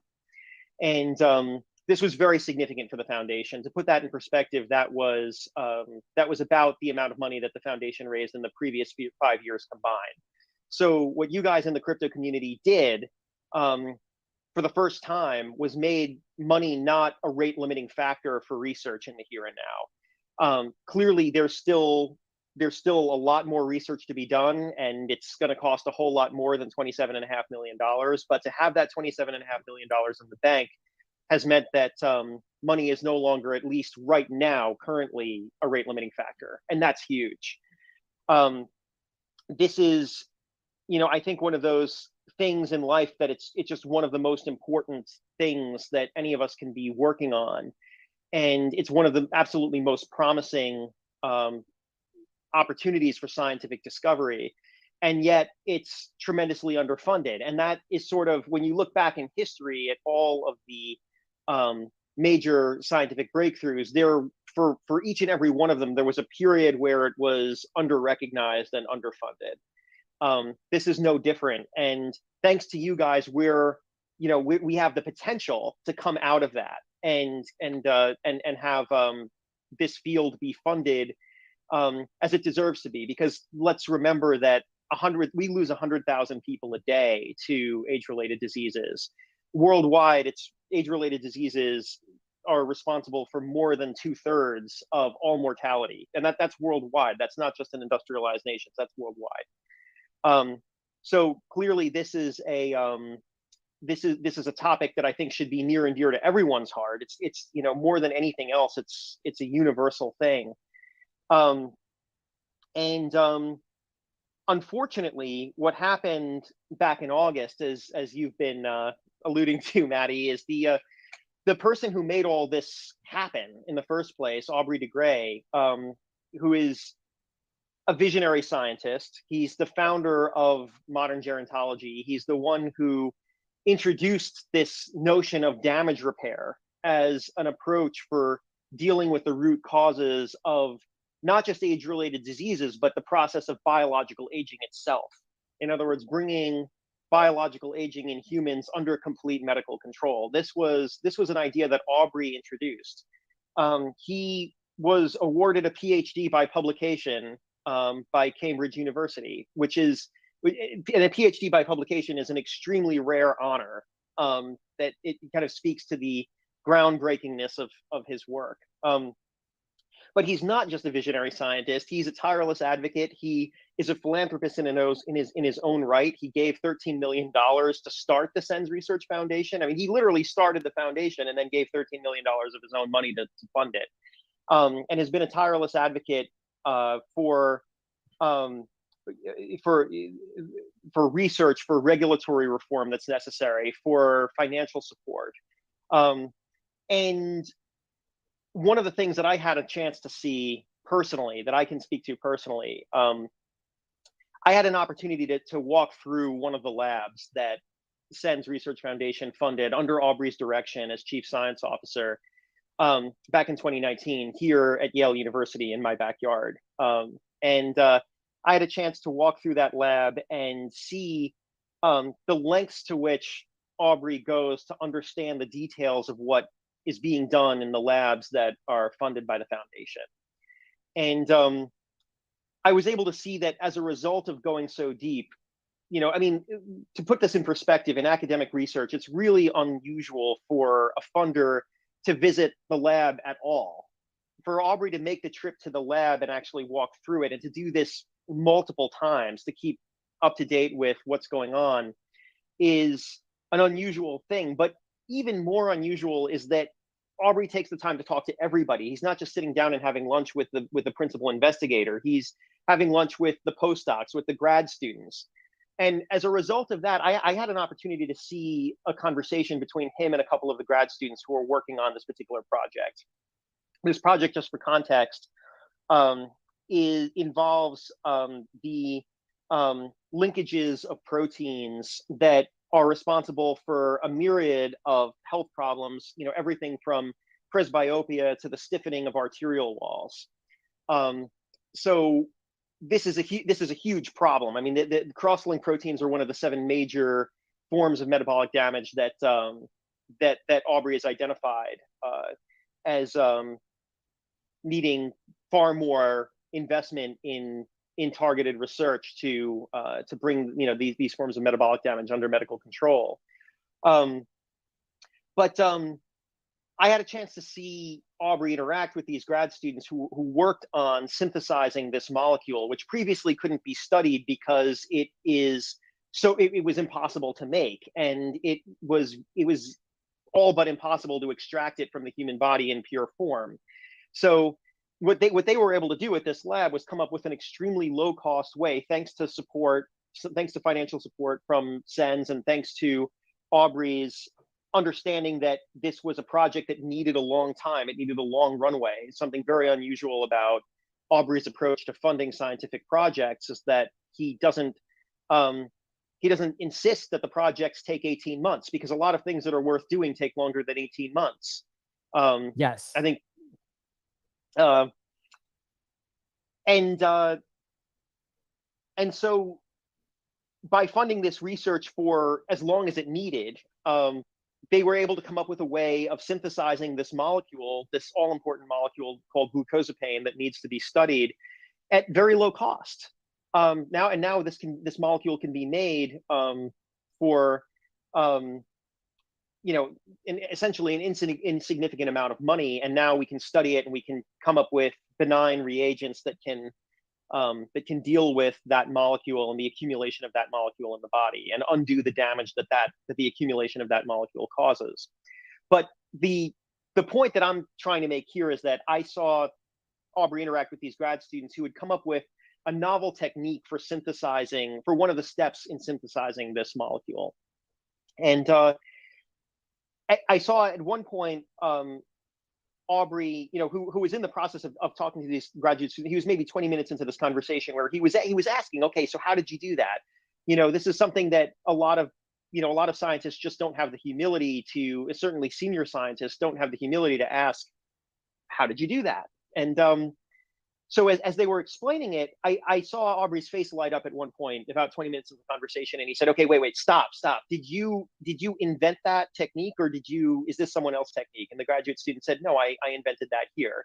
And Aubrey said, okay, great, brilliant. I'm going to fly you over to Cambridge, where we have another lab that we're funding, and I want you to teach them how to do what you did here. I want you to teach them about that technique that you invented. And in so doing, I think Aubrey stretches dollars. He turns pennies into dollars by fomenting these collaborations that would be extremely unlikely in academic research. Without someone with Aubrey's encyclopedic command of the state of the field, keeping abreast of everything that's going on in the field, these kinds of collaborations just don't happen. They don't just spontaneously happen on their own. So to me, Aubrey is an absolutely indispensable figure in this field. And a couple of weeks after, to come back to the controversy that you brought up, Maddie, a couple of weeks after the conclusion of the airdrop campaign, the board of the SENS Research Foundation announced that they were firing Aubrey from his own foundation, to which he gave $13 million. He was the sole reason, I think, that any of us gave any money to the foundation in the first place. And a lot of people were upset about this. And I think that, were it not for Aubrey himself saying, like, hold off, let's try to let cooler heads prevail, let's give the foundation a chance to figure out how to correct this mistake that they made, I think we would have seen legal action from the donor community a lot sooner. I think Aubrey was the one who was really putting the brakes on that. Yeah. And I know we want to bring him up and kind of continue to just wrap up our summary of what the legal situation is. And I know that I really value the detail that you're giving at the same time of your testimony of seeing him in action. And I think that's the perfect thing for this conference right now, for sure. My take on things, I think, is that me going down the rabbit hole of seeing how Aubrey operates, the Sense Foundation, and how the $27.5 million was raised, and then all those things didn't keep lining up with Aubrey being in charge. It's really a testament to the state of the world and how difficult it is for longevity donors to be able to do what they want to do, which is to fund the long-term vision. And that's where I see the overlap between what Aubrey is doing, what Richard Hart is doing, what Hexicans are doing, and what Pulsechain is all about. It's about being long-term thinking, long-term minded. And when we look at Pulsechain, it hasn't launched yet because we're making sure that it's right. Yes. And because for a number of reasons related to that long-term mindedness that pays off in the end. And so when we think about this conflict with the Sense Foundation, I want people to remember that the dollars aren't wasted. It's a conflict of, are those dollars going to be used for kind of the short-term stuff that's typical in the industry, or is Aubrey going to get back in charge of those funds and use them for the long-term vision that is underfunded? And I think that what you're doing by leading the legal crusade, against the board at the Sense Foundation that is not using the funds as the donors intended, I think that's really admirable. And I know we have some really good news to share, that there was a large donation that came in from the entity that gave $10 million. Can you tell us a little bit more about that? Absolutely. So thanks very much to this anonymous donor who gave $10 million during the airdrop period. He has now contributed a very significant amount of money toward the legal fund. And to be very clear, obviously our first choice is not to spend that money litigating. There is a court-ordered settlement conference coming up. The parties are, I think, under a legal obligation now to negotiate in good faith and try to come to an amicable resolution. That's certainly what we intend to do. We certainly don't want to see more dollars going into legal fees than we have to. But to your point, Maddie, I completely agree with you. The high order bit here is that $27 million and what that gets used for. That's ultimately, you're entirely right. That's ultimately what's at stake. It's the difference between research that takes a long time and is difficult to commercialize, and yet stands a very good chance of making a meaningful improvement to human health span, versus more of the same. I think we have plenty of money going toward pharmaceutical research that is readily commercializable in the short term, that can make people a lot of money. I'm not against that. I think, people wanting to make money is, that's fine, but we have a bigger vision here for the future health of humanity and all of the societal implications that are very positive, that come with people living longer and our society benefiting from the wisdom that comes from that. I know that you and I might be able to do another stream to go more into depth about what the situation is, and that way people can really get the full picture. Now, as we transition to putting Aubrey on screen for his keynote, can you tell people where to find out more about you and the initiatives that you're doing? Yeah, thank you so much, Maddie. So we've set up a website, longevitydonors.com, and that's a good place to get in touch. And you can also email us at concernlongevitydonors@gmail.com. And yeah, I just want to say thank you again to the Hex community, to the crypto community as a whole for supporting our legal effort here to make sure that that $27 million is put to the use that the donors intended. To fight for the soul of what the SENS Research Foundation is, the original mission that Aubrey founded it for. And I also want to thank those donors who have pledged future support following the end of this controversy to the foundation, because you know, clearly we have a lot of work ahead of us. I mean, once this controversy is finished, that's just the very beginning of it. There's a lot of damage to repair, so to speak. There's a lot of reputational repair that has to happen for the longevity community as a whole, and that's going to cost some money. And I really appreciate those donors who have stepped up to pledge support for that. And I can tell you, it does make a difference. That money coming in now for legal fees, as well as for that future support for public relations, for media relations, it's all really important, and it actually really helps us to see an end to this controversy sooner. So anyone who wants to get involved in that, it's very, very much appreciated. Awesome. Well, thanks so much for coming on, and I know you and I will keep in touch and keep working together. So thanks. Thank you so much, Maddie. It's always so great to see you. Thanks Likewise. again for having me on. My pleasure. Hey, it's Aubrey de Grey. Yep, that's me. Hey, we're so honored to have you speak here at the conference. As we transition to your keynote and giving you full control of the stage here, I just want to say, you know, that I really appreciate you having come in person to the Hexpo.Vegas conference that we had. You, I think, represented yourself really well, and you have the full support of all the Hexicans and Pulsechans. For my part, you know, I'm not the God whale. I don't have hundreds of millions of dollars, but even during this bear market, you know, I took you know, a few $1,000s and sent it to you in crypto, because I really believe that it's a process of donating. It's not just a one-time thing.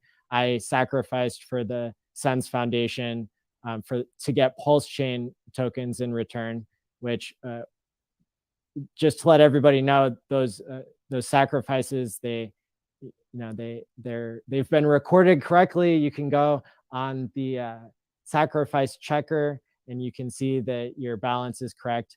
But yeah, for me, it really means a lot, everything that you're doing. And so I hope that others will also step up.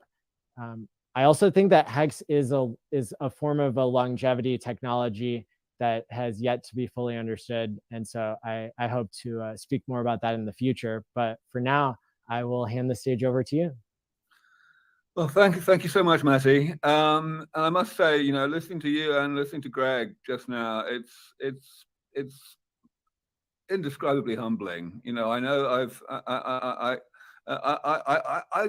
one of those guys. I'm not easily humbled. You know, I have a pretty high opinion of myself, but you know, I honestly feel so amazed that people have seen such value in what I've provided over the years. Of course, my career in the biology of aging has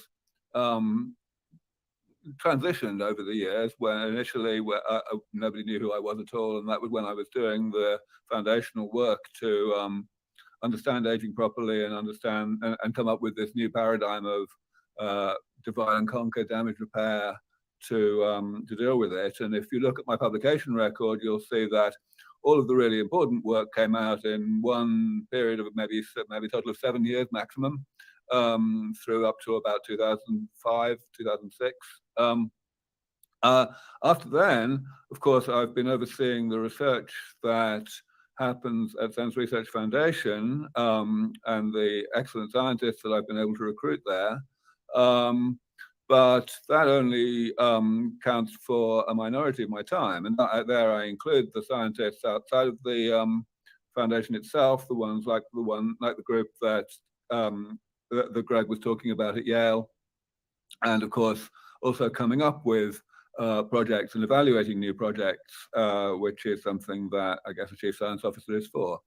But really, the majority of my time over the past 15 years has been spent on the advocacy side of things. You know, I have the great good fortune to be an extremely hardy long-distance traveler. I spent many years before COVID with literally, I was spending 10% of my time in the air, you know, traveling all over the world, giving at least 50 talks a year, and of course, innumerable interviews as well. And, you know, it seems to be something which I've been fairly effective at as well in nucleating a community. And I'm going to come back to that later on because I want to say quite a lot more about this upcoming conference, what it and other conferences, you know, the role that they play. But first of all, let me just, you know, do, I guess, the obvious thing, but it's definitely a really important thing, and give my own expression of thanks to the Hex community for the donations that they made, the contributions they made a year ago. You know, I've been cultivating, I guess, the crypto community for quite some time, and starting with Vitalik Buterin, there have been quite a few large donations from real big hitters in the crypto community. But this was the first time that we had an entire community of more grassroots people. You know, some of them donated in the 7-digit range, but you know, we had more than 2,000 donors come in. I'm going to say 90% of them were Hexicans of one kind or another, and of course, most of those donations were, I think, well, I suppose if you just do the arithmetic, the average amount of a donation was in the region of $10,000. So, you know, this is a real testament, a real statement by the community that they see the point of doing something extremely visionary and extremely, you know, game-changing for humanity, which is where I have positioned myself to try to be. And so, you know, when I look at what the Hexagon community did a year ago, I feel there's hope. I feel, you know, that's the kind of group that is leading by example, leading the world by example, really, showing how vital it is to set aside, you know, selfish vested interests, to set aside short-termist motivations. Of course, the whole concept of staking that has been, you know, really spearheaded by the Hex community in a big way is, you know, another really key example of long-term thinking. And here, long-term thinking, you know, one can talk about that at many levels. There's long-term in the sense of making an investment. There's long-term in the sense of caring about the long-term future. You know, we obviously have a climate change problem now that's a lot bigger than it needed to be, precisely because so few people were willing to think long-term at the time when climate change was less severe than it is today. And also just in terms of research, as Greg was mentioning, there is an extraordinarily strong bias built into the system, both in academia and in a different way in industry, to work on low-hanging fruits that may be terribly glitzy and sexy in the near term, but may not actually scale to something that really makes a difference to the world longer term. And that's really a huge part of the reason why I chose to set up Sense Research Foundation as an independent nonprofit funded almost entirely by donations. So I want to say a bit about that, actually, a bit about why Sense Research Foundation is so relevant and so vital. You know, we're in a different position now than we were maybe 6 or 8 years ago, before there was any kind of private sector involvement in the longevity movement.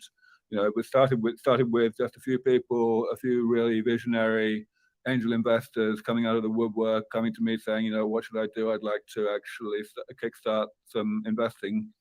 And now it's huge. It's growing absolutely exponentially.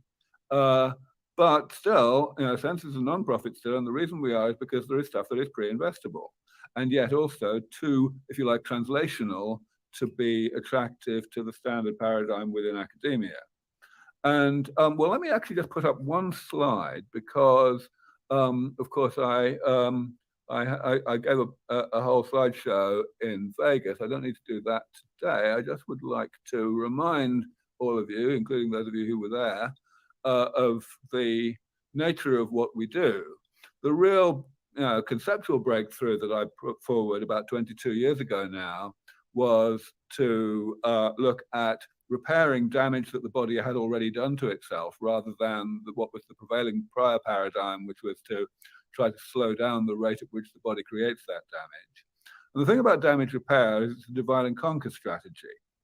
So this really only makes sense if one has a way of dividing the problem into a manageable number of categories. This is my classification to 7 categories. Other people use different numbers.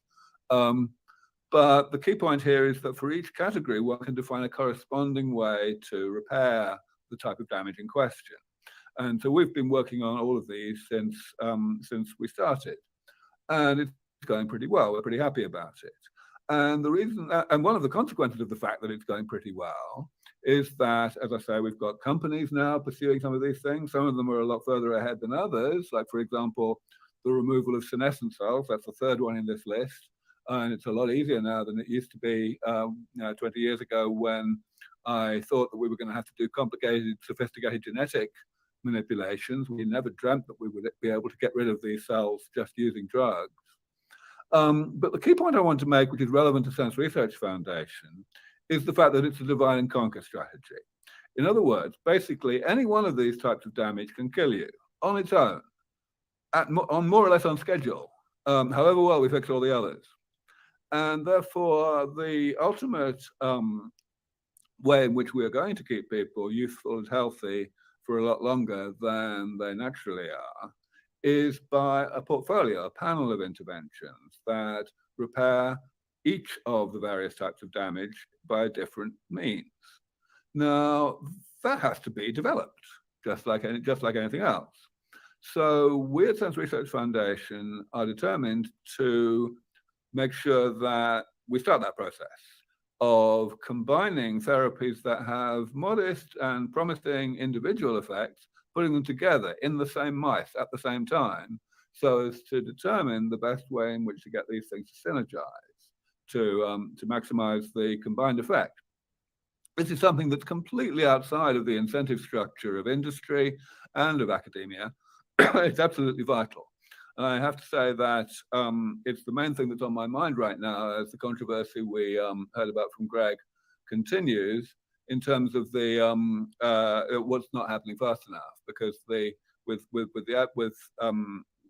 getting rid of me and then getting rid of my number 2 scientist, Dr. Alexander Stoltzing, the foundation is, in terms of designing new projects and so on, it's really completely adrift. The good news is that the projects that are already in existence are being headed up and pursued by very, very good scientists. But if that's all that the foundation does, then it's not really being the foundation it ought to be. So that's really what I wanted to say about what matters. I guess I ought to say, what should you be doing right now with your money? Some people are, they say, well, we want to donate, we want to keep things going. But honestly, right now, the main thing, well, first of all, of course, Greg mentioned that we do have concerned longevity donors, a very key, yes, what happened there to my, let me do that again, here we go. A very key initiative to maintain the process of getting the foundation back into donors' hands. We've also set up some ways to donate to our partner, our sister foundation, the Methuselah Foundation, which is something that those of you who may want tax breaks on your donations may be more interested in. And I talked about that in Vegas, but we can certainly update you on that. Maddie has all of that information. In fact, he was instrumental in helping me to set it up. So thank you very much for that, Maddie. But to be honest, it's a bear market, as we all know, in the crypto world. So if you feel that now is the right time to hold on to your assets and wait until better times, both in terms of the value in dollar terms and also in terms of Sense Research Foundation, then I'm not going to disagree with that. I think that's a fine thing, a fine strategy as well. I want to come back to the conference now, though, because there's a few things I want to say to augment what you and Greg said earlier, Maddie. Conferences, I had the most amazing time in Vegas. So first of all, I really want to say it was just, I'm so grateful to you, Maddie, for having me along and for putting me in front of such a wonderful group of people. It was just so heartening. It was so lovely for me. But more generally, I want to say how important conferences are for getting shit to happen. I have been running conferences of one sort or another within the rejuvenation world ever since I'd hardly invented the rejuvenation world. The first conference I ran was in 2003, and I only came up with the entire Sense paradigm in 2000. And those conferences were absolutely pivotal in creating the community we have today. I would say, definitely more than half of the real movers and shakers who are in this longevity movement today got their first taste of what it's all about at one or other of the conferences I ran. 6 of them in Cambridge over the period from 2003 to 2013, and then a few of them in Berlin, courtesy of one of our major donors, the Undoing Aging series. And very much the conference in Dublin that's coming up is a successor to those. It's a kind of third instar, to put it in biological terms, of the conference series that came before. And the importance of this thing has in no way changed. But let me give you a bit of some ancient history. So Richard, before he even called himself Richard Hart, became quite a fan of my work way back 15 years ago. And he didn't have any money back then of his own, but he did have enthusiasm and he had skills. And so he came along and volunteered at one or two of my conferences in Cambridge in the mid-2000s, doing the videoing of the talks. That's where I got to know Richard and he got to know me. And we lost touch with each other for quite a long time until he got back to me and suggested doing the airdrop last year. So, Richard is one of these people who have been inspired by these conferences. And he's not the only one. So some of you may know that the crypto community in general, not just the Hex community, have been pretty enthusiastic about this work for quite some time. In fact, really since they've started to be a crypto community. I've spoken at probably a dozen crypto conferences over the years, in which I was always the only non-crypto speaker. It was like I was only there because there was such a group of people who wanted to know more about longevity. And one person who saw me speak at one of those conferences was a guy some of you may have heard of named James Fickle, who made his money by buying 400,000 or 500,000 Ethereum when ETH was worth 80 cents. So he's done quite well. And he read my book during the lockdown, having been inspired by the talk that I gave at a conference shortly a year or two before that. And it persuaded him that now was the time to get active. So he's put a few tens of millions of dollars into the movement at this point, including some work that I recommended funding. And he's also been very active in leveraging his network of other crypto big hitters, founders of various currencies who have come in and donated to other important groups in the movement. So, this is something that's continuing to happen, and it will continue to happen. And the reason it will was because there's a steady flow of new people coming into this field. This is the conference, of course, that Greg mentioned, that you mentioned, Maddie. It's going to be fantastic. I just thought I would show a slide of the venue, which is spectacular. It's just an amazing venue. It's the most spectacular venue I will ever have had the privilege to help organize a conference in. Wow. And so I really recommend that you turn up. And I think, and this idea of doing a kind of pre-conference workshop for the crypto community is utterly brilliant. It's not my idea. It's an idea that came from you, Maddie, along with Martin O'Day, my co-organizer. And I think it's absolutely the perfect thing to do, both as a thing to to get people up to speed, because that's really what it's going to be, but also, to be honest, just as a show of gratitude to the community. So I will be turning up a day early into Dublin in order to oversee and probably do most of the lecturing insofar as it'll be lecturing, because it'll be very interactive. For anyone who turns up from the crypto community who wants to get the most out of the talks that are being given. The talks at these conferences are fairly technical, most of them anyway, although of course there will be some non-technical ones, including you, Maddie. Thank you so much for agreeing to take the time and effort to come all the way over to Ireland for this. It's my honor. Yeah, I'm super pumped. But that's that's in order for you guys to get the most out of this conference. However, I really want to emphasize that the things that made these conferences that I've organized for the past 20 years so special is not really the talks. The talks are mind-blowing if you're a scientist, and even if you're not, to be honest. But the main thing is the community building. The fact that we keep the posters and the bar open right through the night, until everyone starts to go to sleep. I do not get any sleep at these conferences. It is the most amazing, community thing.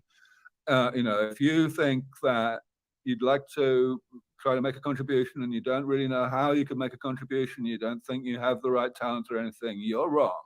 I can tell you you're wrong, because I've seen over and over again dozens and dozens and dozens of people come to this conference and they find their mojo.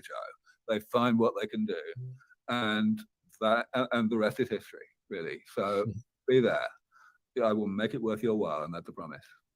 I guess I'll stop there because it's 5 minutes up to the hour. So I thought I wanted to leave a little bit of time for some questions. So let me unshare my screen. There we go, and see whether Maddie has anything he'd like to ask me. Yeah. So I think we're all in the Hex community. We appreciate you,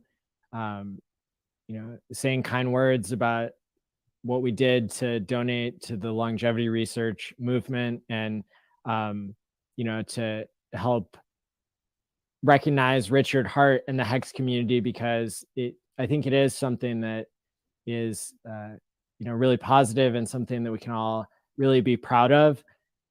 I think some people are asking themselves, they're trying to problem solve through the conflict part of this. And they're saying, well, why doesn't Aubrey just start his own foundation? And maybe you can speak to that. Yeah, I mean, of course, many people have said, listen, the easy way out of all of this would be for me to just go away and appeal to people to come and donate and create just a new foundation. There's fundamentally two reasons why I don't want to do that. The second most, the minor of those two reasons, is that a lot of people with vested interests in seeing me suffer will say and persuade people that it's some kind of tacit admission of guilt of some kind, of that in some way the people who appropriated my foundation will be in some way vindicated by such a thing. But the main reason is not that. The main reason is that there's $1 million in the Sense Research Foundation bank account that was put there for a purpose for which it is not being used and shows no sign of ever being used until and unless the person who was supposed to be in control of how it was spent actually is back in control of how it was spent. There is a very gratifyingly large number of donors who have signed up to the initiative that's currently going on, and of course a very large number of other people, including past donors, who have expressed support for this. There are exactly no donors who have expressed support for what the board have done, and the legal obligation of the board of directors of any non-profit to respect donor intent is something that is being, shall we say, highlighted at this point. Absolutely. Yeah, that's a really great answer. And I knew the answer to that, but I wanted to make sure other people knew it as well.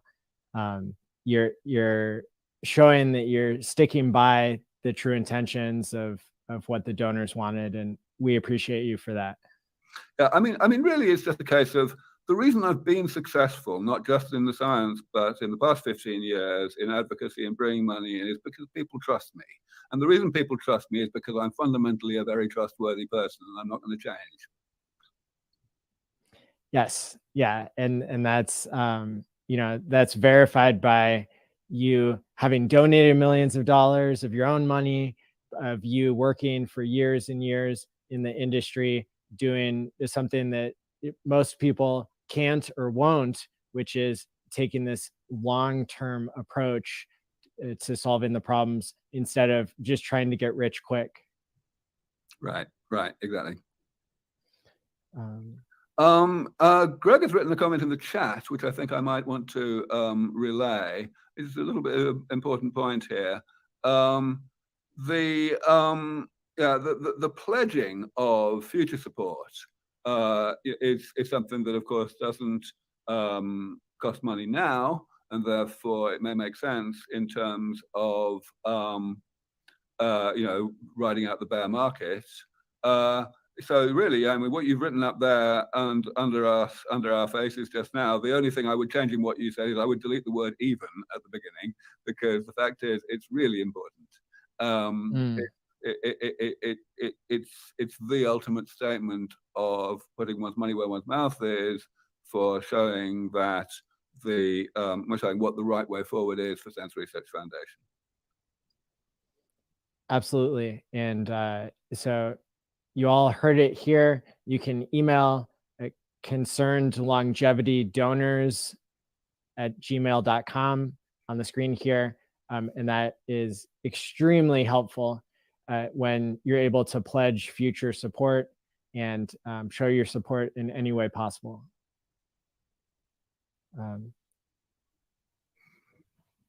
Do we have any more time? If you have any... yeah, we can continue for another 5 or 10 minutes. Sure. So what else is on your mind? One thing that I found interesting, were you the one that came up with this idea of like escape velocity when it comes to longevity? Yeah, that's an interesting thing. So several people have come up with the idea. So pretty much simultaneously with me talking about using this phrase longevity escape velocity, Ray Kurzweil started using the phrase living long enough to live forever, which is fundamentally the same thing. But the actual phrase is also an interesting story, because actually I started the precursor of Sense Research Foundation, the Methuselah Foundation, which is, as I say, still very much our sister entity and has the capacity to accept donations specifically for use by me. I started this with a guy named Dave Goebel, a brilliant businessman and thinker. You know, someone I really call my oracle. I often go to him for advice.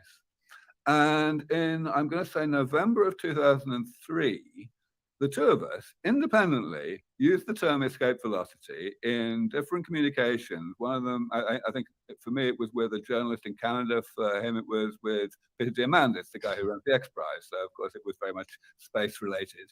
So it seems that we both came up with this actual term in almost simultaneously. We only realized this a few months later. We had a little bit of a discussion about which of us was actually first, but we came to the conclusion that it was genuinely independent and almost simultaneous.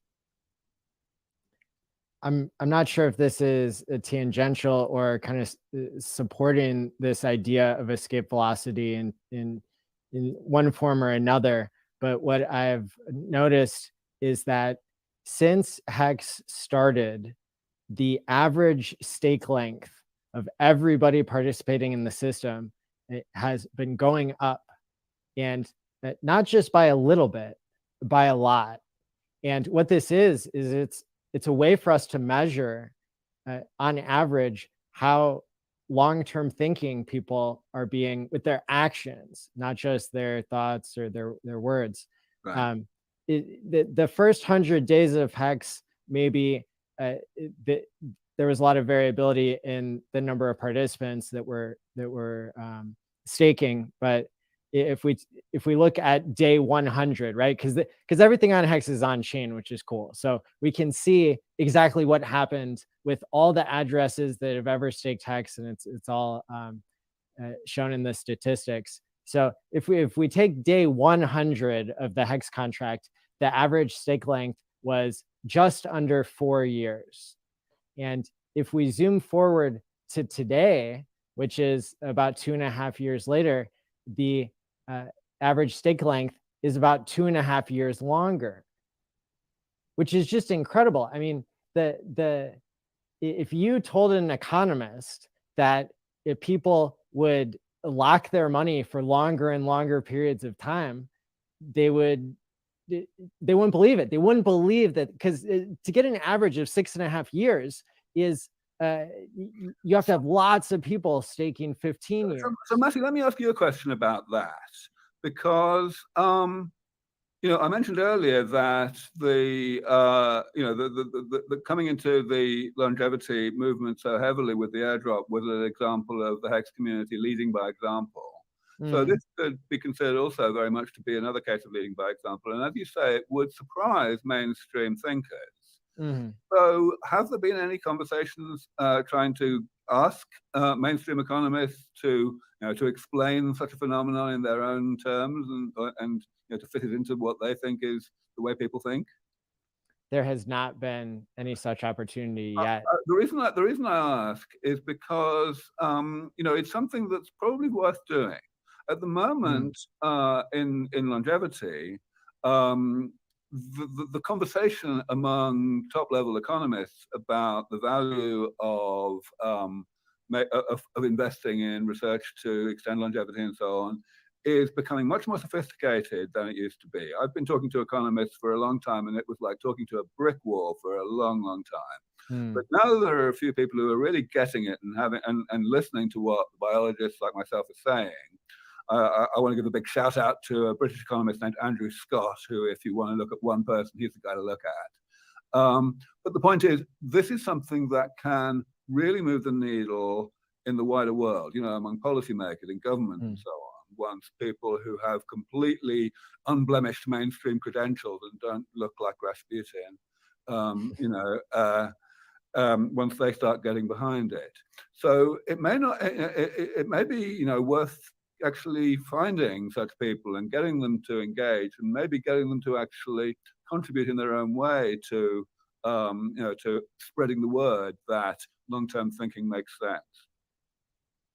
Absolutely. And I predict that the Hex will attract more people in the crypto space who are not only already more long-term thinkers, who will find themselves aligning with longevity research and trying to reverse aging, but also will cause people to become more long-term thinking, which is a big difference, and something that I really like to point out, because we're not just looking for people who already think that the way that we do and have these certain values, but we've created a new financial technology that didn't exist before, where you could send money to your future self.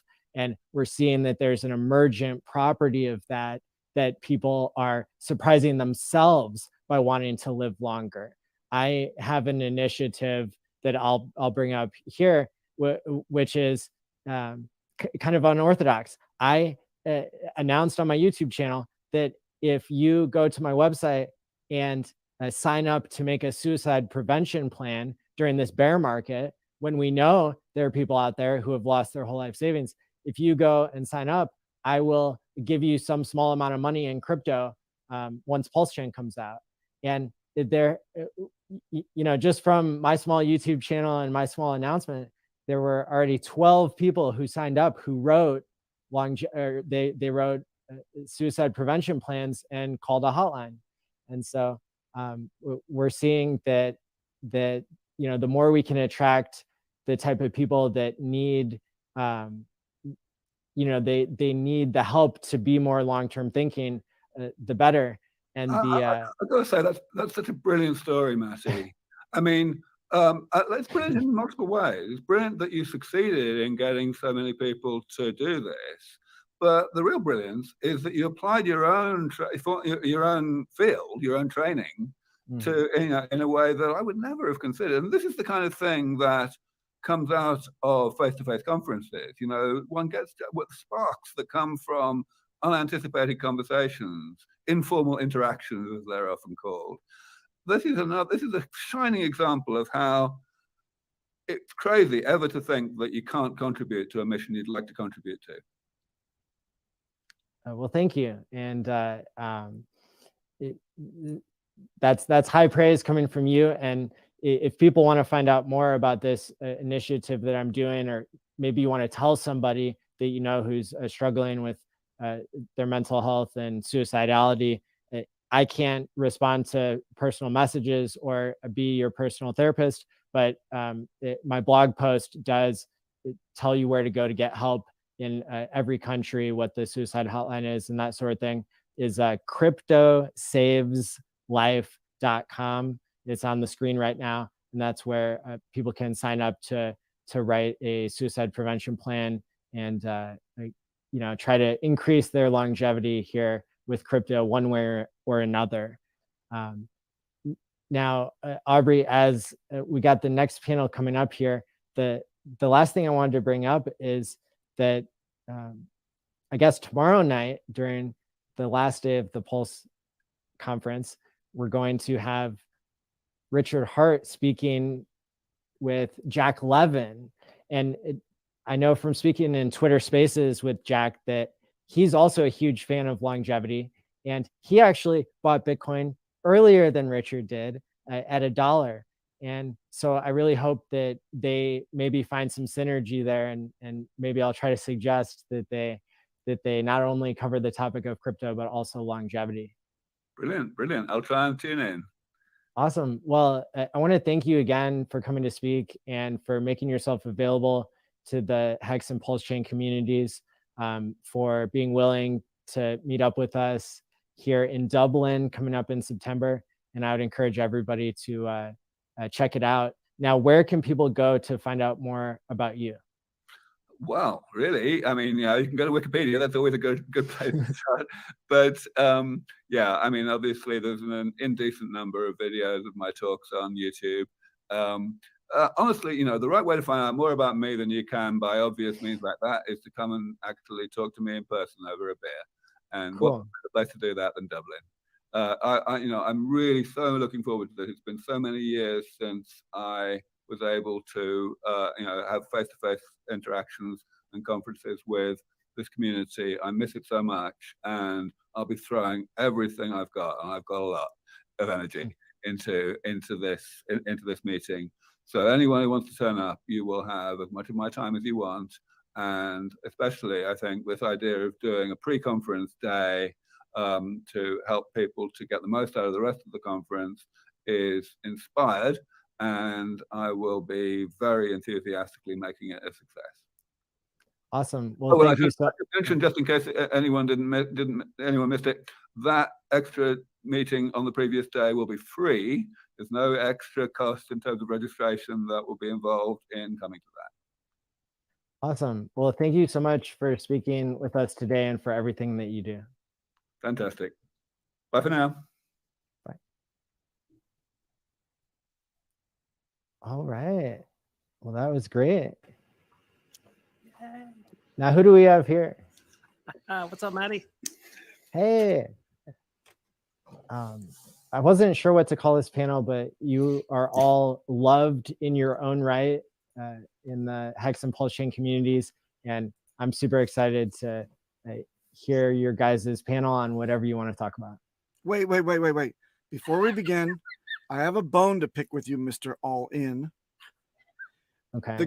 The green room has never, I understand the Pulsechain has not yet launched, but the green room has never been so shoddy.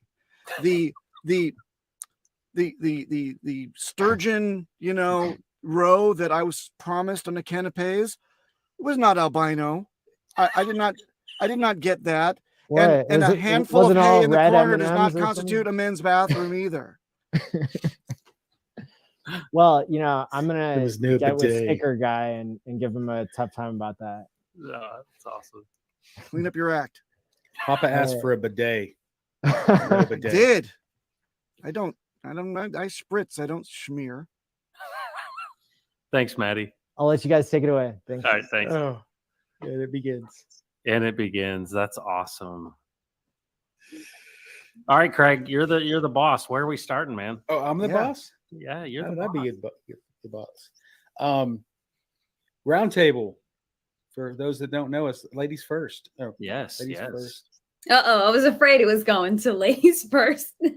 So I guess what are we doing? We just introducing ourselves? Yeah. Yeah. That's good. Sure. Great. Well, hi everyone. I'm Ashley Ash. I've been in the Hex community since about fall 2020. Stayed quiet for a while, and then ended up, getting a little more. I don't want to say mouthy, a little more chatty on Twitter, and I guess I got Crypto Heartbeat's attention, so he pulled me into an interview. We chatted, and he's like, you know what? Why don't you make a channel? And I did, and here I am. So right now, my channel is Ashley Ash Now on YouTube. And I guess I'll talk more about my channel because I feel like this is a social media chat for this hour. So I started out interviewing people in the Hex community, just we have such an amazing community. I wanted to just get to know people in it. So I started out with that, which kind of turned into paranormal UFO type chatting called a high strangeness every Saturday night, because I find that in Hex we seem to be interested in a lot of the same things. And I noticed so many people in Hex are into the paranormal and into the weird and into the strange, because I feel like we just are people that question everything. We kind of do things a little differently. And I guess I found my people there. And that is that's like kind of my biggest stream at the moment. And then I also have a prepping stream that happens here and there. So I'm kind of all over the place, but I also plan to get back into some actually crypto talking lately. So that's me. That's my channel. I am on the East Coast. I'm in the New York City area, so representing the Northeast here, and I can't think of anything else to say besides I'm happy to be here, and I am in such amazing company in this group tonight, this hour. So thank you guys so much for having me, and hopefully and for letting me go first. I didn't know what to say, so there's me. That's awesome. That's awesome. Well, I'll take it next. The fact that this is the geriatric hour, and all of us old guys, it's I think we get a discount for being on this one, right? Do you have a coupon? Oh yeah, you have a coupon? Yes. It's like Bob Evans or something, folks. Early bird special. That's right. That's right. Oh my goodness, I took my son to a store recently, and the guy at the counter is like, "Oh, your grandson's handsome." I said, "Thank you so much. I really appreciate that." No. Yeah, it was really nice, and they gave me a discount as well, so it was good. But my name is Matt. I'm Crypto Heartbeat.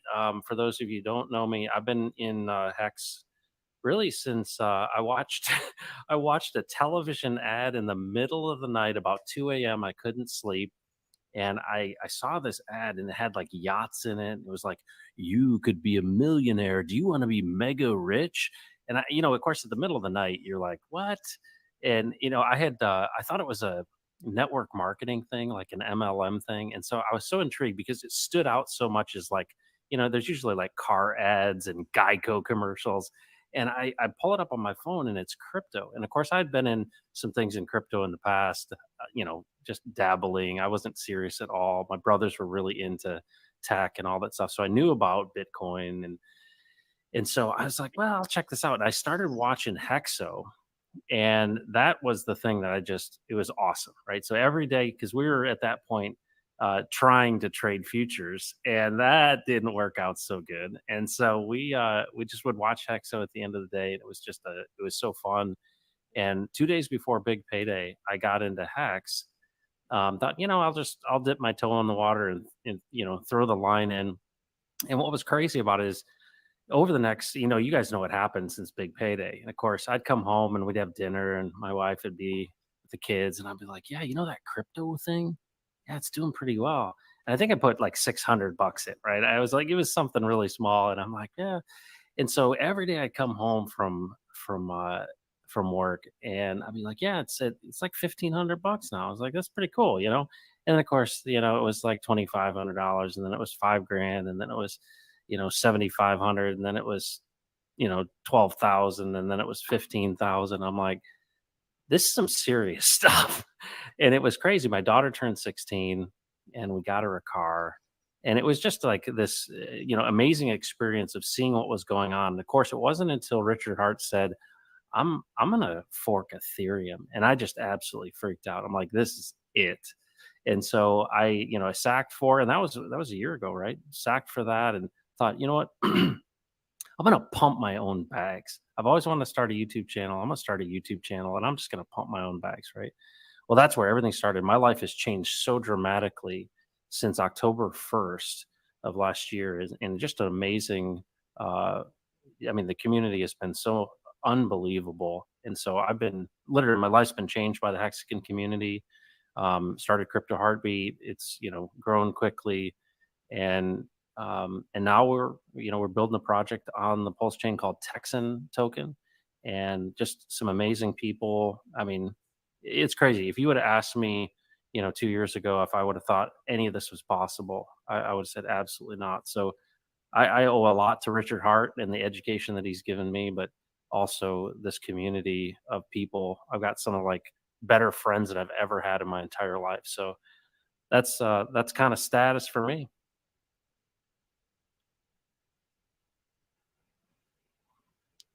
On behalf of all of your better friends than you'd have in real life. That's you, Papa B. Thank you. Thank you. It's right there in the heart. That's well, right. I guess if we're going, clockwise, I guess I have to go next. As long as I'm before Gen X, I'm happy. And he's muted anyway, so that's good.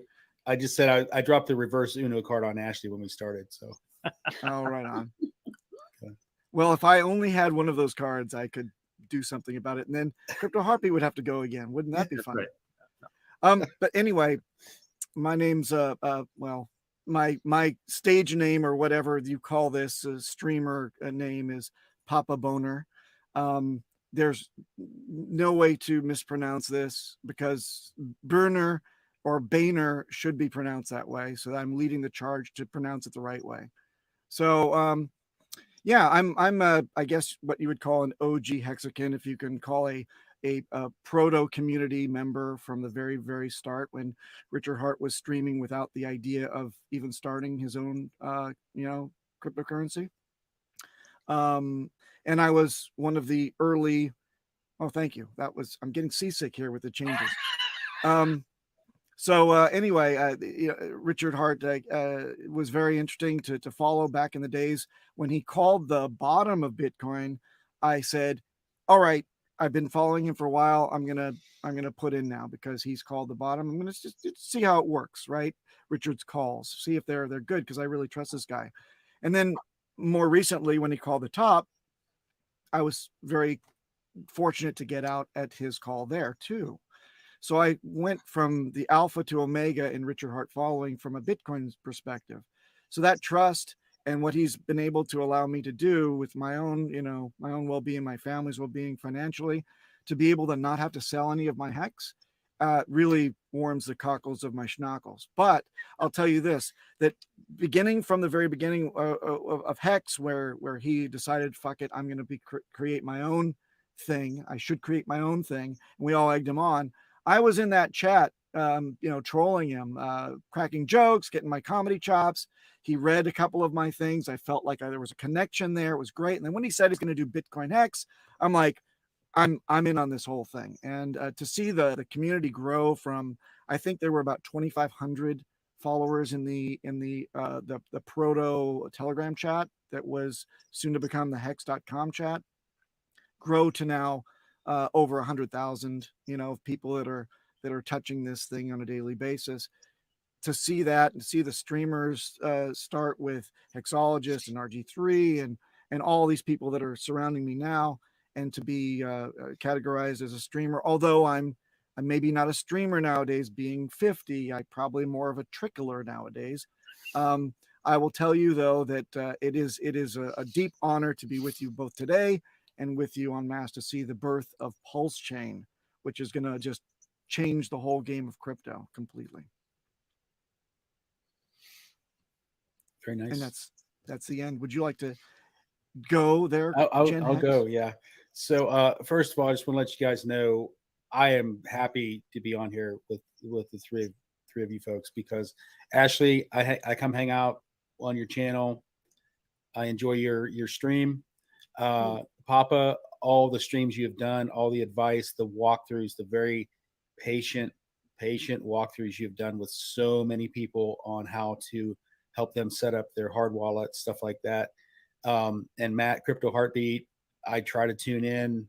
I know you stream multiple times, sometimes a day. When I'm at work, I try to, if I have anything else, I'm at least lurking.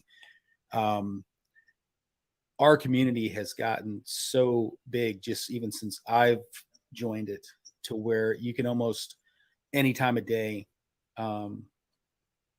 have someone that's streaming or on Twitter Spaces or something. There's almost constantly hexagons or pulsecans or whatever prostitutes or whatever they call themselves out there. But the community is getting so big, and more people that are taking part. And that's why I think when I found the Hex community and I found Richard Hart around the blockchain, Richard was on there. I think Pulse Sacrifice had just started about a year ago. I didn't understand. He sounded intelligent, but I didn't understand why everybody was being so snarky and treating him like a pariah. So I started checking out for myself, who's this Richard Hart guy and what's going on with it. I had heard of Hex before, but being new to crypto from previously last year, it just was one more token out there that I was hearing about. It didn't nothing to differentiate it for me because I hadn't done any research on it. So I was able to get in on the Pulse Sacrifice. I found out enough information before it was over. I think maybe day 11 or 12, I was able to get in. And then as soon as it was over, I immediately started DCAing into Hex. Maddie's show was one of the first ones I found that I started watching. And it's, watching live streaming. Shortly thereafter, Crypto Schwabuk was coming through my city. Maddie happened to be hooked up with him and was going through Central Ohio when they were going through. So I went to the meetup. I actually was able to meet Maddie and Patrick and Abit and Pascal and Kayla. Not that they all remember meeting me or not, but I'm the kind of person when I get interested in something, I like to immerse myself in it. So that means earbuds in the ear while I'm driving, while I'm working, listening to streamers, listening to content, listening to old streams, and really immersing myself in what I'm involved in. And I barely knew what a wallet was after I started, even staking Hex, much less the Staker app, much less a hardware wallet. And I just really appreciate what you guys do, because I was telling you in the green room earlier that the day you had Jim Rat Crypto on talking about him getting rinsed, I had bought that Trezor and it had been sitting on my desk for a week. And I kept thinking, okay, when I get home tomorrow, I'm going to do that. I'm going to do that. I literally installed it while I was watching that stream, because I finally it realized, it hit me, the epiphany there, that this isn't something. I'm new to the game, but do I really want to lose everything that I've scraped for to try to even get started? Do I really want to have to start over? And I really appreciate you doing what you do. I know you've spent countless time on in I think the Telegram voice chat also. So all of you and any other streamers out there beside myself. But the reason why I'm saying this is why I decided to stream. Was watching when Maddie did the Hexpo and he had a panel on, and Rags to Riches was talking, and I think I did a super chat and I said, you guys have inspired me to start my own channel. And right after the Hex conference that Maddie threw online is when I started upload a couple videos, just content, and I got to thinking about, I don't know how to do TA, and I am not the kind of person that could sit down and do the type of homework that like K4K and cryptographics and those guys, the in-depth stuff they do, right? So I thought, what can I do? So in making the Gen Hex channel and doing the streams we do, we try to get other guests on, and a lot of times the conversation, we let it go organic. We talk about crypto, we talk about community, we try to have a good time and relax, because people get sensitive and emotional and serious when it comes to their money and their finances and their futures and their kids and all this stuff. But we still got to realize that we're all in this together. We're all fleas on the same dog. If nothing else, if you're staking for the next 15 years, we're all in this together, right? So anything positive for a community, anything welcoming for new people, our channel, the Gen Hex channel, we've tried to just be there as a place, kind of like what Discourse Syndicate has done with allowing other people to come on and stream with them. The F and Hangout on Fridays. We kind of do that on Saturdays too, like new streamers. We try to get people, when we find out somebody started a stream, to get them on. Veteran streamers. Matt's been on there a few times with us. Ashley was on last week with us. So more or less positive community, cheerleading, whatever you want to call it. We're in this together. There's enough negativity in the world. There's enough negativity on Twitter. Anything we can do to make it more enjoyable and have people have somewhere to collectively not just come together, but even network. We've had very popular streamers on our channel with other very popular streamers that had never met each other before. So, just an opportunity to have for people to come in and relax and hang out. And by all means, I'm going to shield the channel, like, subscribe, all that stuff. Same thing with these guys. If you're not already subbed to their channels, check them out, because if we all like the same football team, it wouldn't be any fun to watch football. If we all talked about the same exact thing, why would you need to watch all the different channels? The different types of speakers that you get with YouTube streamers and the Hexicans, whether they're talking more about just Hex in general or Richard Hart projects or what. There's only so many hours in the day. Immerse yourself, educate yourself. Maddie, Wells only, for security stuff, especially, with Papa. Crypto Heartbeat keeps us leveled, keeps us our heads straight. Sometimes you got to focus on what's going on and what we're dealing with and stuff. Ashley, definitely entertaining, as far as, like you said, a lot of us have a lot in common. That's why we're here. We have a different way of thinking about life in general. And I think Ashley is a lot of fun. Her stream is a lot of fun. If you haven't checked it out on a Saturday evening, go check it out, hang out. So aside from that, I mean, that's who I am, how I got into Hex, how I found the community. And if you've thought about streaming, just like when Brain and then we're talking about it, when I decided to do it, if you've thought about streaming, all you need is a camera and a microphone. And some people don't even turn on the camera if you don't want people to see you. My real name is Greg Welding, so no one's ever going to figure out who I am. I'm just kidding. I doxed myself a long time ago because I'd already made the name, and I was like, oh crap, I guess I probably should have made up something. So that's out of the bag. So if you thought about streaming and you want to do your part, it doesn't have to be, you don't have to do TAs. You don't have to talk about guessing on prices. If you like cooking, if you like gaming, if you like sewing, if you like fishing, do that on stream. Just wear a Hex t-shirt when you do it. Wear a Hex hat, have a Hex logo in the back. And when people get used to watching your channel and they say, hey, by the way, what's this hex.com thing I see in the back all the time? Don't try to force a square peg in a round hole. If you like to do a thing, go do a thing.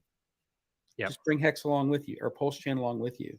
People will ask out of curiosity, human nature. You don't have to force feed it to them.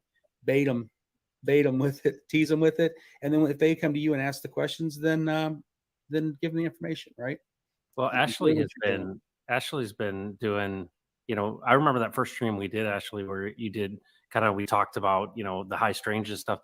I'd love to know from you, if you'd share with everybody, what's that experience been like for you? Because you've done this a number of weeks now. You're sharing this. What's the interaction with the community been? What have you found in that whole high strangeness stream? Because I think it's so unique and it's so authentic for you, and it's so fun. It's fresh. What's your experience been? Thank you. I mean, first of all, thank you so much for your kind words. But I mean, it's been nothing but positive. Because I've tried, also just some stuff here and there on TikTok too. And, and I found a lot of negativity and a lot of hate on TikTok. But then, going into streaming, people are just generally positive and kind, because I guess the thing with YouTube is, if somebody's not interested, they're just going to turn it off. They're not really going to mess with you. Because I know, some people who want to get into streaming, they're kind of worried about what are people going to think, what are people going to say. But really, YouTube is such a great way to dip your toe into it, because people have been so kind. People have been supportive, even especially in the Hex community, even if people aren't into your content, just because you are into the same thing as them, because you're in the same because you're a Hexican, people are just going to come out and show their love and support anyway, even if they're not into your content, which is amazing. And which I found people are just so kind, and it's a great way to get started in it too, because people will sub to you regardless. I just knocked into my camera. Regardless, and which is just this nice boost. It everybody gives you this great confidence boost, which makes it so much less scary going in. And then when you look at the live chats are people's streams are just so lively. It gives you something to go off of back and forth, because looking at a camera and speaking at a camera with nobody else in the room, it could be intimidating. For me, it was so intimidating, because I'm a people person. I like to have a conversation with someone else. So that was scary. But then once I saw how cool everybody was in the live chat, just like in here, it really does give you a back and forth. And it's easy to kind of find the topics that people you go on Twitter, you kind of see what everybody's talking about. So if anyone wants to get into it, it seems really intimidating. But once you just get the ball rolling and then slowly get into it, I find that everything just comes so naturally. Everything just kind of, you find topics people like, and then, you find yourself in them, and then you find yourself making a series on it. So, I mean, I don't know if that answers your question. I'm sorry, my answer is all over the place, but just generally, it's been it's like a happy experience. It's really enjoyable. And I would encourage anybody, even if you're just kind of considering it and you're nervous about it, see if there's somebody else's stream you can hop into, be a guest at somewhere else. And that's such a great introduction. And thank you to Matt, Crypto Heartbeat, because I was on his stream first, and he really he showed me the ropes and showed me that this is a cool thing, and it's not scary, and that and people are amazing. So so you got to just find that person. Yeah, and you've got that's the thing too. I mean, and then this would be great for everybody to chime in on too, is this idea of authenticity, right? Is that, that's what I think is so attractive about you, is you're being yourself, you're talking about things that you're interested in. And that's the thing I love, is that, so many people you see out in kind of YouTube land, and you can tell immediately that it's not authentic, right? When they're playing a role and I think that's one of the reasons we're so attracted to Richard Hart, is he tells us the truth. He's honest. He's like, this is what you get. What you see is what you get. And I think that the more that streamers realize, just bring what you've got. I did an interview with the hexiest man in the world today, and he talked about, going through recovery. He talked about the struggles in his life, and it was so captivating because he was being honest. And I think that's the only thing you've got to bring. Everybody's got a unique experience, and you're going to relate with people, but just be authentic. And, that to me is the coolest part. And I think you in this community of, when I look at my stats of 98% men, to have you and your fresh voice and fresh face is so helpful, because, no offense to you, Papa B, but she's better to look at than you are, my friend. How dare you? You know what? Speaking of authenticity, I think that any number of communities for crypto, any number of morons can get onto YouTube, and they can talk into a camera, and they just have to have a little microphone earpiece, and they're streaming and talking, speaking their mind. What's unique and very interesting when it comes to Hex and Pulse in our community is that you may bare your soul on air and you may be authentic, but there's another person to accept it authentic, in an authentic way as well.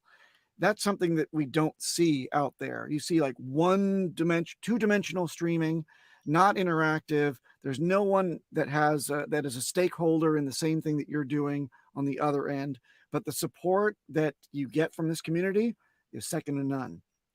Right. When you make a joke or, you say something or there's drama or whatever, these are real people interacting with their heart. And again, this is not normal for crypto. The communities that I've been part of before have nothing to do with that. If somebody comes in, for example, they have an emergency, this is just in my area, so I'll throw it out there. But somebody came in on one stream a long time ago and said, and this is a different community, said, "My God, I think I've been robbed. My crypto's gone from my wallet. What can I do?" The support was not there. The stream suddenly turned to, "Well, sucks for you. Don't be stupid." And in the chat, it was like, "Ha, that guy just got rinsed. Isn't that freaking hysterical?" In any way, I want to keep trolling. But in this community, it's one of, let's take this offline. Let's get to the heart of it. Let's get you back on your feet, dust you off, and get you, back in, because we don't want to lose you from our community. Everything that we do promotes and supports. Our streaming also has that at its core. Yeah. So I would agree with you 100%. Well, and you know what's so cool about that? I think it's an indication of maturity on one side, but also, I say this all the time. I think one thing that ties Mexicans together is they know what hard times look like.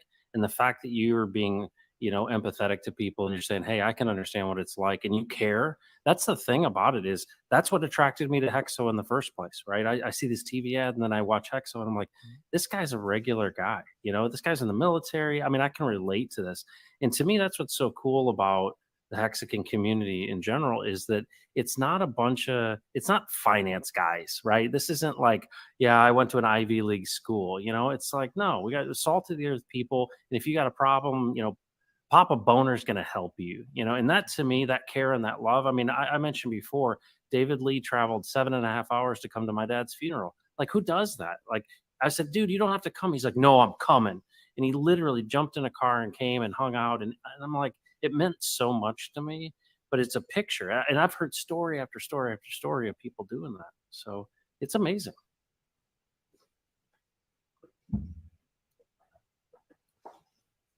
Yeah, this is, another one of those interesting things. You said something about, well, you touched on one thing that brought back something very, very current, and that is the down market, right? This is our first bear market. A lot of us, though, OGs in crypto in general, have seen cycles before. So I think that people are looking from the outside into this community saying, why are these guys still streaming and excited about upcoming projects? Isn't this like the end of the earth the end of the world in terms of finance? It's like all crumbling down. Crypto's had a huge drawdown. Why could they still have a smile on their faces? I think because there is that support also evident, and the things that Richard makes all expect us to live through several of these cycles together. Yeah. So there's this investment. I mean, look, when I used to live on a small island, 150,000 population, the adage was, don't be an asshole, because if you're an asshole, you're going to see that person the next day at the supermarket. Right. So I feel like we're on that island. It's growing, of course, but we are still on that island. We all do care about each other, and we know that we're going to have to look at each other the next day and try to, re-solidify our bonds at some point and get over it, right? So I think our bonds are going to be big, strong, and 15 years long plus, right? We're going to have our kids knowing each other, that type of thing. And with all these meetups that are happening and everything, and conferences and even stuff like this, I mean, it's so the opportunities, that to me is what solidified it all, was going to Austin and meeting other Hexicans in person, and then going to Vegas. And I'm super excited about going to Vegas again. And just, it's incredible. And one of the things that it reminds me is as an adult, and, you know, 3 of us on this panel are going to be turning 50. And it's just crazy to me that, you know, you can't Ashley looks, I thought she was like in her early 20s. 22. She's 22. What? 22. Yep. And so what's amazing to me is that, you know, it's hard for, especially for men, you know, you don't go to the supermarket and meet other dudes, right? You're like, hey, you want to be my friend?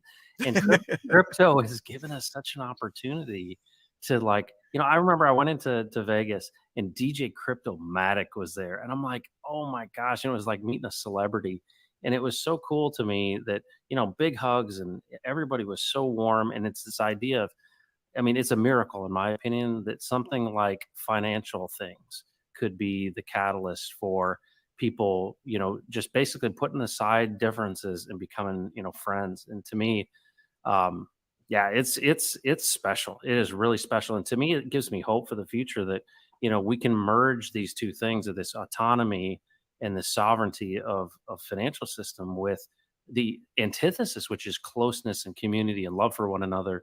And to me, that's, we gotta maintain that. But I want to say to you, Papa B, as a, you know, I think about RG3, I think about you, I think about Coffee, I think about, you know, all of these guys that have been around since the beginning, Kinetics, all of these guys that Maddie.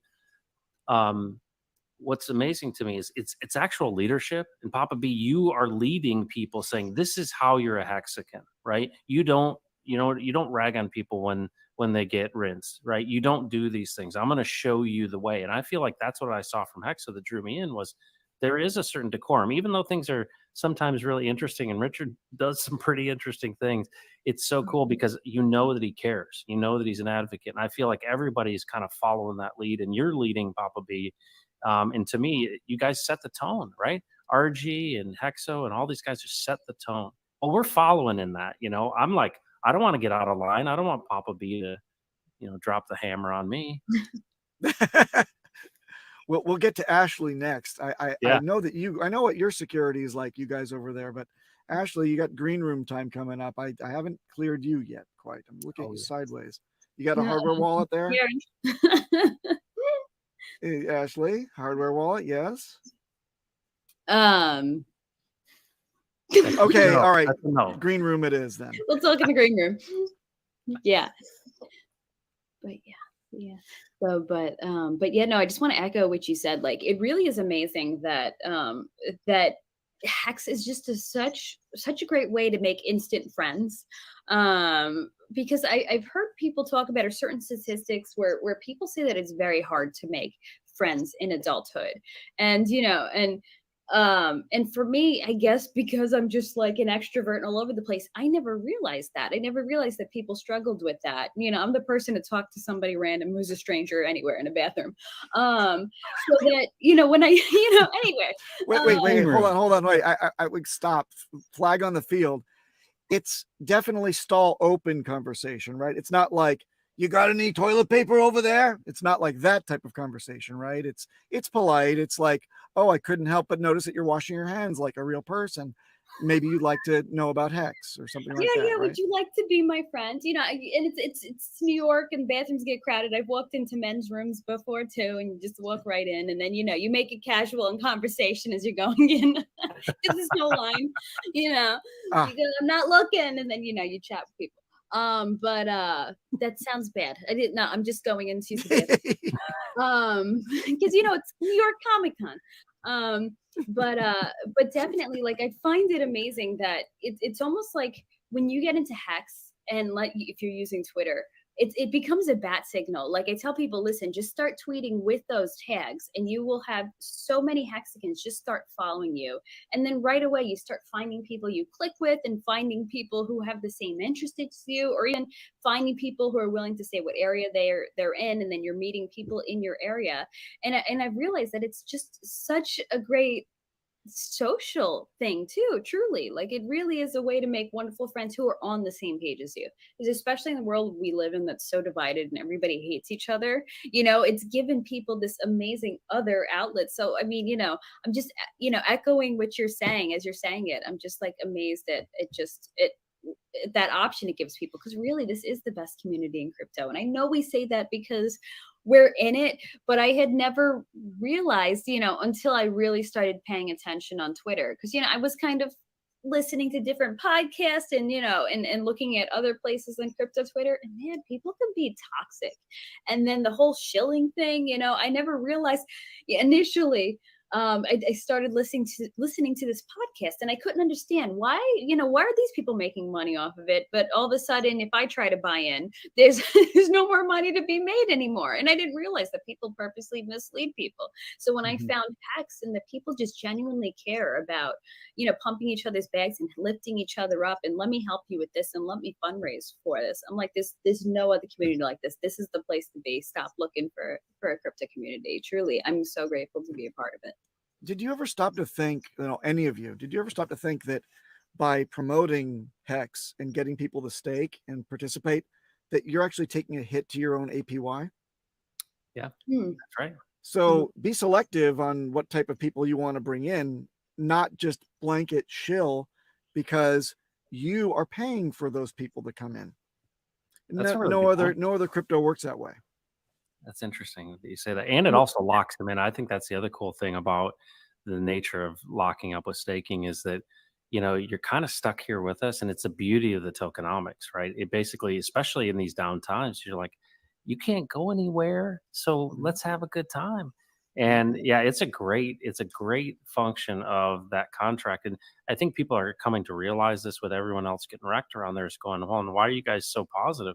Well, I didn't really have a choice. It protected me from myself, which is awesome. You got to think too how many people really are out there. You can put numbers on a page all day long about how many billions of people there are, or how many millions of people, maybe if you're in a big city. But the small percentage of people that are actually in crypto, and then take even a smaller percentage of people that have even heard of Hex. Yeah. Just a reality check, something I've done before.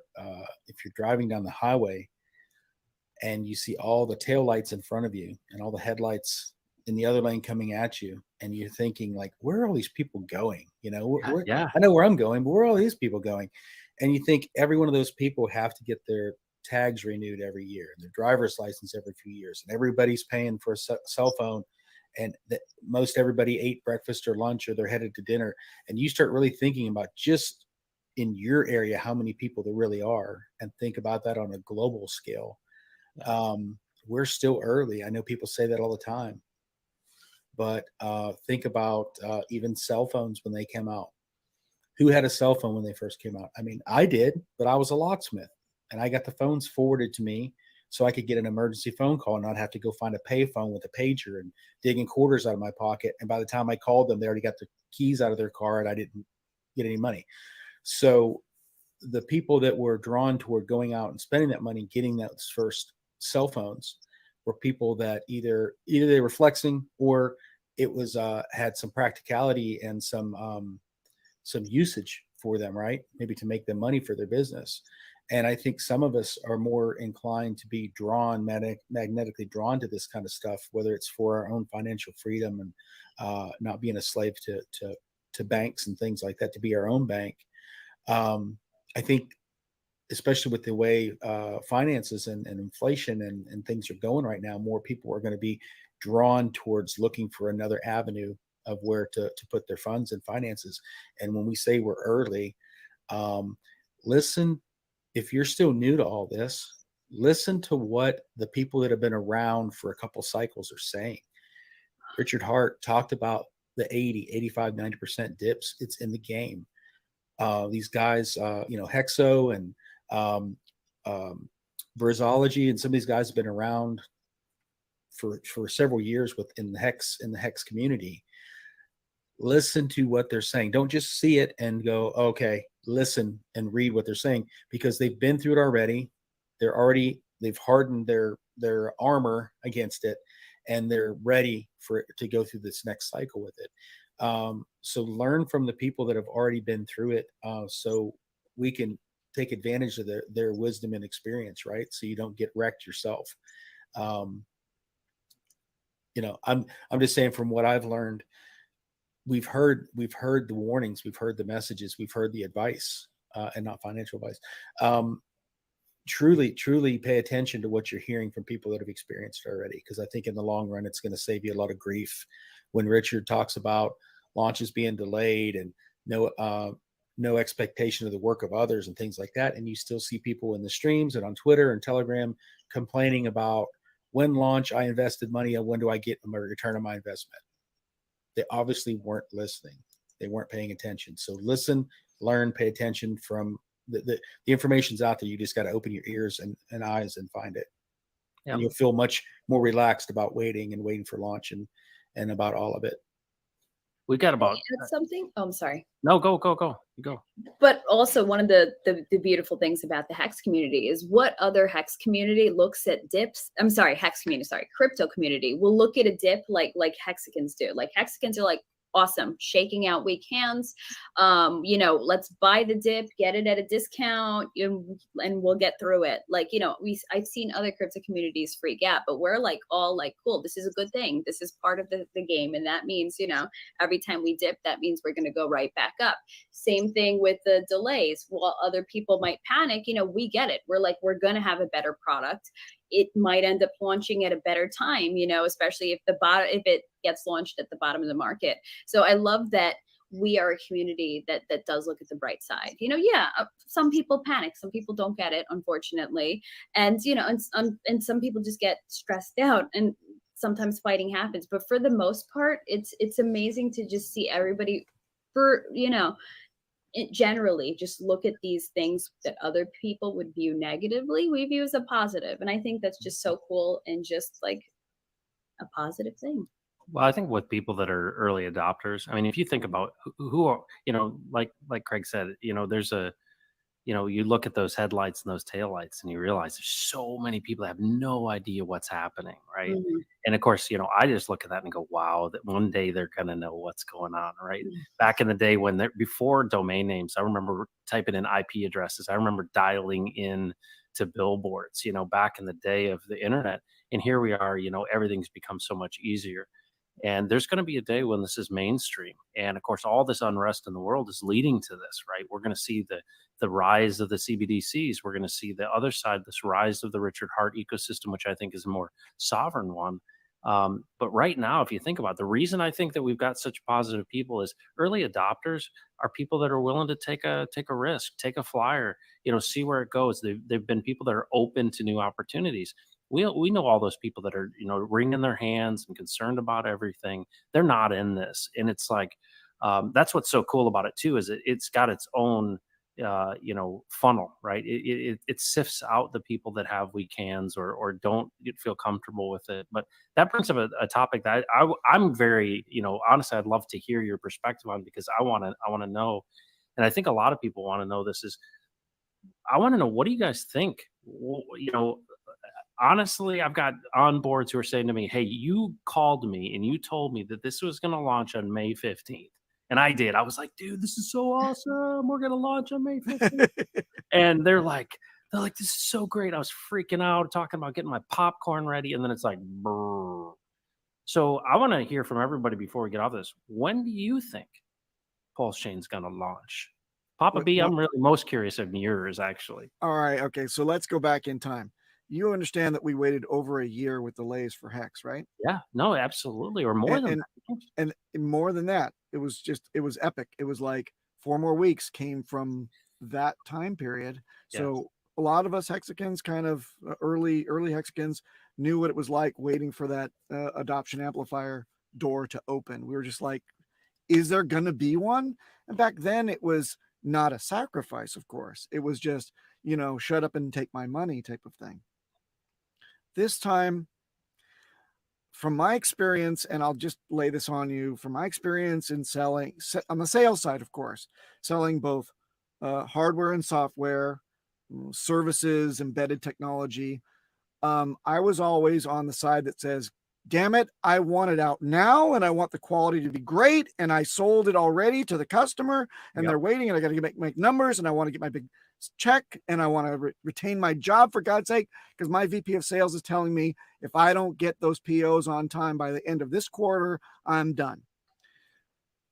Every time I used my influence, uphill to the VP of sales to go take the CTO and the head of engineering to a room and smack them around and get their teams to give me what I needed to close that deal.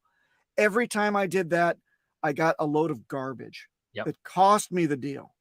I mean, throwing pieces over the fence, because technology is an art. It's not always a science. So when Richard says that his devs took a good hard look at things and found these denial of service, holes, that where he could have launched just to appease the public and to line our pockets or to get the whatever going, we would look no better than something like Solana in having to restart everything every other week. That is the absolute result that I've lived through from pressuring the engineers to do their thing quickly on my time frame. That's not the way to do it. When is it going to launch? If I had to, just wet finger in the air, I'm thinking this year. That's all I got to say. Yeah. Wow. Greg, what do you think? Like I said, I was thinking we were talking about in the green room. I've dabbled in coding, programming, stuff like that. And for people that are involved in technology or whatever, sales, coding, whatever, there's a lot involved in it. It's not just one person doing it. You're trying to work with code repos and coding that other people have worked on too. Other human beings that are imperfect have worked on too. If it takes more time, if they found something worthy of delaying it this much, then I feel like it's important for them to figure that out and correct it. Richard Hart likes to win. Yeah. He likes to acknowledge and be acknowledged for him being right and having something superior.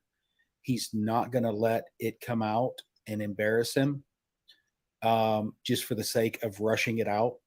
It's out of his hands anyway, except for him deciding, yes, okay, we're good, then launch it. The devs are still working on it. He's not one of the devs working on it. He said that many times.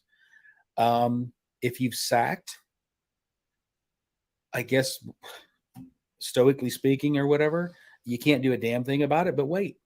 Yep. So stoically, why stress over it? Yep. If you took out a loan in your house, I'm sorry, you rolled the dice on that. But otherwise, all we can do is wait. When it comes out, it comes out.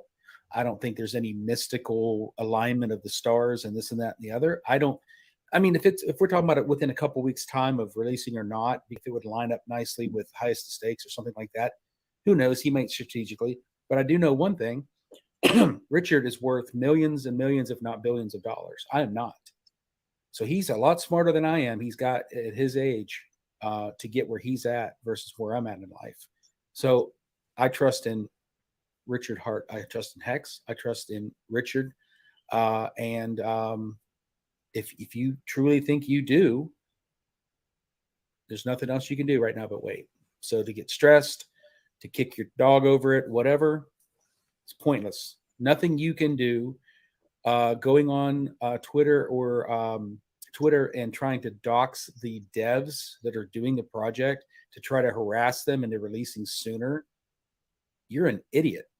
Leave them alone. Let them finish what they're doing. Richard's got this covered. He's going to run around and spend his money and have some fun and do what he does. And we just sit here and wait patiently. Like Papa said, I wasn't here for waiting on Hex, but if I understand correctly, that it was 10 times worse for people waiting on Hex, and it came out 10,000x. You either trust in Richard or you don't. You sacked, so you must have had some faith in him to do this. At this point, give it some more time. I'm saying September 28th. No. Wow. I don't know. I don't know what date. I'd love to see it happen this fall, but we'll see. Ashley, what do you think? Okay, like anyone else, it would be awesome had it already launched because, we're sitting on top of what we know is an incredible asset. So it's kind of like, come on. But on the other hand, I get it. I'm cool with, the delays because I know it's going to be a better product. And I just saw Andrew Reynolds in the comments does bring up an excellent point. He says more time before launch means many more projects will be ready and live at launch. So it's going to be a big launch when it happens. And sometimes, you know what, the longer the better in that case. But I think one of the hardest things to kind of deal with is the people that you kind of got to sacrifice, and they're all like, you know, like I had a family member who was getting a little annoyed and impatient. It's like, it's a scam. And then I'm like, oh, okay, I'll buy your sacrifice off of you. And then it was like, no, we're good. All right, I thought so. That's a good way of doing it. But so like I said, I'm just kind of sitting back and I'm, you know, trusting the process because I get it, I understand. But so I don't even know what to think when it comes to a prediction. I got no idea. I'm hoping it's not next year. So just out of wishful thinking, I want to say November. Maybe, I guess, because that's when I got into Hex. But the thing with, I feel like Richard's timing the bottom of the market, but I know he said he wasn't. But unless he's just keeping his plans, you know, close to the chest. But that's what I've been wondering about. I've been thinking about that a lot lately. But yeah, well, you know, you try to, you know, everyone wants to read the tea leaves, right? And try to figure these things out. I think he's been pretty straightforward too. You know, he talked about why, you know, this is an opportunity being in the bottom of the market to be able to work on these things. The reason I bring it up, and I think it's really important, is that, you know, there's kind of a company line. Everybody assumes, yeah, let's toe the company line, which is, you know, software is hard, which it is. It totally is. I think it's important for us, you know, as we're building a community, to recognize that there are people that this is their first time. And there are a lot of people out there that were, you know, there was a lot of hype around sacrifices, right? I think about all the FOMO of people who didn't get into the Pulse Sac, right? If you just look at the numbers, 42,000 and change got into Pulse, but we had a tremendous amount more that got into Pulse X. And of course, you think about the timing and all that stuff. A lot of people, I mean, I went all over the place and, you know, talked to so many different friends about this. And you got to realize too, I want people to understand that, you know, we're not taking people. I want to relate to folks. I want them to realize that, you know what, you may not be OG Papa Boner, right? It's hard. You don't know what to expect. And I think that that's the thing that you realize that, you know, when Richard talks about, hey, we want to take some of these things, the load that would be on the system, we want to take that overhead off. And we're making this better. And I like hearing that stuff. You know, I would love to hear as much as we can on a regular basis about, you know, here's kind of status updates. But, you know, at the end of the day, you guys are all right? At the end of the day, it's going to come out when it comes out. But also, I want to be sensitive. I feel the pain of some people because I know some people really stretched for this one. And, you know, in hindsight, it's easy to say, well, you shouldn't put in money that you needed, right? And, you know, you can kind of slam people like that. But at the end of the day, you know, the excitement around this is transformational. You know, when you see people that had a 10,000X and you think, wow, maybe that could happen to me. And, you know, some people did overextend and it's been a year and it's hard. I just want people to know I can relate to that. I'm waiting with everyone else. And I would love to see something before, you know, it'd be the greatest Christmas present ever, in my opinion, to have that kind of excitement around the holidays. But yeah, I mean, the coolest thing though is this, and this is to me what is so awesome about it, is look at what happened when the first wave of Bitcoin hit 20,000, then it went down to 3,400, and then it went from 3,400 to 69,000. These waves are going to get bigger as more and more people pour in. If we find ourselves launching at the bottom of the market, get ready, folks. It's going to be incredible. Hey, Maddie. Wow, this has been an incredible panel already. You guys are crushing it. I guess to jump onto this topic, since this is going to be an annual event, how many years would you guys come back and stream with me on this anniversary before you gave up if Pulsechain hadn't come out yet? 22 years. Wow. Okay. That way, that's our life expectancy, man. That's right. That's all I got left. Right. Okay. Well, it might be sooner than that. I think could be safe to say. And I'm excited because we actually have a surprise panel to bring up, and you all who have been on screen here will be more than welcome to like share how people can find you and then hop off or stick around but we have these living legends to add to the ones who are already on screen. We've got Rags to Riches here. I'm out. We've got I'm out. Sticker There Guy, you go. and we got Lit. My life is awesome. You. Oh my gosh. Hello, hello. Past your bedtime, Matt. Past your bedtime. It is. I know. I got to take my Metamucil and go to bed. Papa Boner, nice to see you. Jen, How you doing, Rags? Ashley. I think You said what? everybody's been missing Lit. Yeah, Lit. He's Yeah, back. glad you're back, man. I'm back and I'm happy to be here, y'all. It's good to see the old faces that I've streamed with before, and it's awesome to see new ones. And it just speaks to the awesomeness in this community, and it just shows we are this rolling ball of fire content, just building like a snowball, just piece by piece. Every roll, we're accumulating more and more badass content creators. We're getting all types of fire roasted chickens in the community. And let me tell y'all, it's just going to get more hectic from here. Like, tell me I'm wrong. It's going to get more hectic from here. Hold on a second. My takeaway from this is that we are a fire snowball. Yes. A chicken roasted.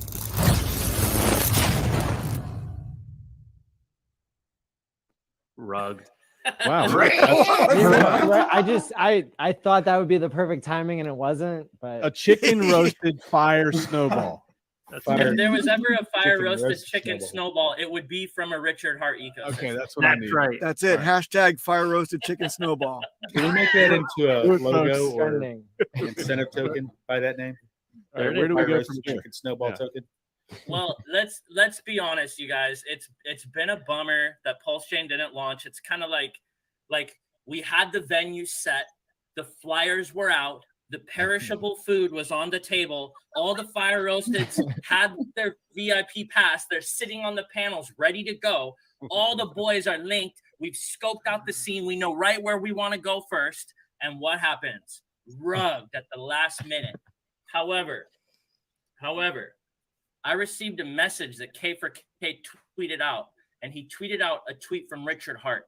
And it said that the devs had found a way to honor sacrifices that were sent to centralized exchanges. And if you guys were here in the early days, that was a big deal.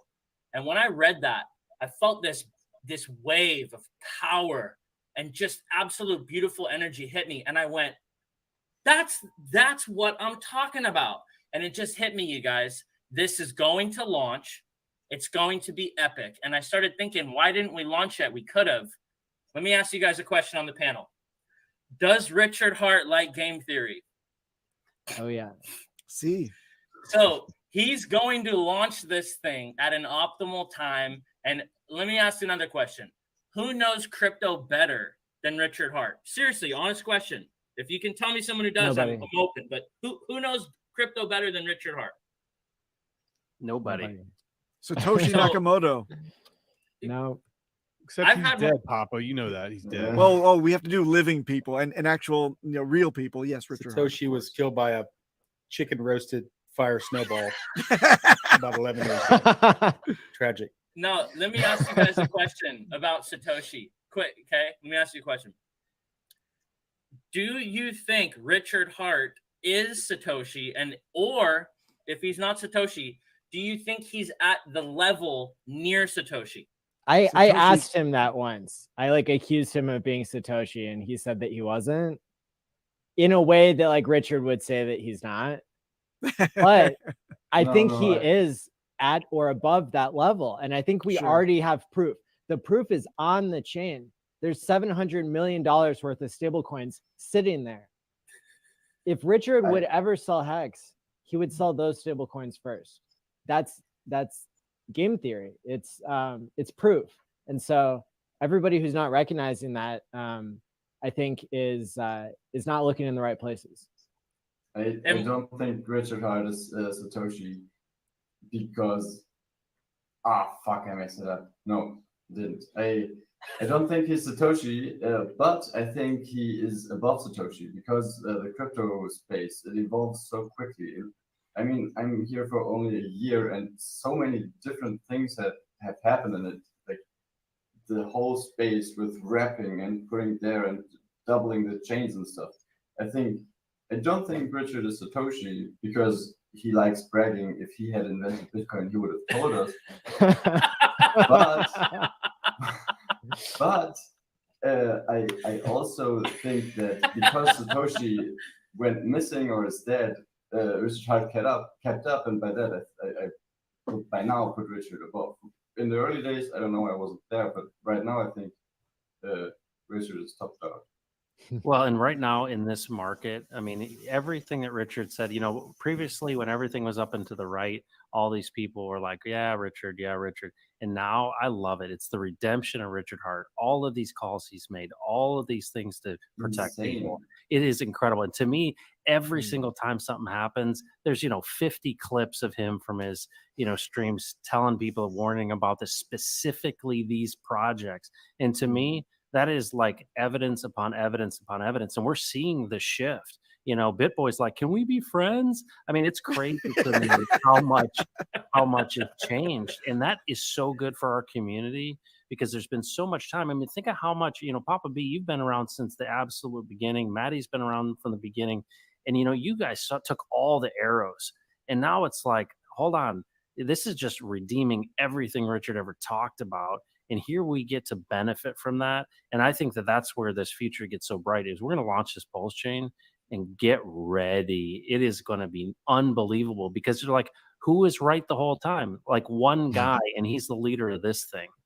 It reminds me of like the meme, like where the action hero, the building's exploding and the guy's just walking out, in slow motion. And that's like Richard, like all these different blockchains and platforms and products and projects, rug pulls, hacks, going bankrupt, whatever. And there he is walking out like this, all these people ready to hit that buzzer and all the FUD that's just waiting like a big bear trap, right? To catch Richard Hart up as being as a scammer or Hex as a scam and all these different things. And yet all these other things are falling apart around us. And there's Richard walking out of that explosion, right? In Hex. And people still want to debate that it's some kind of a scam. And Richard said so many times, like, show me somebody I've scammed. Please bring them. You have a platform right here. Anybody wants to come and say how I scam them, please show me. And nothing. And yet they still want to hate and they still want to FUD. And all their other crap that they support and they promote is all just falling to pieces around them. Yeah. It's an interesting point that the FUD is static while Richard is dynamically, growing all the time. And the FUD is getting, exponentially weaker with every passing month. Yeah. Like the stuff that they brought up on, was it CNBC or no, where was he? Fox, right? Fox Business. He dispelled that in about 30 seconds. And that was it. Before it took us a month to have the debate. Oh, what about this? And what about the spam king? And what about this crap? But now it's like 30 seconds. Here it is, done. Anything else? Next question. Let's move on. So we don't have to deal with that FUD anymore like that. Now it's like free sailing. Sorry, go ahead, Rex. No, I'm sorry. I didn't mean to cut you off. I'll need Maddie's help on this a little bit. I've got something I need to share at the bottom. Now, Lit, you remember when you could put music on profiles, right? Yeah. Okay. I know who Satoshi is. Maddie, help me out here. And the bottom, go ahead. This isn't going to get a copyright strike, is it? I don't think so. No, it will not. It will not. Tom from MySpace, dude. That is Satoshi. Yeah. He sold MySpace in 2008 for $500 million because he hated the payment systems, the copyright laws, and all that. And he ghosted. He's nowhere to be found. I think he was the best capitalized person to be able to do this. So that's all I got to say, guys. Thank you. Spaghetti code. That's right. He knows all about it. Yep. All right. Yeah. So one of the things I really love about this community, and you guys know that, is I love these billionaires, dude. I love the fact that we have like 6, 7, 8 billionaires just right now, and we're going to get more.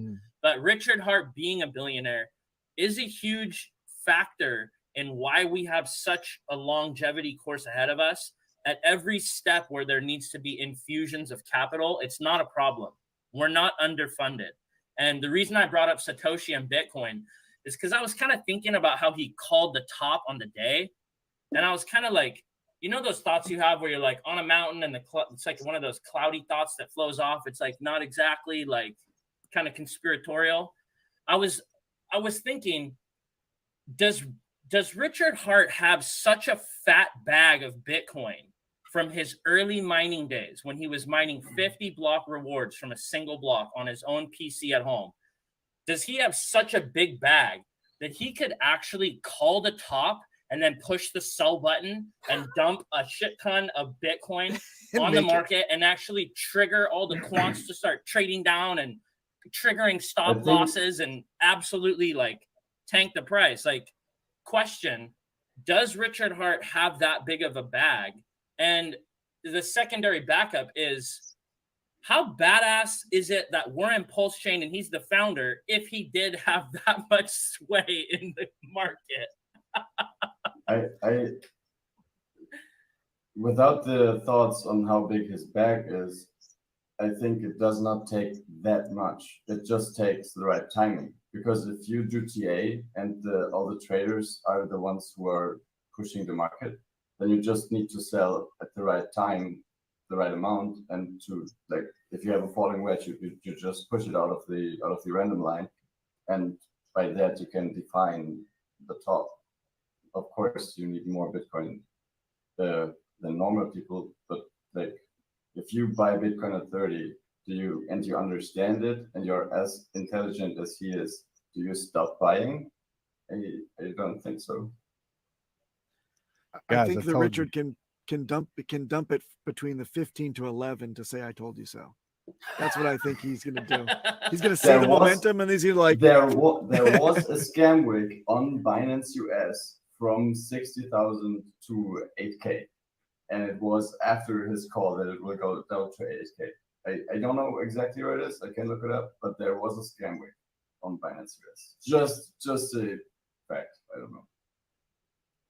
Yeah, Identity Block also showed me a clip, and he actually found it, and you can see Richard Hart calling to 20,003 cents. He added the 3 cents on from 3,000 or 4,000 Bitcoin. So he called also the meteoric rise, and it's so does that comfort you guys to know that our founder is at that level of understanding crypto, that he's making calls like that? Does that just help you sleep better at night?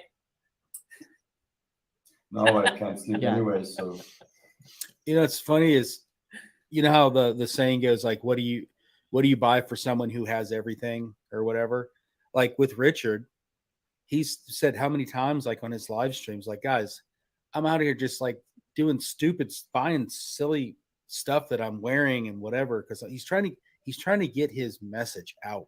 You know, he's doing his marketing to try to get his message out because he wants to win.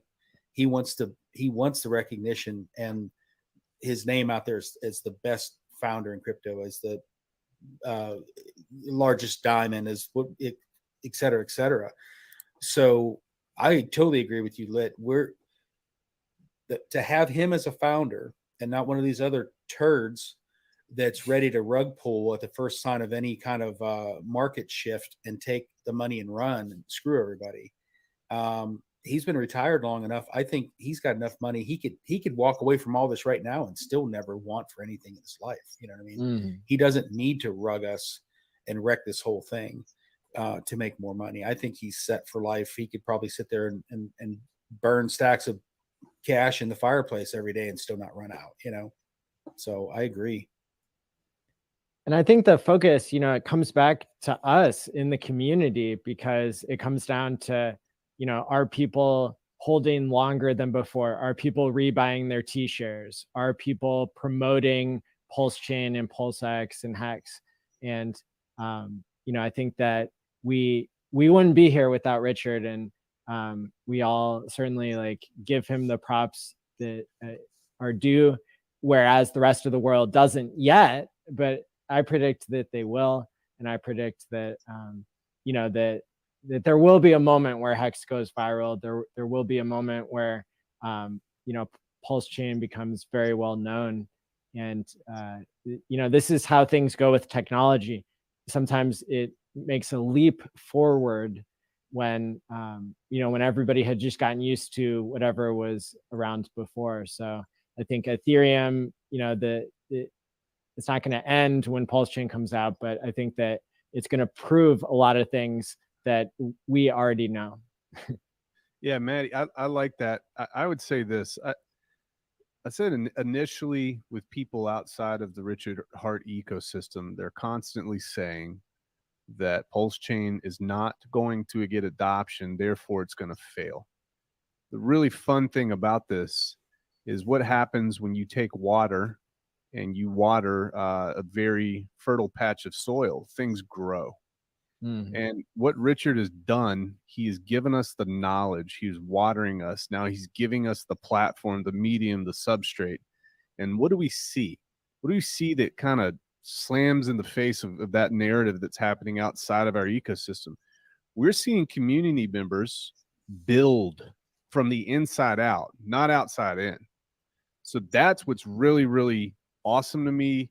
You go to places like the Pulse Hot List. I think they got 60 projects on there. And I think there's actually much more than that are slated for Pulsechain. I'm excited because this is going to be a piece of our culture, and it is happening organically from the inside out.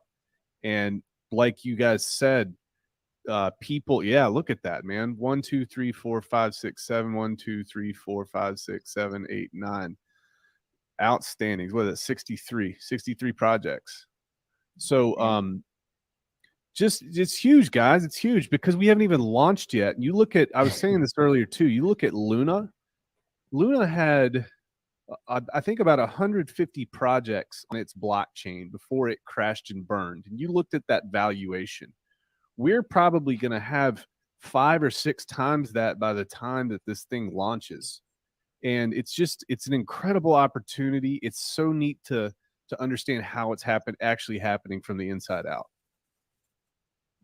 Yeah, look, my brain works in a definitely different way, y'all. I've always gone my own path. I don't think like most people. And when I saw the screen of all those projects that are going to be added onto Pulsechain, I literally just saw one thing in my head, and I realized every single project you see, they're trying to spread the word. They're trying to get people into their game. And that means these are all individual outposts that are going to be onboarding. And my brain saw one thing. Every single project on there, what are they going to need? They're going to need gas to transact. And guess what? That's going to kick into the burn for all the transactions on Pulsechain. So every one of us here that's holding a bag of Pulse coin, just watch as each individual product grows. They're on the chain. They have to transact. You need gas to transact. So every single project there is literally pumping our Pulse coin bag. I'm frothing with excitement. Can you feel that vibe? It's gonna be lit. Oh, it's about to get lit, y'all. Buy and burn. And it's deflationary. It's so awesome. Well, guys, thank you so much for Maddie for doing this. It's always great to get back together. Looking forward to seeing you again in person. Thanks to everybody. It's been so great. And Lit, I'm just so glad you're back in action, dude. We need you here. You pump all of us up, and I appreciate you so much. I'm gonna go take my Metamucil and get to hit the hay. So thank you so much for being on. We need to connect. Where can people find you? Yeah. Where can people find you? Where can people find you? Oh, yeah, Crypto Heartbeat. Find me on YouTube, obviously on Twitter, and of course our new project, Texan Token at texan.cc. We're one of the ones that's looking at bringing people into the Pulsechain. So appreciate you, Maddie. Thank you so much. Thank you.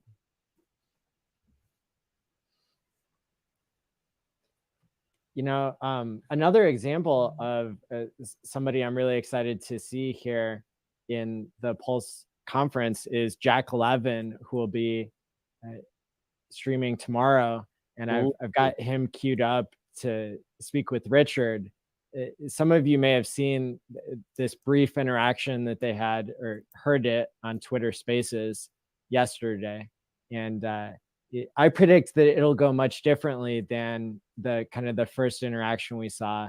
I don't think Jack really communicated how much respect he has for Richard, which I've heard him say on multiple occasions, and kind of came in with, hey, I sold you the $30 top. And, we didn't know how Richard reacted because we couldn't see. He was driving around in his Lamborghini or whatever. And so anyway, I think that'll be a really epic 30-minute segment tomorrow. But Jack being in the ecosystem, is more of a testament, because I'm not aware that he's gone into that many communities to, try to learn more and interact with the community, like he is with Hex. He streamed with Crypto Coffee. He streamed with Hexologist. He's streaming at the conference and then on Game Theory Gang next week, and jumped on the Twitter Spaces. And so we've got ourselves another Bitcoin billionaire that's FOMOing into Hex, it seems. Bitcoin OG. Yeah. Yeah. What's cool about that dude is he'll pop into Twitter Space at like 1 a.m. where there's 15 or 16 hexagons in there, and he just chops it up. Really? Yeah. And I was like, I was in a Twitter Space with him, and I just like turned my mic on, and I'm like, hey man, like, why are you here right now? He's like, what do you mean, man? And I'm like, well, you got 300 some thousand followers. We're not used to this. And he said, dude, listen, he was like, I kind of time traveled because I cut my Twitter off like 6 or 7 years ago, and I picked it back up, and I see you guys, and I'm really drawn to it. I love talking. And so it's pretty interesting. You're always kind of skeptical of people, but he seems very genuine, very knowledgeable about a lot of subjects too. I'm not surprised that he found Hex rejoining Twitter, because Hexicans seem to really dominate. Even if you go outside of our own bubble, we're always posting on every crypto Twitter post that there is. Is that something you guys have spam Hex.com under every thread? Yes, that okay. Part of us. I do that. You guys don't? Wait, well what are done. you doing? Thank you. Craig, man, I've been seeing you everywhere. You've been putting in the work, bro. You know, I have no social life, so no, I love self-deprecation works. Trust me. Yeah. Well, we were talking about that earlier, man. When Maddie did the Hex conference online, and you guys were streaming, like I told you before, I did the super chat, like, you guys made me do it. Now I'm going to start my own channel.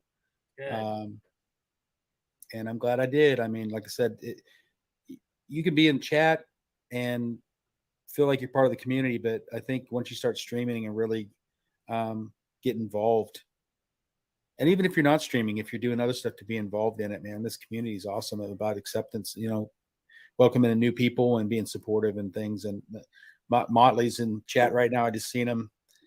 I talked about this earlier, had a situation, I had to put my dog down.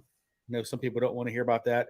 And a lot of the community that really was there for me when I was really busted up that night about it. So I've never been involved in any other kind of community before. We're more or less virtual strangers that were there to support just because they knew that I was crushed that evening having to do it in such a hurry. But all you guys, man, a Valiant brand, like I said, Motley was in there that night. It is now who's on the Gen Hex channel with me. I don't think he gets a lot of recognition because he's not up and streaming as much in other places. Maybe see him in chat, but I got to give shout outs to him too, because my channel wouldn't be what it is now too without it is now support of me when he found out I was streaming. So he's the best. He's awesome. Yeah. Yeah, Brand's awesome, and there's a lot of love here. And you guys know what a dandelion is? Those little dandelions that grow in your yard, and they have a straight, and they have that ball full of those are seeds, and they float everywhere. We have this dandelion effects with Hex, and that's what we're describing on Twitter. It makes sense that these billionaires log back in and they say, oh, what's this Hex? It's because these little dandelion bursts of onboarding have been happening all over. And Maddie All In is like this fertile crescent where the land has all the minerals and the nutrients, and they just blossom out of this area. And conferences like this, watch how far we can go, one seat at a time, one little tweet, one little onboard. It just absolutely, it has exponential growth. And we are so early, you guys. Are you kidding me? We are so early to this game.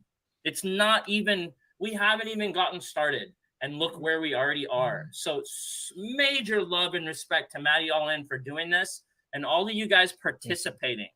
All you content creators, everyone in the chat, we are one seed at a time, expanding out. And you know about dandelions, wherever that seed lands, it grows its own plant and does the same thing in a whole new area.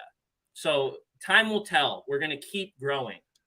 This is not to detract these kudos to Maddie Ellen, well-deserved kudos, by the way.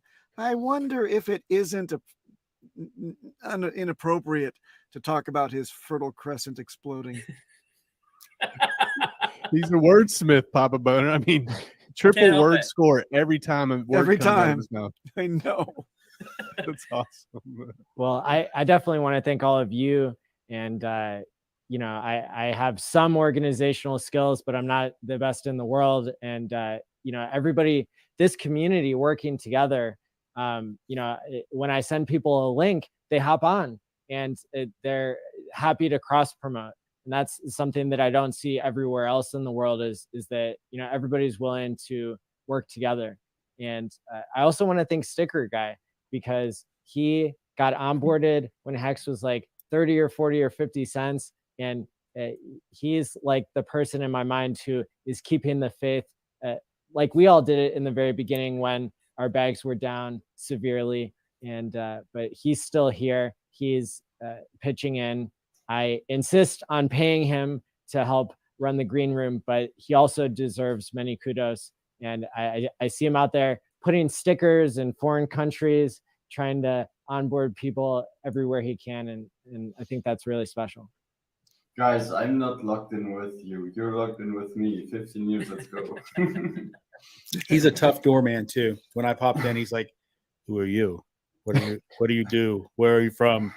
And I'm like, Maddie told me to, yeah, like maybe kind of scared me. I thought that I know every hexagon, but it appears I don't. First, there's new ones coming. Coming out of the woodwork. Stream of new streamers and new content creators and people who do a lot of stuff behind the scenes that is hard to see. And it's just great. I think the opportunity to be in the backstage and to talk to all those. I mean, not with everybody I get to talk. Some are more quiet and some are distracted. Some are like, all right, does my mic work? All right, I'll be back in 10 minutes when the show starts. So it is a fun time. And I like, for me, it's right now it's 7:35. So I made the night. And for me, it's fun. I feel like because I was too late for the Hex comp, I can't support the community by buying nice stuff. I can't buy people houses, which I would love to, but I can support the community in different ways, and it's so much fun. I feel relief every time I do it, and like I said, it's so great with all the people that I get to meet, and it's just so much fun. Yeah, thank you, Maddie, for having me on again.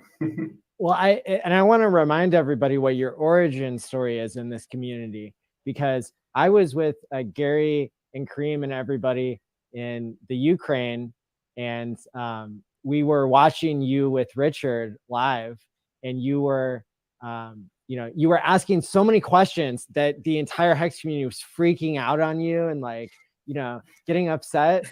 And you were just this person who's brand new to Hex, brand new to crypto. Everybody else there had already been in for so long, and you know, it's like having such reverence for Richard. And you just came in like, no, tell me about this. And you had your, you were taking notes. And yes, but more because I otherwise would have forgotten what I wanted to say.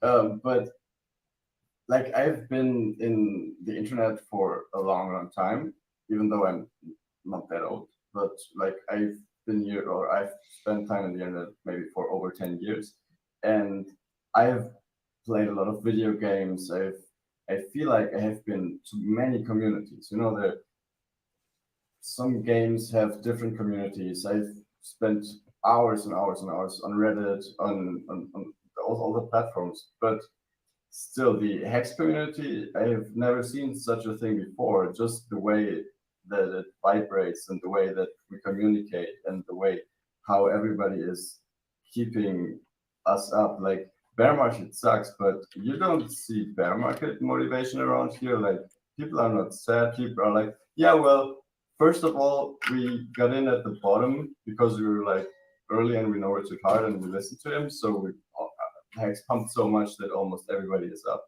And on the other side, it's like, well, the contract works. We're here for the long game. So nobody is having the intention of like, oh no, all my money is gone. Like, yeah, it's already gone. The contract burned it. How great it reduces the supply. It's like everything is just working so perfectly together. It's or what Greg said about the Jack Levin who's just joining Twitter Spaces. That's great. I think that's not Jack Levin's. I think that's the community. That just there's a Hex stream. There's always a Hex Twitter space open. There's always people in the voice chat in hex.com and pulsechain.com, on t.me/whatever. It's just different. You know, if you play a video game, it's okay. All the people like the game, but here it's like all the people like the game, but also all the people want to push in the same direction. Everybody is pulling on the same rope, and that is, I have not seen it before, and I think that's the reason why I want to support it and why I want to pull as hard as I can, even though my economic power might not be as strong as some of the other individuals.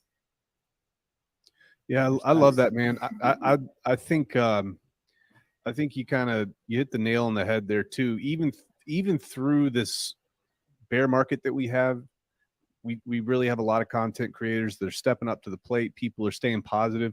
One thing that I really like about bear markets too is I think that there were some people in our community that needed to be shaken out, okay, for us to be able to make the next leg, that next run up, because there was a lot of bad attitudes.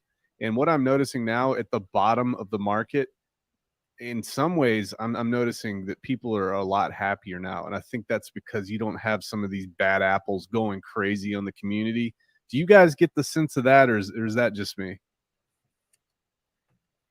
I'm always happy to be a Hexican. To some degree, of course, if they understood what Hex is and if they took the time, then they are staked. So I think that even the so-called weak hands are still in the game. Like, maybe not all of them, maybe some emergency end state because you're stupid, but that's not my problem. That's actually my benefit because t-shirt rate grows and my payouts grows. But the Hex is designed to help weak hands survive the bear market. And by that, I think there's still a lot of weak hands in the token, but maybe they then left the community or the Twitter. And I think only the OGs are dumping. You all, thank you for giving me cheap prices.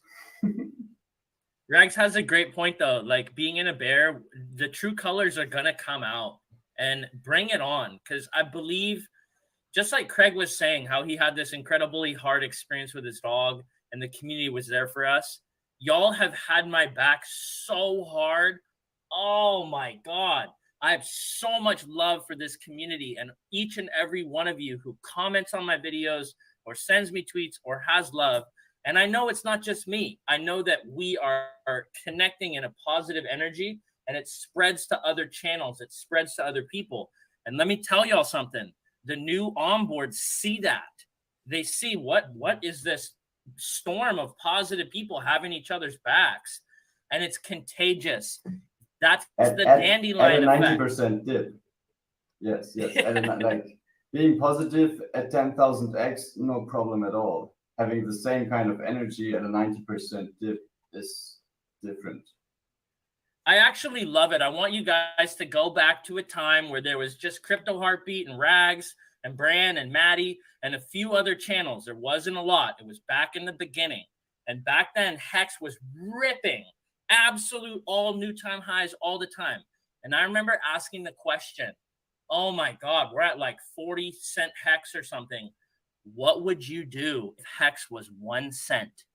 And I remember asking people at that time, and everyone was like, oh my God, I would be aping in. I'd be frothing to ape in. And guess what?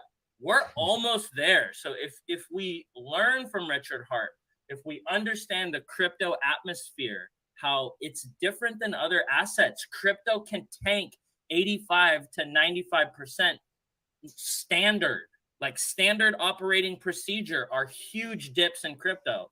If we understand delay gratification and we are in the winner's seat, like we're at the poker table in the chair we want to be sitting on with the right dealer and the vibe is right. Don't get up off of that poker seat. You're about to win big. We can understand that mindset. This dip is just a temporary phenomena. It's going to pass, y'all. It's going to pass. And guess what? You're going to be reminding yourself, oh, I remember when you could get 3-cent Hex. Well, that's the other thing is what was the excuse, right? Well, I'm waiting for it to come back down. Well, I'm waiting for it to come under 10 cents. Well, when it gets down to this much, when it gets down to this much, it's under 4 cents right now, and Gwei is literally 9 at the moment, single digits right now. So if your excuse was, well, ETH is too high, gas fees are too high, whatever, you do it now, you get the double at Pulse launch, you're getting the Hedron, potentially getting airdrops between now and later for being staked, things like that. What else are you waiting on? You know, all the stars are aligned. What are you doing? I think it's a good time. And another thing I want to point out is that the two newest streamers here, Ashley and Craig, you know, I want to let you guys know that I admire your strategy of not having to talk exactly about Hex the entire time. And I think that this is going to be a trend that we're going to see growing more and more, where people are, you know, they're talking about whatever they care about, whatever they want. And it doesn't have to always be crypto related, but you can always go back to this community of people that keeps branching out in so many different ways. You know, Craig gave the example of, I can't remember exactly what it was, but having Hex in the background and you know, talking about whatever it is. And I know Ashley does the same thing where she's talking about you know, high strangeness and various things. This could, I think, continue, and it's something that we can encourage, that anybody who wants to be a streamer, you know, you can talk about whatever you want, and you're going to have people there to support you. Yeah, Ashley, I wanted to ask you. You started your channel what, 4 months ago, 5 months ago now? I think so. I think about March-ish. Yeah, you've got I've kind of been watching on the periphery. You have about 20 videos, something like that. Yeah. So my question to you is, you were riding this wave down, and you made the decision to hop in and be somebody who has a voice online here. So what was going through your head? What pushed you into that, or what happened there? I'm curious. I guess like I've always kind of had that interest in like live streaming and YouTube, but I never knew what like my niche was. So I kind of just ignored that, you know, that impulse for a long time. And then I guess I somehow caught Matt's attention on Twitter. And, you know, he invited me onto a Crypto Heartbeat show and said, here, let me introduce you to the audience. And he told me, he's like, listen, I think you should try this. You should, you know, see how it goes. Community's wonderful. The community's supportive. So I said, okay, you know what? Because once I got on his stream, it felt a little less intimidating. And I'm like, okay, I see how this works. And I decided to just like roll with it, jump into it. And it's amazing because the Hex community is like it's a really safe community, because everybody's so kind and everybody's so supportive. And even if people like aren't into your stuff, into your content, they're still going to be nice about it. So it was just, I don't know, it's just a wonderful way to get into the live streaming world and to connect with other Hexicans. Because like in terms of like crypto knowledge, I don't always feel comfortable enough like speaking about it. I just don't feel eloquent when it comes to it, like, because I can't always get my brain thoughts to my mouth, but I still want to be involved in the community. And I think finding those common interests that we have together, and just feeling like, man, I found people on the same page as me, and we're in, we have the same similar future goals and future plans. And here's just a way to connect on a different topic, since we seem to have these things in common. And it's been a really wonderful journey. I'm really loving it. And I'm excited for like what the future brings, with Pulse and PulseX and all this, and just in the community world, in the streaming world. So it's been pretty amazing. I don't know if that answers the question, but yeah, I remember like, wait, also hold on, Rags, just a damn second. Lit. Don't think that we didn't just see you take a swig of moonshine from a big black growler on stream. What the hell was that about? What the? Okay, number two, Ashley, you may excuse yourself early from this stream. You may, but you are not out of having to discuss the fact that you do not have a hardware wallet in effect yet. And I will not. I'll crash your damn stream, and I will get you indoctrinated into the world of hardware wallets live if you so wish, or we can take it offline. The choice is yours.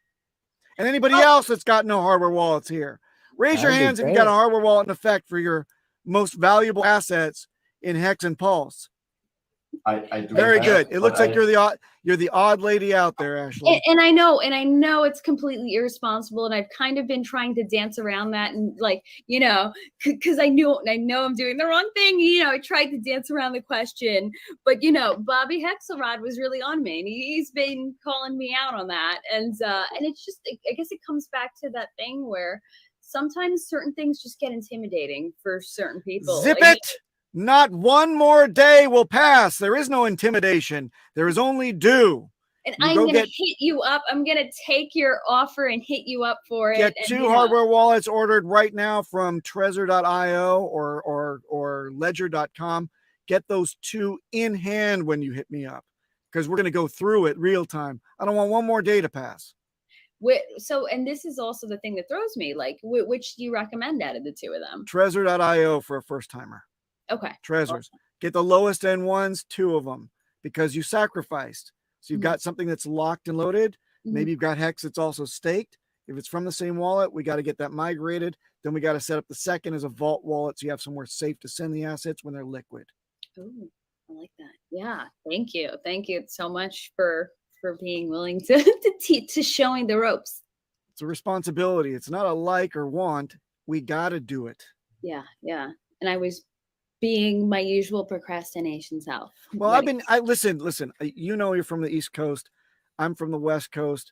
I'll tell you, what do we not like? We don't like to be yeah, right? It's like, you should really do that. Yeah. Anyway, tell me how I'm going to get rich.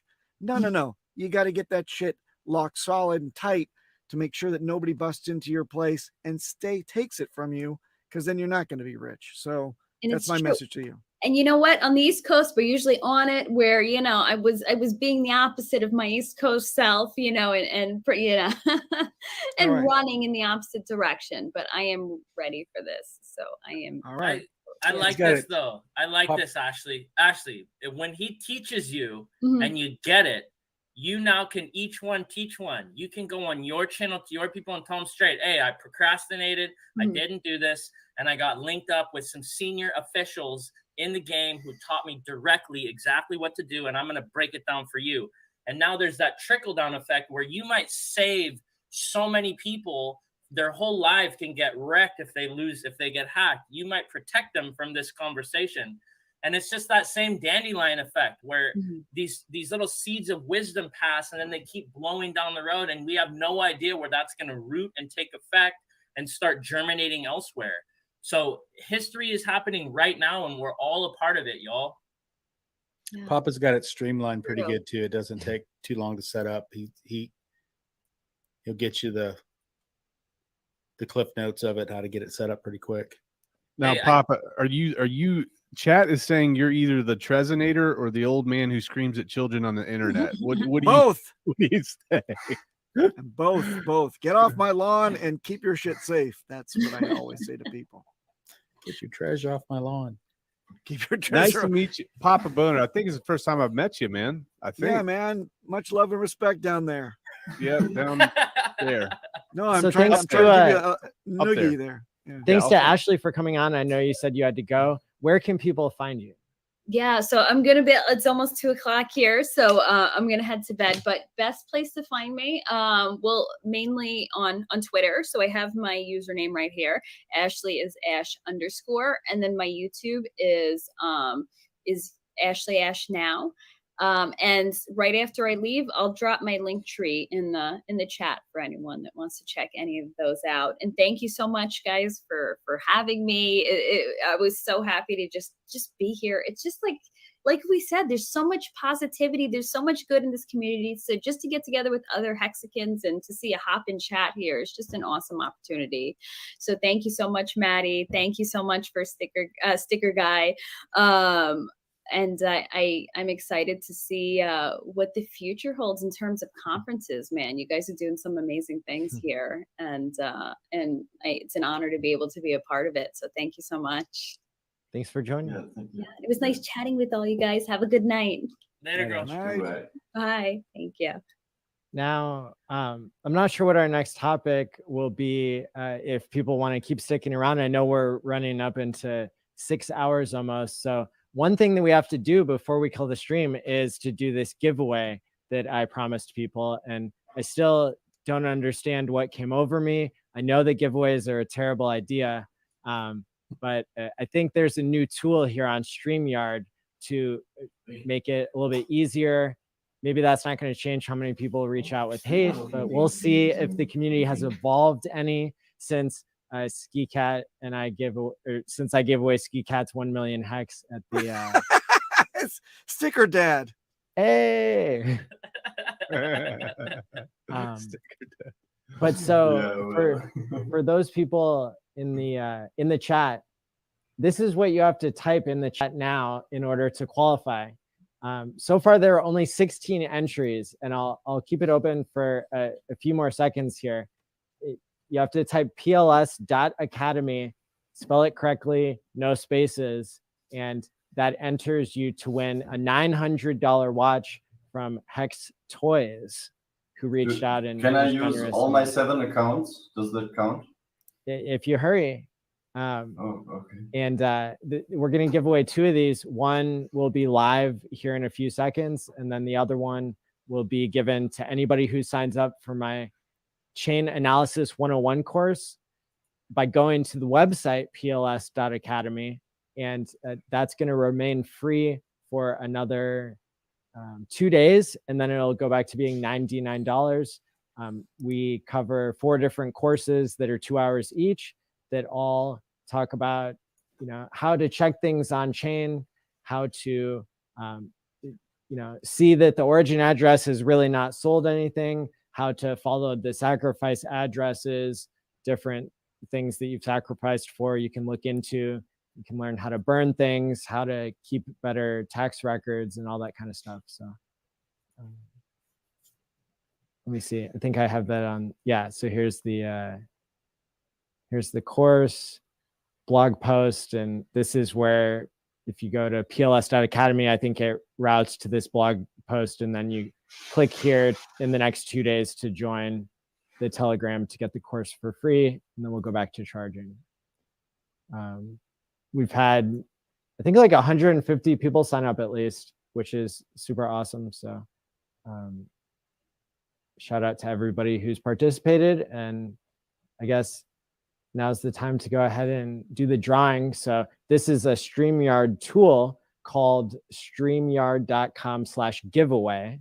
And it just, you choose what term to put in, what you want people to type, or you can choose to pick every comment that people are doing. And then you hit the draw button here like I am now.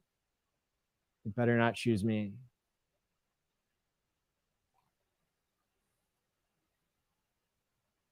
Divin Morales, the winner. Hey, congratulations. Awesome. So that settles it. That's who won. And how am I going to clean up all this confetti? I know, right? Clear your cache. Oh, ho, ho. That's very geeky. That Yeah, you got that cool. one. Nerd jokes. Yep. Maddie, where'd you go to get this little tool? I like that. Just go to StreamYard.com/giveaway. It's built into the website. That No is way. wonderful. I had no idea. Is that a recent update? Yes. That is so cool. Yeah. Very nice. StreamYard is the friend too, especially if you're a new streamer. Simple and easy, clean, easy to use. Maybe now what we could do is go around the room and everybody could say where we can find you and subscribe and get more content, because I've really appreciated having you all on here. Hey, before we do that, can I just say something? Please. Okay. So the way my brain works, I know Rag's channel. I know how much content he's put out. I know Maddie Owen's channel. I know how much content he's put out. I know Papa B is on these chats and he has put out so much help to this community. I know Sticker Guy is just pumping out so much help during these conferences and behind the scenes. Craig is new, already starting to kick in and hold his line. And I want you guys to understand, we talk to a lot of people in this ecosystem and we learn little bits from each person. And when you're this central hub of information, especially like Maddie Owen's channel being here so early into Hex, I'm really curious from your tenured perspective, what at this point right now, tonight, what is your favorite thing about Pulsechain? And it's okay if it changes later, but Maddie, and go around the room. I want to know, like, what is your guys' favorite thing about Pulsechain? Can I go first? Yeah, go for it. My favorite thing about Pulsechain is PulseX. Why? Why? Because it amplifies each other, because they both benefit, which maybe you got. Because I sacrificed more for PulseX. So my mouth is where my bags are. And I think the one could not be without the other. So, and I think the tokenomics for PulseX are long-term better. Yeah. Papa? I love Pulsechain because it's a familiar home that was developed as a salvation for not just Hexicans, but everybody that transacts on Ethereum and doesn't like to pay freaking fees. I've paid upwards of, I think the highest fee I ever paid was $560 on a failed transaction that I didn't even get anything for. Brutal. So I'll tell you this, that's why I like Pulsechain, because it's coming, it's compatible, it's cheap, it's freaking for us. My favorite thing about Pulsechain is the thing that I think matters most, which is the people. And I can say that I'm not trying to be sappy or anything, or I'm not trying to gain favor here, but I went to Vegas and I was kind of nervous on that plane ride because, believe it or not, you guys probably can, I am very introverted. I could live on an island for 30 years by myself and be completely happy. Now I can flip the switch and talk on camera, but I walked into that room in Las Vegas and I didn't know what to expect. But all of a sudden, all these people that I had known online that only existed in the ether up until that point, I knew everybody. It felt like you felt that connection, man. And it really blew my mind because I'd never experienced something like that. You don't realize the type of bonds that you form over the internet until you're face to face with these people. And it just feels like you've known them for years and years and years. So for me, it really is that aspect. We're bringing a community together. We're bringing it up and to the right. And I think it's awesome. Stoked about it.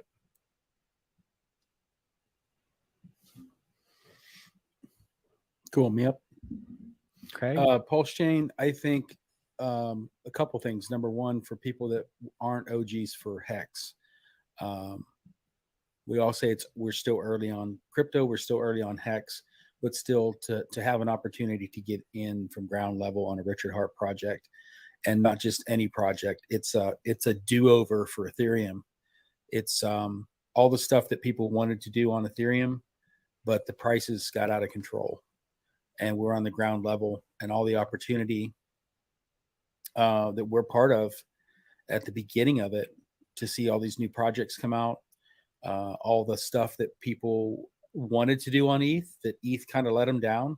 Like I said, the gas fees got out of control, and we're a part of it, and we'll be here at the beginning. Even if you didn't get in on the sacrifice for Pulse, you'll still be able to, once bridges are open and whatnot, you'll still be able to get it. And I mean, we're part of history, to be here at this snapshot in time, or in 2 more weeks or 4 more weeks, whenever it happens. But we're still here for it live, right? And have our chance of being the OGs for Pulsechain too, eventually. That's such a great point. I just want to reiterate that point, that ETH launched and it's like a do-over for ETH. You guys ever gone skiing?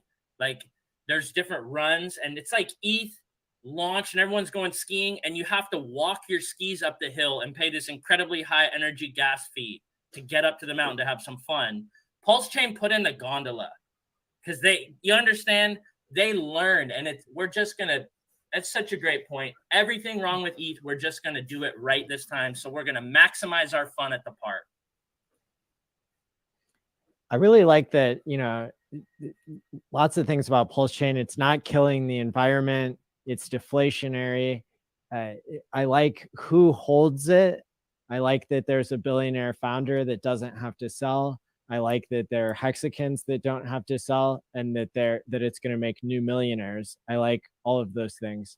Probably my favorite thing about Pulsechain is going to be it giving more access to people to use Hex, which is, the GOAT, send your future self money, protect yourself from the violence of the mad gains, right? Like, the mad gains are so strong in crypto that, people who bought Bitcoin at $1, they didn't become billionaires, and their lives didn't get changed.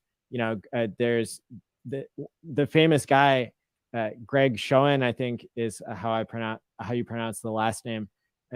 Actually follows me on Twitter. I didn't shill Hex too hard to him, but he's the one who sold Bitcoin when it was 7 cents or whatever. The one in the meme of, somebody posted on Twitter, "Oh, I'm so glad I sold my 1,800 Bitcoin, for whatever, 20 cents, 10 cents, whatever, 8 cents, because I doubled my money or something." And this is somebody who, he didn't recover from that. He still, works a regular job and is not rich, even though he had over 1,000 Bitcoin when it was pennies. And he's, I think, a really good example of why, why we need to get more people into this for their sake, not just for ours. And it's, I believe that the mental health of the world can be improved the more long-term thinking people are, the more certainty that they have in their economic policies and stuff. And so I have high hopes for crypto, but not the majority of the crypto that exists today, the crypto that's being built by our community. In the room, and somehow we all had something different to say, but just shows you how many awesome things there are about the launch, Pulsechain, PulseX, all of it, for us to make that entire list, all of our comments together, and still nothing was repeated. And I gotta tell y'all, like, I think I'm the first Pulsechain channel that was just all Pulsechain. There was like Hex channels there, but I was the first one who just launched into this Pulsechain Hex game hard. All the Pulsechain fully centered. And I really have been thinking about this blockchain, you guys. I've had nights where I was so excited. I was up late just processing all this stuff happening. And now today, as I think about Pulsechain, one word comes to mind. And this is what my favorite thing about the Pulsechain is. It's dandelion. Opportunity. That's a great word too. But that's the community. The community is all dandelions, just blowing us up, just having exponential growth. But opportunity is truly my favorite thing.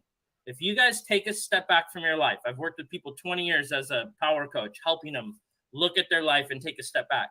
If we just do a quick exercise where you take a step back from your life and you forget about everything and you drift away into a beautiful, peaceful place and you think back to right now, okay? Think right now as if we're 5 years ahead and you look back right now, okay, like, I remember that time. Try to understand you're looking at a mountain of opportunity. And that opportunity is not just financial. Look at everyone here on this stream. Look at everyone who's a content creator in the community. Look at the billionaires we get access to that we would never have access to. We learn things from these people. We learn tax tricks. We learn what countries to go to. We learn how to do security. We learn other things. Jim Rat Crypto. I love that dude. He's getting everyone all fit. What we're doing is we're compounding so many skill sets and so much talent. There is literally so much talent surrounding the Pulsechain that there's opportunities to make yourself better at every single turn. And if you told me when I first started this Pulsechain channel that I was going to have this much opportunity to connect with people who actually care, I don't think I would have believed it, as lit as I get. Like, I don't think I would have believed that. But standing here today, I can honestly say the opportunity to learn from Maddie's backlogs, from Rag's backlogs, from all my backlogs. Go on all of our content. Check this out. There's other channel. There is so much beautiful information that isn't just crypto and isn't just about money. You can actually get your whole life together here. And the opportunity is incredible. It's absolutely my favorite thing about Pulsechain right now. Amazing. And now with that being said, I think Crypto Vince is going to do timestamps for this. And a shout out to him. We really Much love appreciate to it. Crypto Vince. I hope Thank he you, includes his Ethereum address so people can tip him. I know I will. But I think he'll be able to include all of our links here. But just in case, if we can go around the room and everybody can say where we can follow you, then we'll wrap it up for today. Sticker guy, where can we find you? Yes, sorry. Okay, Twitter, it's Sticker Guy Win. YouTube / Sticker Guy Win. Please also like and share the conference even for tomorrow so we can get as many views as possible. Thank you very much, everyone. Thank you. Papa? Sure. On Twitter, I'm Boner Papa, so it's this reverse because I am a Boner Papa as well as a Papa Boner. So that's at Boner Papa on Twitter. On Telegram, it's at Papa Boner. You can see me on Wake Up Hex show on Discord Syndicate twice a week on Tuesdays and Thursdays mornings, acting like a complete and total fool, which I am. And then, of course, we've got Hex Asians out there. Shout out to Hex Asians, which airs on Monday mornings, your time in the United States. And finally, you may also find me in true form of everybody in the community that does any streaming, coming out with their own project. You'll be seeing me and the boys from a Magic Carpet Ride 369 channel on YouTube coming together with our own project, which will be on Maddie's hot list in no time. So we're just putting our heads together to give the best middle finger to the bad actors out there that would want to steal your shit in form of an actual token offering. So see you there too. Cool. Awesome. You can find me at ragstorichessquad.com. If you do stumble across my content, I'll let you watch it as long as you don't like, comment, or subscribe. Now, Maddie, can I shout out some people that I think deserve some shout outs real quick? Of course. Folks, there's a lot that does go on in the Twitter spaces that many people in our community aren't aware of. And there's some people that put in tremendous time, maybe baiting Bitcoin maximalists sometimes, or maybe just answering newbie questions. So I'm going to shout these folks out. Hexy Cajun, Trap Gravity, Keith, Hex is the Way, Hexy B, KDB, Hexbullah, Tic Tac Famous, CZ Bullish, Jay-Z, Bob Lagai, thoughts. Guys, you guys are really crushing it. I'm sorry if I missed anybody, but you're in the background all the time. When everybody's asleep, there's always a space open. We appreciate you. Thank you. All right, y'all. You can find me on YouTube at My Life is Awesome. And I encourage you to check it out. I'm going to have some fire content. I'm coming back in the game. I took a hiatus, and I'm very happy to connect with y'all. And if you're on Twitter, you can find me at LitGains, capital LIT_gains. Because in this Pulse chain, your gains will be lit, guaranteed. Awesome. Craig? You muted.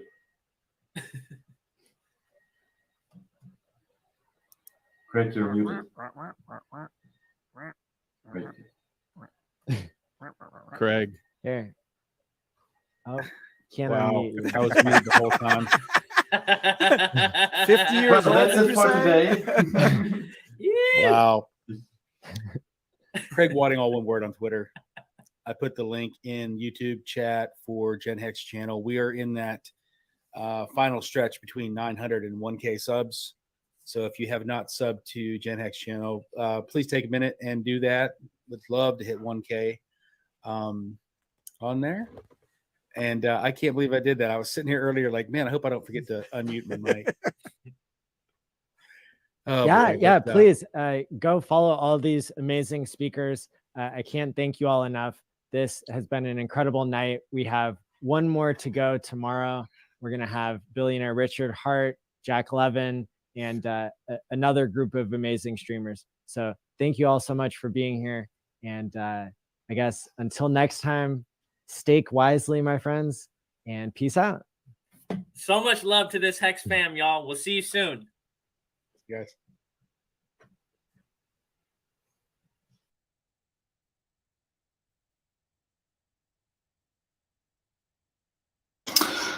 All right, so that looks like the end of that. So I hope you guys enjoyed that. Man, we've been online for 7.25 hours. Can you believe it, on this Hex Token channel? That was a pleasure to live feed, of course, day 2. And we're live as well. So hello and welcome to let's the get on it. We're 15th going to jump over episode to Game Theory. we're going to remove this, and we're going to get into a few updates. So stay tuned. As we always do at this time of day, we are going to share a few things, which I think is pretty cool. We're going to look at the markets, then we're going to get into some project updates, which has followed out of that day, because it's so cool, some of the stuff that's happening. So let's get into it. We've also got a video coming up as well. So let me just make sure I'm on the right page here. Bam, let's go. We've obviously got tomorrow. Let's push this in first. So we've got tomorrow's going to be on day 3. So you can see day 3 there. That's going to be up and running. So we've got the best leaders in the morning, best talk, community talks in the, sorry, not in the morning, the first hour, second hour, best talks there, third hour, best founder, and then, of course, Richard Hart, keynote, and then final Richard Hart social. Hopefully we'll get some alpha from there out around Pulsechain. I know many people would appreciate that. So that's coming up.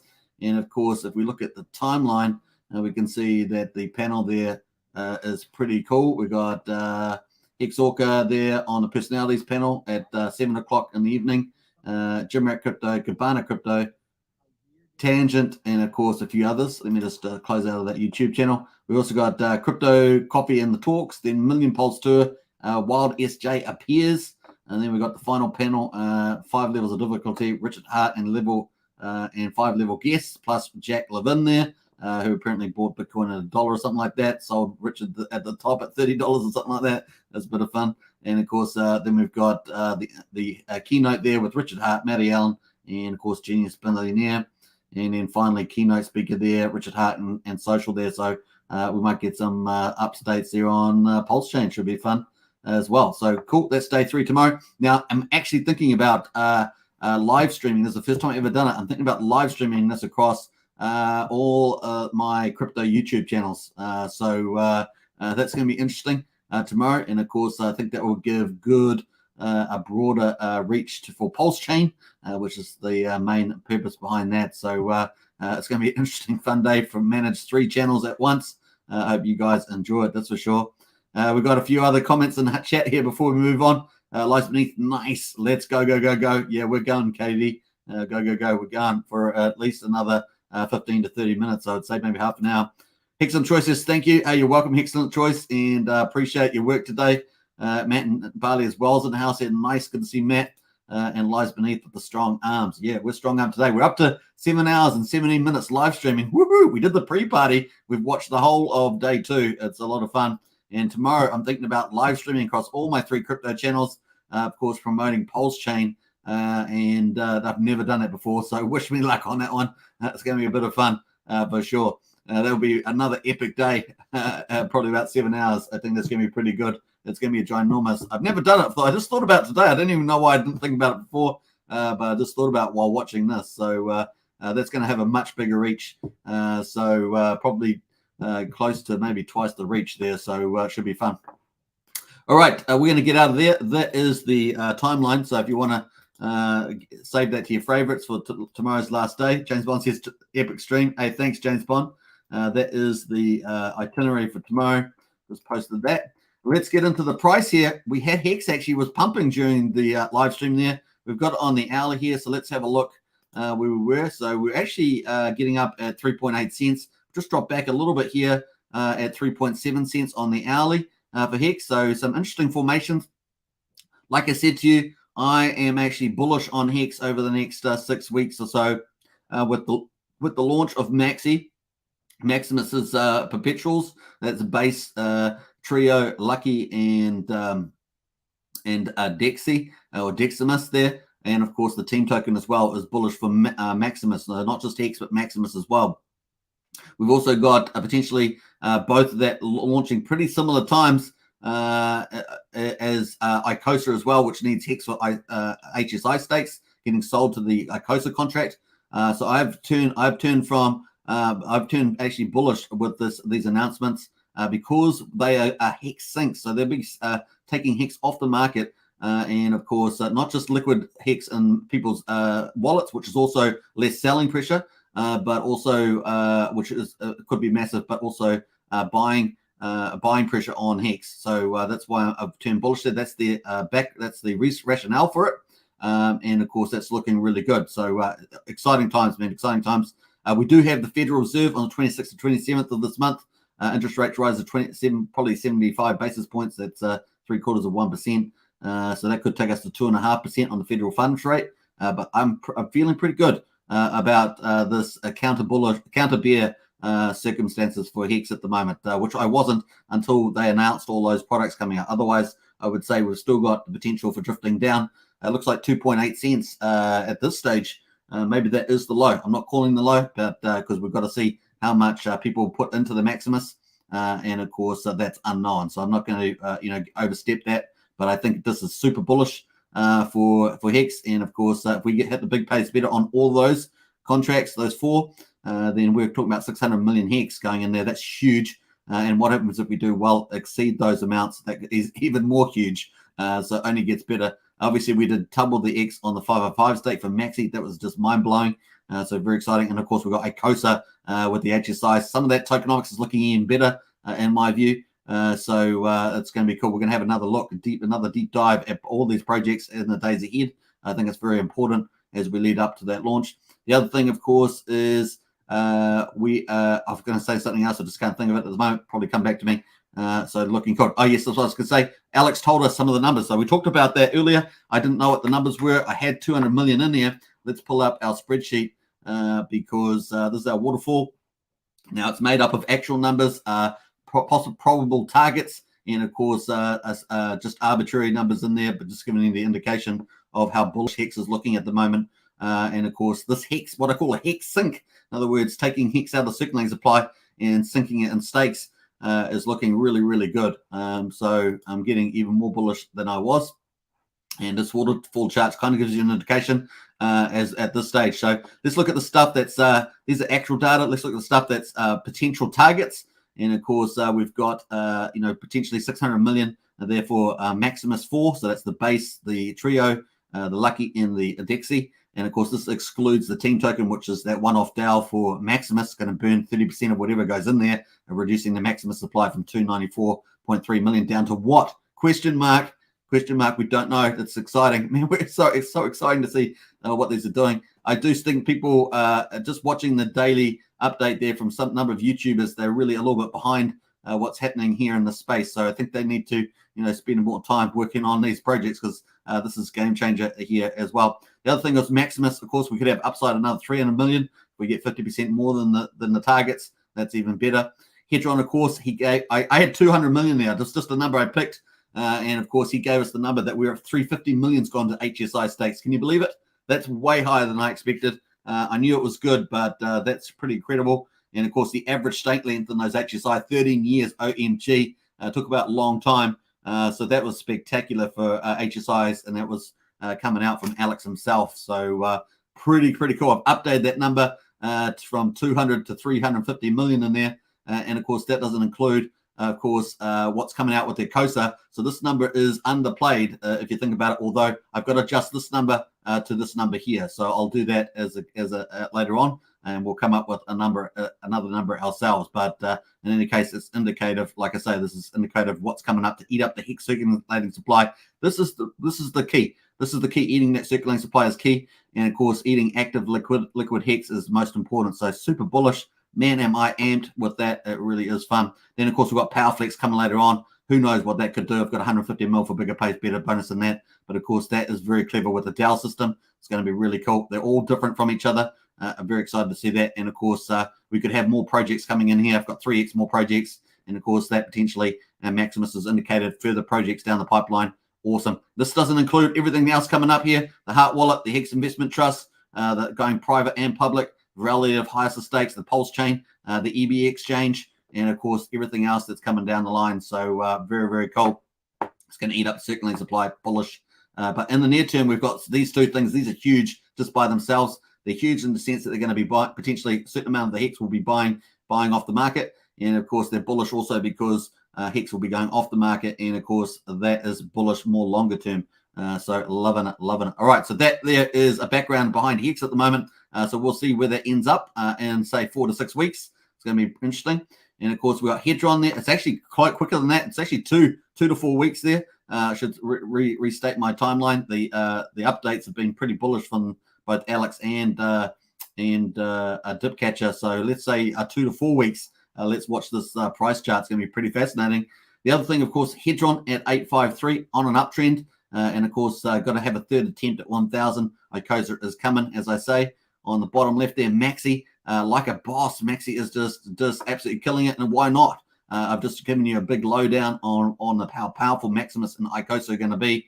And look at this uptrend in the premium of Maxi here. How much Maxi is going to be sacrificed, as it were, into the... it's not all sacrificed, 30%. Remember, 70% is going back to 369. So if you get the team token, you will get 70% of that back distributed over 3, 6, and 9 years. So it's pretty important to remember. And of course, it's going to be creaming the crop of all the products that they're building with the bigger pay. Half of the big pay is better, and of course the Hedron as well. So it's going to be pretty interesting. Now, obviously, the more people that go into the base, the trio, the Lucky and the Dexy token, the more that the team people will get in the products. And of course, future product development even more so in the team token. So it's harder to price, but it's looking bullish from that point of view.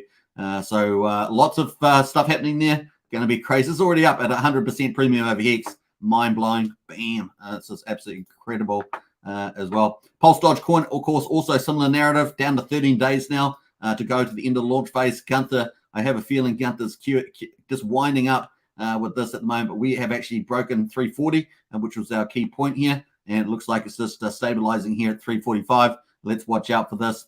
Expect it to move higher. The probability is in favor of moving higher. Not investment advice, of course, just my opinion. But there we are at this stage. I'll keep the plain green for the time being on the Pulse Dodge. Looking good. All right, we're going to have a quick look at some of the BNB memes before we get onto the updates, and then we'll get into some of the chats after that. Let me get rid of this comment up here. So what else we got?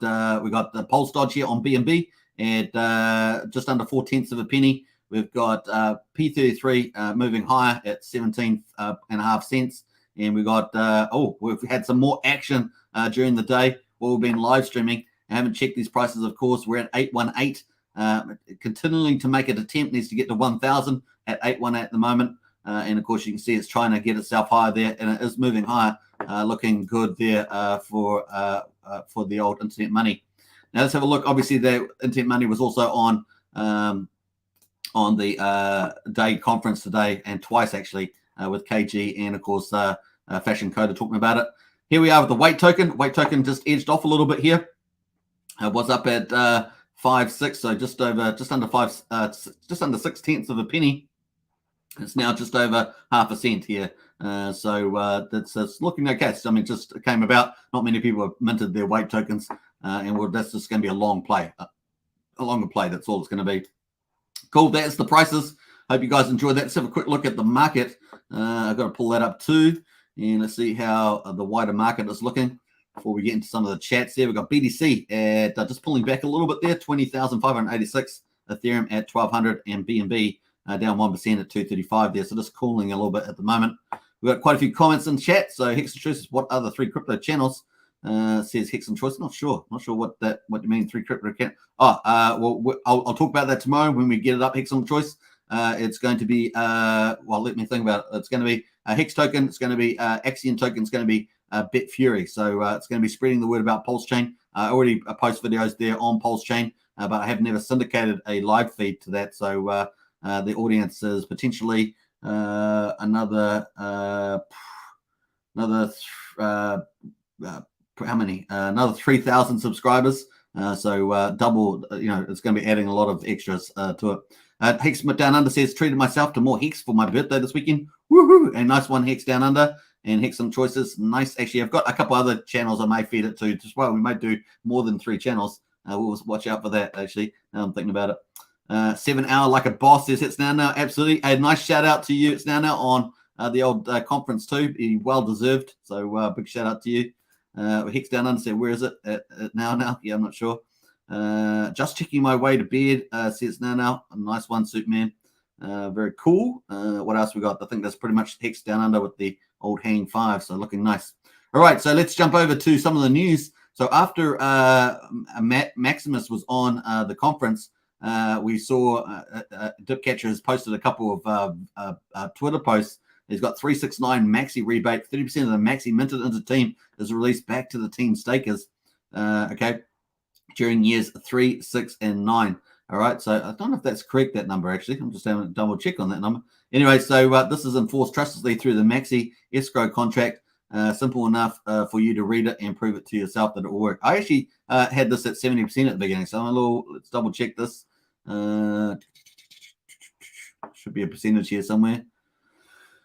I can't actually see it straight off the bat. Rebates only for 369. Rebates must be scheduled. 369. I can't actually see the percentage in here. It's not obvious to me. Maybe it's somewhere else. I can't see it there. Anyway, I'm not sure about that number there, 30%. Let's quickly jump in on that one. Yeah, I'm not so sure that is correct, but anyway, we'll come back to that. What else we got here from updates from a Dipcatcher? Although the team mystery box, so we're talking about mystery box here, is and will always be a mystery. It is actually a smart contract. This means you can always monitor the activity. What would you want to do if you mysteriously became in possession of a bunch of team and a maxi that don't accidentally flush team and flush maxi? No, that would be true. So cool. Flush address there. Got 30,000 here times 10 to the power of 8 here. 300,000 here to the times 10 to the power of 8. I understand I will not get this 300,000 maxi back. Okay, so that's cool. We got some of the code there. And finally, we got this one here, POV. You're the team smart contract and you want to deploy 4 maximum stake pools. There are the 4 pools there, base, trio, lucky, and decky there as the pools. So nice one there. So a little bit of a sneak peek of some of the code. That was from Dipcatcher. Very, very cool. Finally, we've got the sneak peek from Just Ask Jesse. He put this out just before the conference, the sneaky teasy little Jesse, and big shout out to him. And of course, we're going to play that now because that was really cool. Before we do that, we've got It's Now nodding out. Hey, sleep well, It's Now. I know it's very late in the United States, so big shout out to you. Many from the UK just got up, so it's not too bad for them. let's pull in. Let's stop screaming and streaming. Did I say screaming? Let's stop streaming. And of course, here we go. We're going to pull up the video. Hopefully, I've got that. Bam. Yes, I have. So I posted this on the channel. If you want to watch it, you can do that. And of course, we're going to play it here live anyway. And I added some different music just to lift the music a bit here. And we're going to watch this twice because I'm going to go back through some of the snapshots. So here we go with Liquid Loans user interface teaser.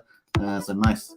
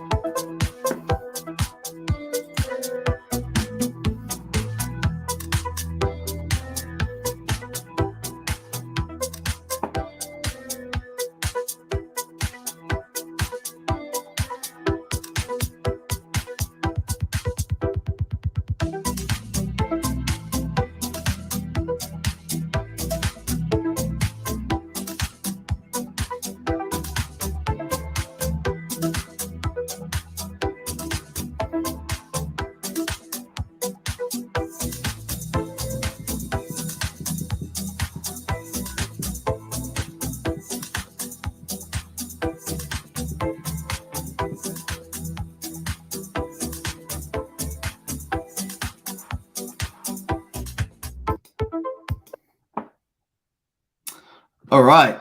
So, no, I can't make it 1080p. I'm thinking about upgrading to 1080p. Currently it's 720, which seems adequate, but I may upgrade soon. So stay tuned for that. We're going to have a look at some of the snapshots, though, as well. So let me just make sure that is best. Oh, they've got it. Yeah, it's got auto at 720 there. I think that's the best I can do. So you have to exclude that at the moment. But I've got the video online, so you can check that out. But anyway, at the moment, we've got the videos here going through borrowing USDL. So it's got the USDL interface there, borrowing USDL versus PLS, and getting your USDL dollars. It's got your transaction status there, which is pretty cool. Deposit amount, borrowing fee, 0.5% there, liquidity reserve, borrowing amount, and total transaction debt. It's got your vault status. In this case, it's got 100,000 Pulse, total debt, 2,718 USDL, total collateral, which is your main number that you're worried about, is at 290. Remember, 150 is kind of the minimum. 110 is the minimum. 150% is if it's on the whole platform is kind of a liquidation phase. Liquidation price 3 cents here, 4 cents on the liquidation recovery price. So they've got a little price in there for PLS. We like those prices. Pretty bullish. We like those prices. That's pretty cool. We've got the protocol performance down the bottom here. It's got total PLS value locked here, total collateral, USDL supply, USDL and stability pool, USDL APR, USDL loan tokens, and loan APR down here, which is pretty cool.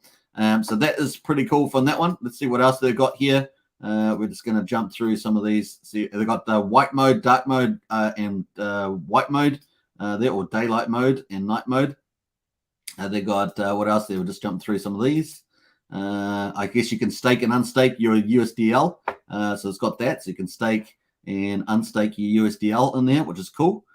So you got stake USDL, stake loan, which is pretty cool. You can stake your loan token there. So we borrowed USDL, we staked the USDL, and we can stake the loan token, which is what everyone wants to do, right? That's what they want to check the sacrifice balances.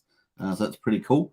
Stake loan to earn a share of the borrowing. Pulse share there, redemption gain, issuance gain, stake loan amount there. Very cool. And it got the protocol performance there, locked PLS, etc. So that's still there as well. Confirm. You're going to redeem USDL. So if you want to redeem it, you could do that. So it's got all the details there. You'll receive so much PLS in exchange for USDL that you're redeeming. Very cool. So it's got that. We've got the liquidation here. Oh man, risky vaults here. Liquidation. It's got the collateral ratio, 141%, 150. Got the worst ones at the bottom. None of them at 110%. So they'd all be safe unless, of course, well, I can't remember the exact name for it, but the total collateral ratio got to 150. Then the worst ones here would get liquidated. This one here at the top would get liquidated. And cool, we got that. We've got analytics here. So what else? We get stability pool, loan reward, protocol revenue, loan price, loan staking APR, total collateral ratio. That was the one I was talking about. If that gets to 150, then the people with the worst collateral ratios get pretty much liquidated there. So it's cool. We've got the number of USDL to loan holders over time. We got the total value locked, excluding stability pool. We got the hourly loan change there, 7 days, and the total USD supply there. So I guess some of that would line up with liquidity. That would be pretty cool. We got USDL minted 7 days, the number of volts in there as well. Very, very cool. And performance. So how-to videos. There's how-to videos as well, which is pretty cool. And knowledge base and the validator as well. Obviously staking with liquid loans as the validator. Now I know that currently David Feder and Hodledog are kind of up at the top there. I think that when we actually get into the real world, I'd be very surprised if anyone is able to outdo liquid loans with the validators. That said, of course, liquid loans itself is designed to have people put their PLS in there. So that's probably going to eat up a lot of our PLS anyway. So you got PLS with the validators, you got PLS with liquid loans, and of course the returns are going to be way higher by a country mile on the loan platform for the larger holders, for the larger depositors. That's cool. So that's pretty neat. You can check that out, of course. I'll post that in the chat if you want to check that out. Good night says excellent choice. Good night indeed. And there is the liquid loans sneak peek video, sneak peek. And bam, you can watch that out. Nice. All right, cool. That is that. So some pretty nice updates for sure following the conference, which I thought was pretty epic. We're going to close out of all that. And there we are. So cool. Hope you guys enjoyed that. I think we're going to wrap up shortly. Nana says, I keep refreshing, trying to see the 8-hour stream. The only thing keeping me up, do it, boss, says, I keep refreshing, trying to see the 8-hour streaming. 8-hour streaming? I'm not sure what you mean. Let me know. It's Nana. Let me know. We're coming up to 7 hours and 38 minutes. So we're almost up to 8 hours. Gosh, we are almost up there. Super excited for LL development, says KD. Absolutely. Oh, let's go. Let's briefly forward. Let's go have a look. Let me just find it here. The sacrifice. The sacrifice. This is from Liquid Loans. Remember, this is what we used as the interface for the sacrifice. This is what they showed similar on their video, but I'm not sure whether I guess the URL is not public. I guess it's on a testnet URL. I'm not sure whether you add it if you could get the right name at the end and actually find the sacrifice site. But in any case, if it's still hidden, then you probably wouldn't. But this was the original site here that we did the sacrifice for liquid loans. And of course, this is similar to what we saw in the sneak peek there from liquid loans update that we had earlier. So that was pretty cool from CC. I played that early in the live stream today. You can check that near the beginning. I think it was about half an hour through as well. It says 7 hours on YouTube. Get it to 8 hours. Boss is now. Well, we've got another 20 minutes to get it to its now, so we can do that as well. Maybe I could play, I guess, that one, but we'll see. Let us jump over to. Let's jump over to. We're going to play that one though. Let's go into the liquid lines. So this is the liquid lines update. Let's play this out, and of course, there's quite a few minutes. On people, it's Matt from Liquid Loans, and in this one, I'm joined by our CEO CC as he gives us some updates on the sacrifice balances and the testnet. So with no further ado, let's go. Hey Christian, thanks so much for jumping onto the YouTube channel. Thanks, Matt. Thanks for having me. I know we have to have a little update on what's going on behind the scenes. And I know the most pressing question right now is the sacrifice balances and the website and all that good stuff. Look, it's interesting. We had expectations that we'd have the SAC balances out earlier. Again, just a few glitches and a couple of things that I wanted to point out to the community is that, look, we were almost there, but ultimately what people will become very aware of, and certainly should be aware given the amount of changes that have occurred with the Pulsechain sacrifice balances, is that every time something changes, and it doesn't matter what transaction it is, it actually has an effect on everyone else. So as an example, it could be that maybe somebody had incorrectly put in an amount for a delayed gratification. We've had to deal with some of those. I think we might have mentioned that last time. The problem with that, though, is that as soon as you tidy that up or you sort that out, it actually has an effect on everyone else's bonus multiplier. So you kind of have to revisit all of that again. So you can imagine, super frustrating, but we're there. So the site is actually up and running, but we're going through some alpha testing at the moment. So, and when I say that, there's a select number of people that are actually going through and checking balances and making sure that the site hangs together nicely. I'm pretty happy with the way it's working. So I think what you'll notice, and I know, Matt, you're going to go through a more detailed version of this, but you might show some of the pages now, is that effectively when you go to the site, you can put in your wallet address, and it takes you to what I consider to be a really nice summary page. So the summary page provides you with what was effectively the sacrifice points that you've achieved, and that could be a combination of, you know, the longer pays better combination, including the delayed gratification elements. So that plus any rank multiplier to your sacrifice, all of those are actually added together. And if you've had any referrals or if you've used the referral program, it also displays the total amount of points that you've received from referrals. The nice part about the summary page is it brings it all together. But also you'll notice, and Matt, I'm sure you'll go through this in some detail, is that when you go into each of those transactions, you can see and connect directly through to Etherscan. So if there's a transaction that's showing, you can check it against Etherscan, or in the case of any transactions that came through from Binance Smart Chain, BSC scan, you can actually have a look through that.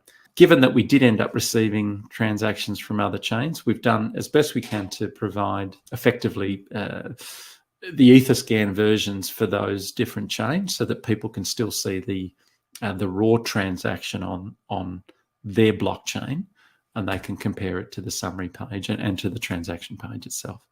So I'm feeling pretty good about it. Obviously not there yet, almost there. A few little things that we need to do.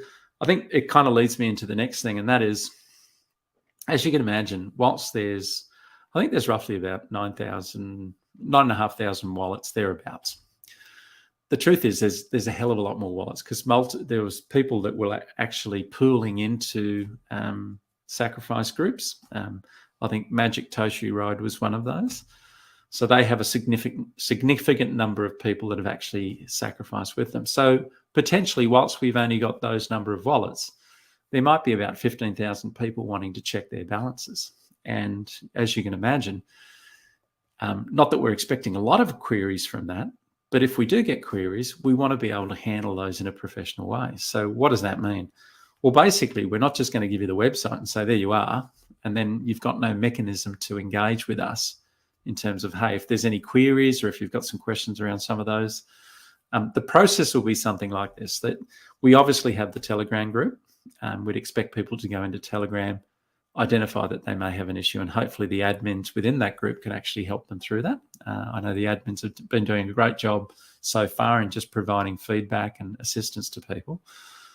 But ultimately, when it comes to SAC balances, it'll be the same sort of thing. So whatever the admins can actually provide and hopefully respond to through Telegram, we'll deal with the majority of the issues. But there may be some instances, for example, that someone feels like a transaction was missing. So it's like, hang on, why didn't you capture this transaction, blah, blah. Then effectively, if the Telegram group admins can't support that person, then we're going to have to say, well, okay, we want you to issue a ticket. So what are we doing? We're creating a ticketing system that's a fully decentralized ticketing system that basically allows you to record your issue without necessarily needing to dox yourself. So we don't need to know who you are, and we don't expect you to provide email addresses or anything like that. So we don't need to do that. But it's important for us to be able to have a two-way conversation with people. So how are we going to do that? Well, you'll find that the ticketing system that we're building is basically going to allow you to actually enter in a seed phrase, not unlike what you might do with MetaMask, to enable you to actually create an issue, have it looked at. We can then respond to that issue and then come back to you through the ticketing system. So there's no need for us to know about your individual details. And that's really important for us. So, and I know that the community by and large doesn't like to, or doesn't want to be doxing themselves around this sort of thing. But it's really difficult how do you engage in a two-way conversation without some unique identifier for the individuals that are raising that? So the ticketing system will be up and running and people will be able to use that. So in part, even though the SAC balances are ready, we're wanting to get that ready too, because once we let this out, we just want people to feel like they've got a mechanism to provide any feedback, etc. The other reason that we're sort of labouring the ticketing system is, and again, this is just something that we're pretty close now. So the test net's just about ready, and that's a fully functioning version of liquid loans. And ultimately, what we want to do there again is, whilst not everyone will have logins to GitHub, so people that go into GitHub can actually review the code, make some comments, provide feedback. Not everyone does that. Not everyone has that, but they may want to provide feedback on how the dApp's working. So we want the ticketing system to extend to that as well. So ultimately, once the dApp's out there and on testnet and people are actually providing feedback, my expectation is that ticketing system will serve a couple of purposes. One is to identify any issues that people are seeing that, hey, it's not working correctly, which we kind of hope that, we really do hope that there's not too many of those. But secondly, there may be a whole range of enhancements that make a lot of sense for us to consider. So if that's the case, we want the ticketing system to do that. But again, we want to do it in a way that people don't feel that they need to dox themselves as part of that process. But we need to create a method to have two-way communication with people on an ongoing basis. And I think, Matt, you and I spoke about this, and I think one of our devs did some really good work, and we had to shut it down. It was on the site itself. We had a chatbot, and we thought, this is bloody fantastic. This looks great, works really well. But the problem is with chatbots, and I know that we could have explored this further, but with chatbots in general, is that you can script a whole bunch of stuff, but there's no easy way of collecting that information for further discussion. So it's an immediate response type thing rather than response, record, log, and then come back to you. So whilst chatbots are great, they're sort of immediate response stuff. And we feel that the Telegram group will actually provide that. And really, ultimately, if people want to have a conversation, that's probably the best place initially to start. And then if the issue can't be resolved within Telegram, then okay, use the ticketing system to do that. But again, we want to be able to provide that when we make available the testnet version of liquid loans. Yeah, I know there's been, challenges, as there is a lot of the times with software, but having the privilege of seeing the Sacrifice Balances site and the testnet, I think the community are going to be, very impressed with how clean, how easy it is to use, because this really is making it super simple. As you said, there's a summary page on the Sacrifice Balances site, and the fact we have the ticketing system. The majority of the community understand that. They understand how challenging this is, and they also understand that these things take time. And so they're accommodating it. And whilst we would have hoped to have had something out earlier, there's been some challenges. So we just haven't been able to do that. And we'll certainly release it when it's ready. And I just urge people just to just be mindful of that. So when you're getting annoyed that it's not out, just remember, we're not sitting on our hands here. We're doing a hell of a lot of work in the background to make sure these things come out perfectly. And it's really important for us that we maintain that, because ultimately, this is a reflection of our brand. We are aiming to deliver a really good outcome for this community. And we just ask people to just be a little bit patient. And even if you are a little bit frustrated, just be mindful that, we're working really hard. We're not sitting on our hands at the moment. We're doing everything we can to make sure that we're delivering a great product to the community. Absolutely. Well, thanks a lot for coming on here, CC, and updating us all. I really appreciate it, and as I'm sure the community do. And you'll have to come back on soon when we have a few more updates as well. Fantastic. Thanks, Matt. Thanks for having me on. So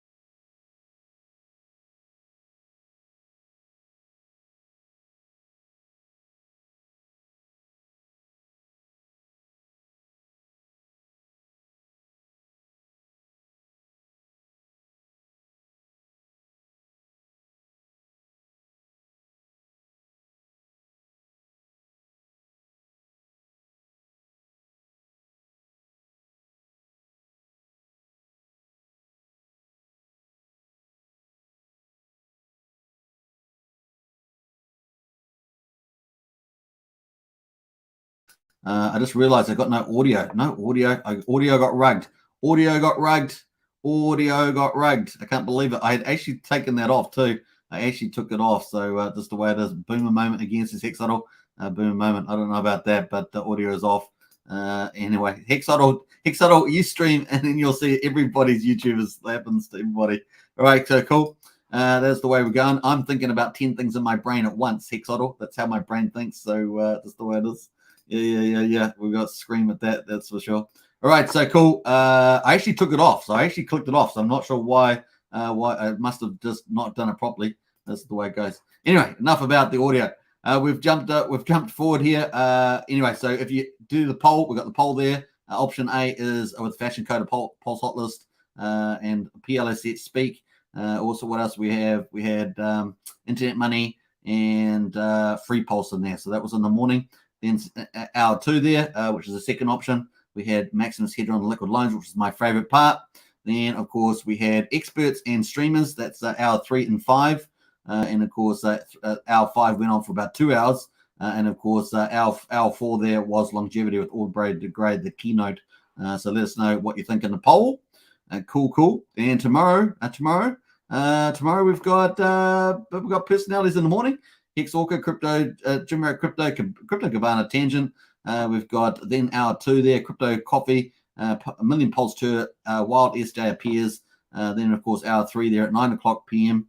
We've got Richard Hart with 5-level guests and Jack Levine. Apparently Jack Levine bought Bitcoin at $1 and apparently sold it to Richard for $30, something like that.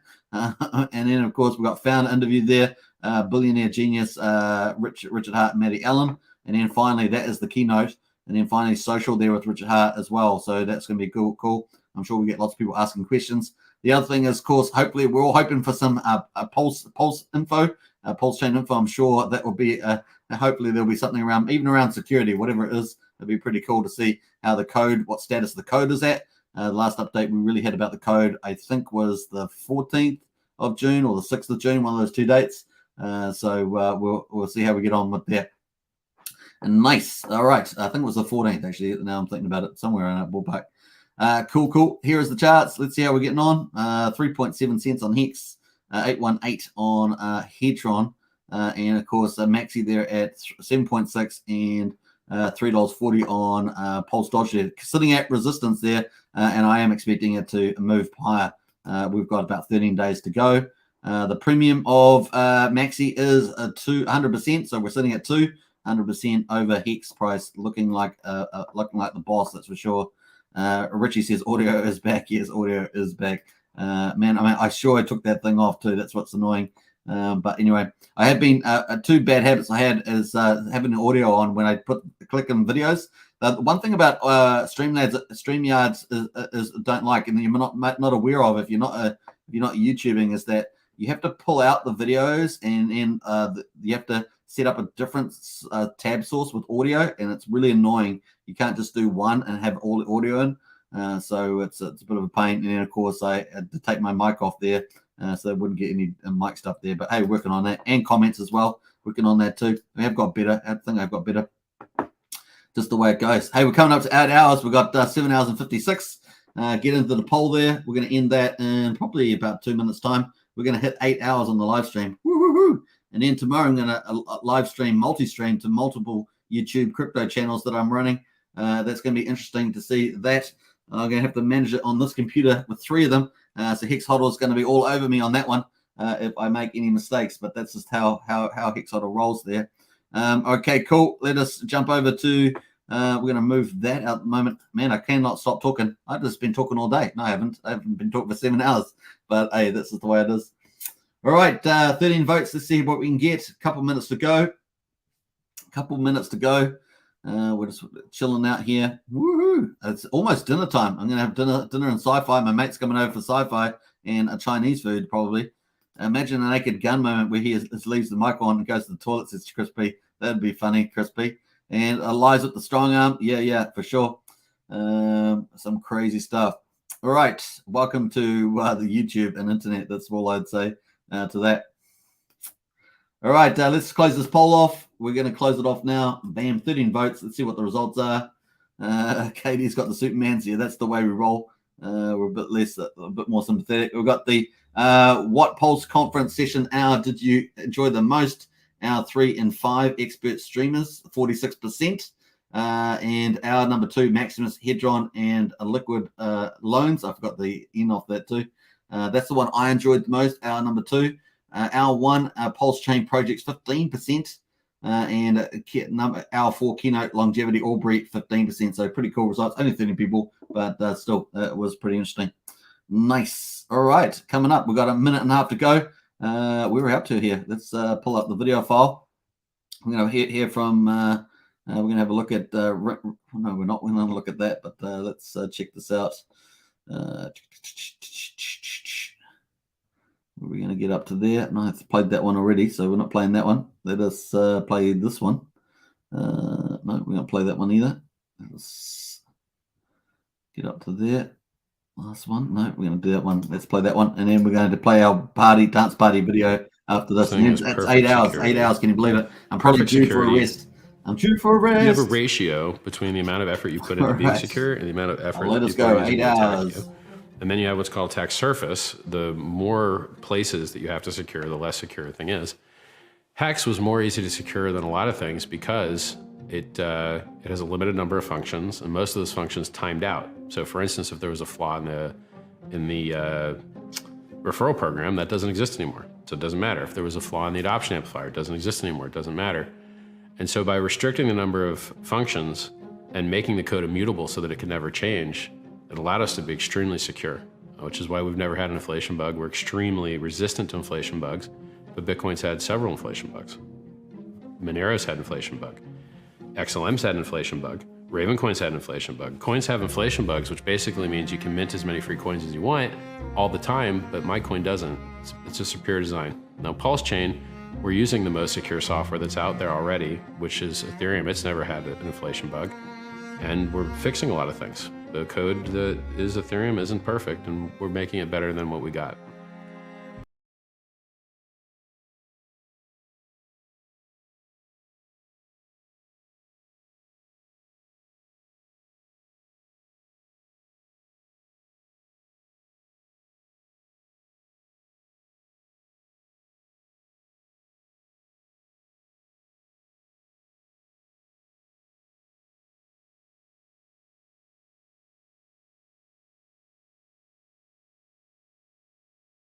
I'm just tired. Just obviously tired. Tired. That's all what's happened there. I'm just tired. All right, so 8 hours. There we are, folks. 8 hours, and I'm tired. I'm forgetting the mute button. This is the way it rolls. We're going to play out our music on the way out. Have a good night, everybody. Mic check. Yeah. We're going to do that. We're going to play it out. All right, bye for now. Take care. Power City, power. Have I got much energy left for the dance? I think so. We might have. Who knows? All right, peace and love. Here we go.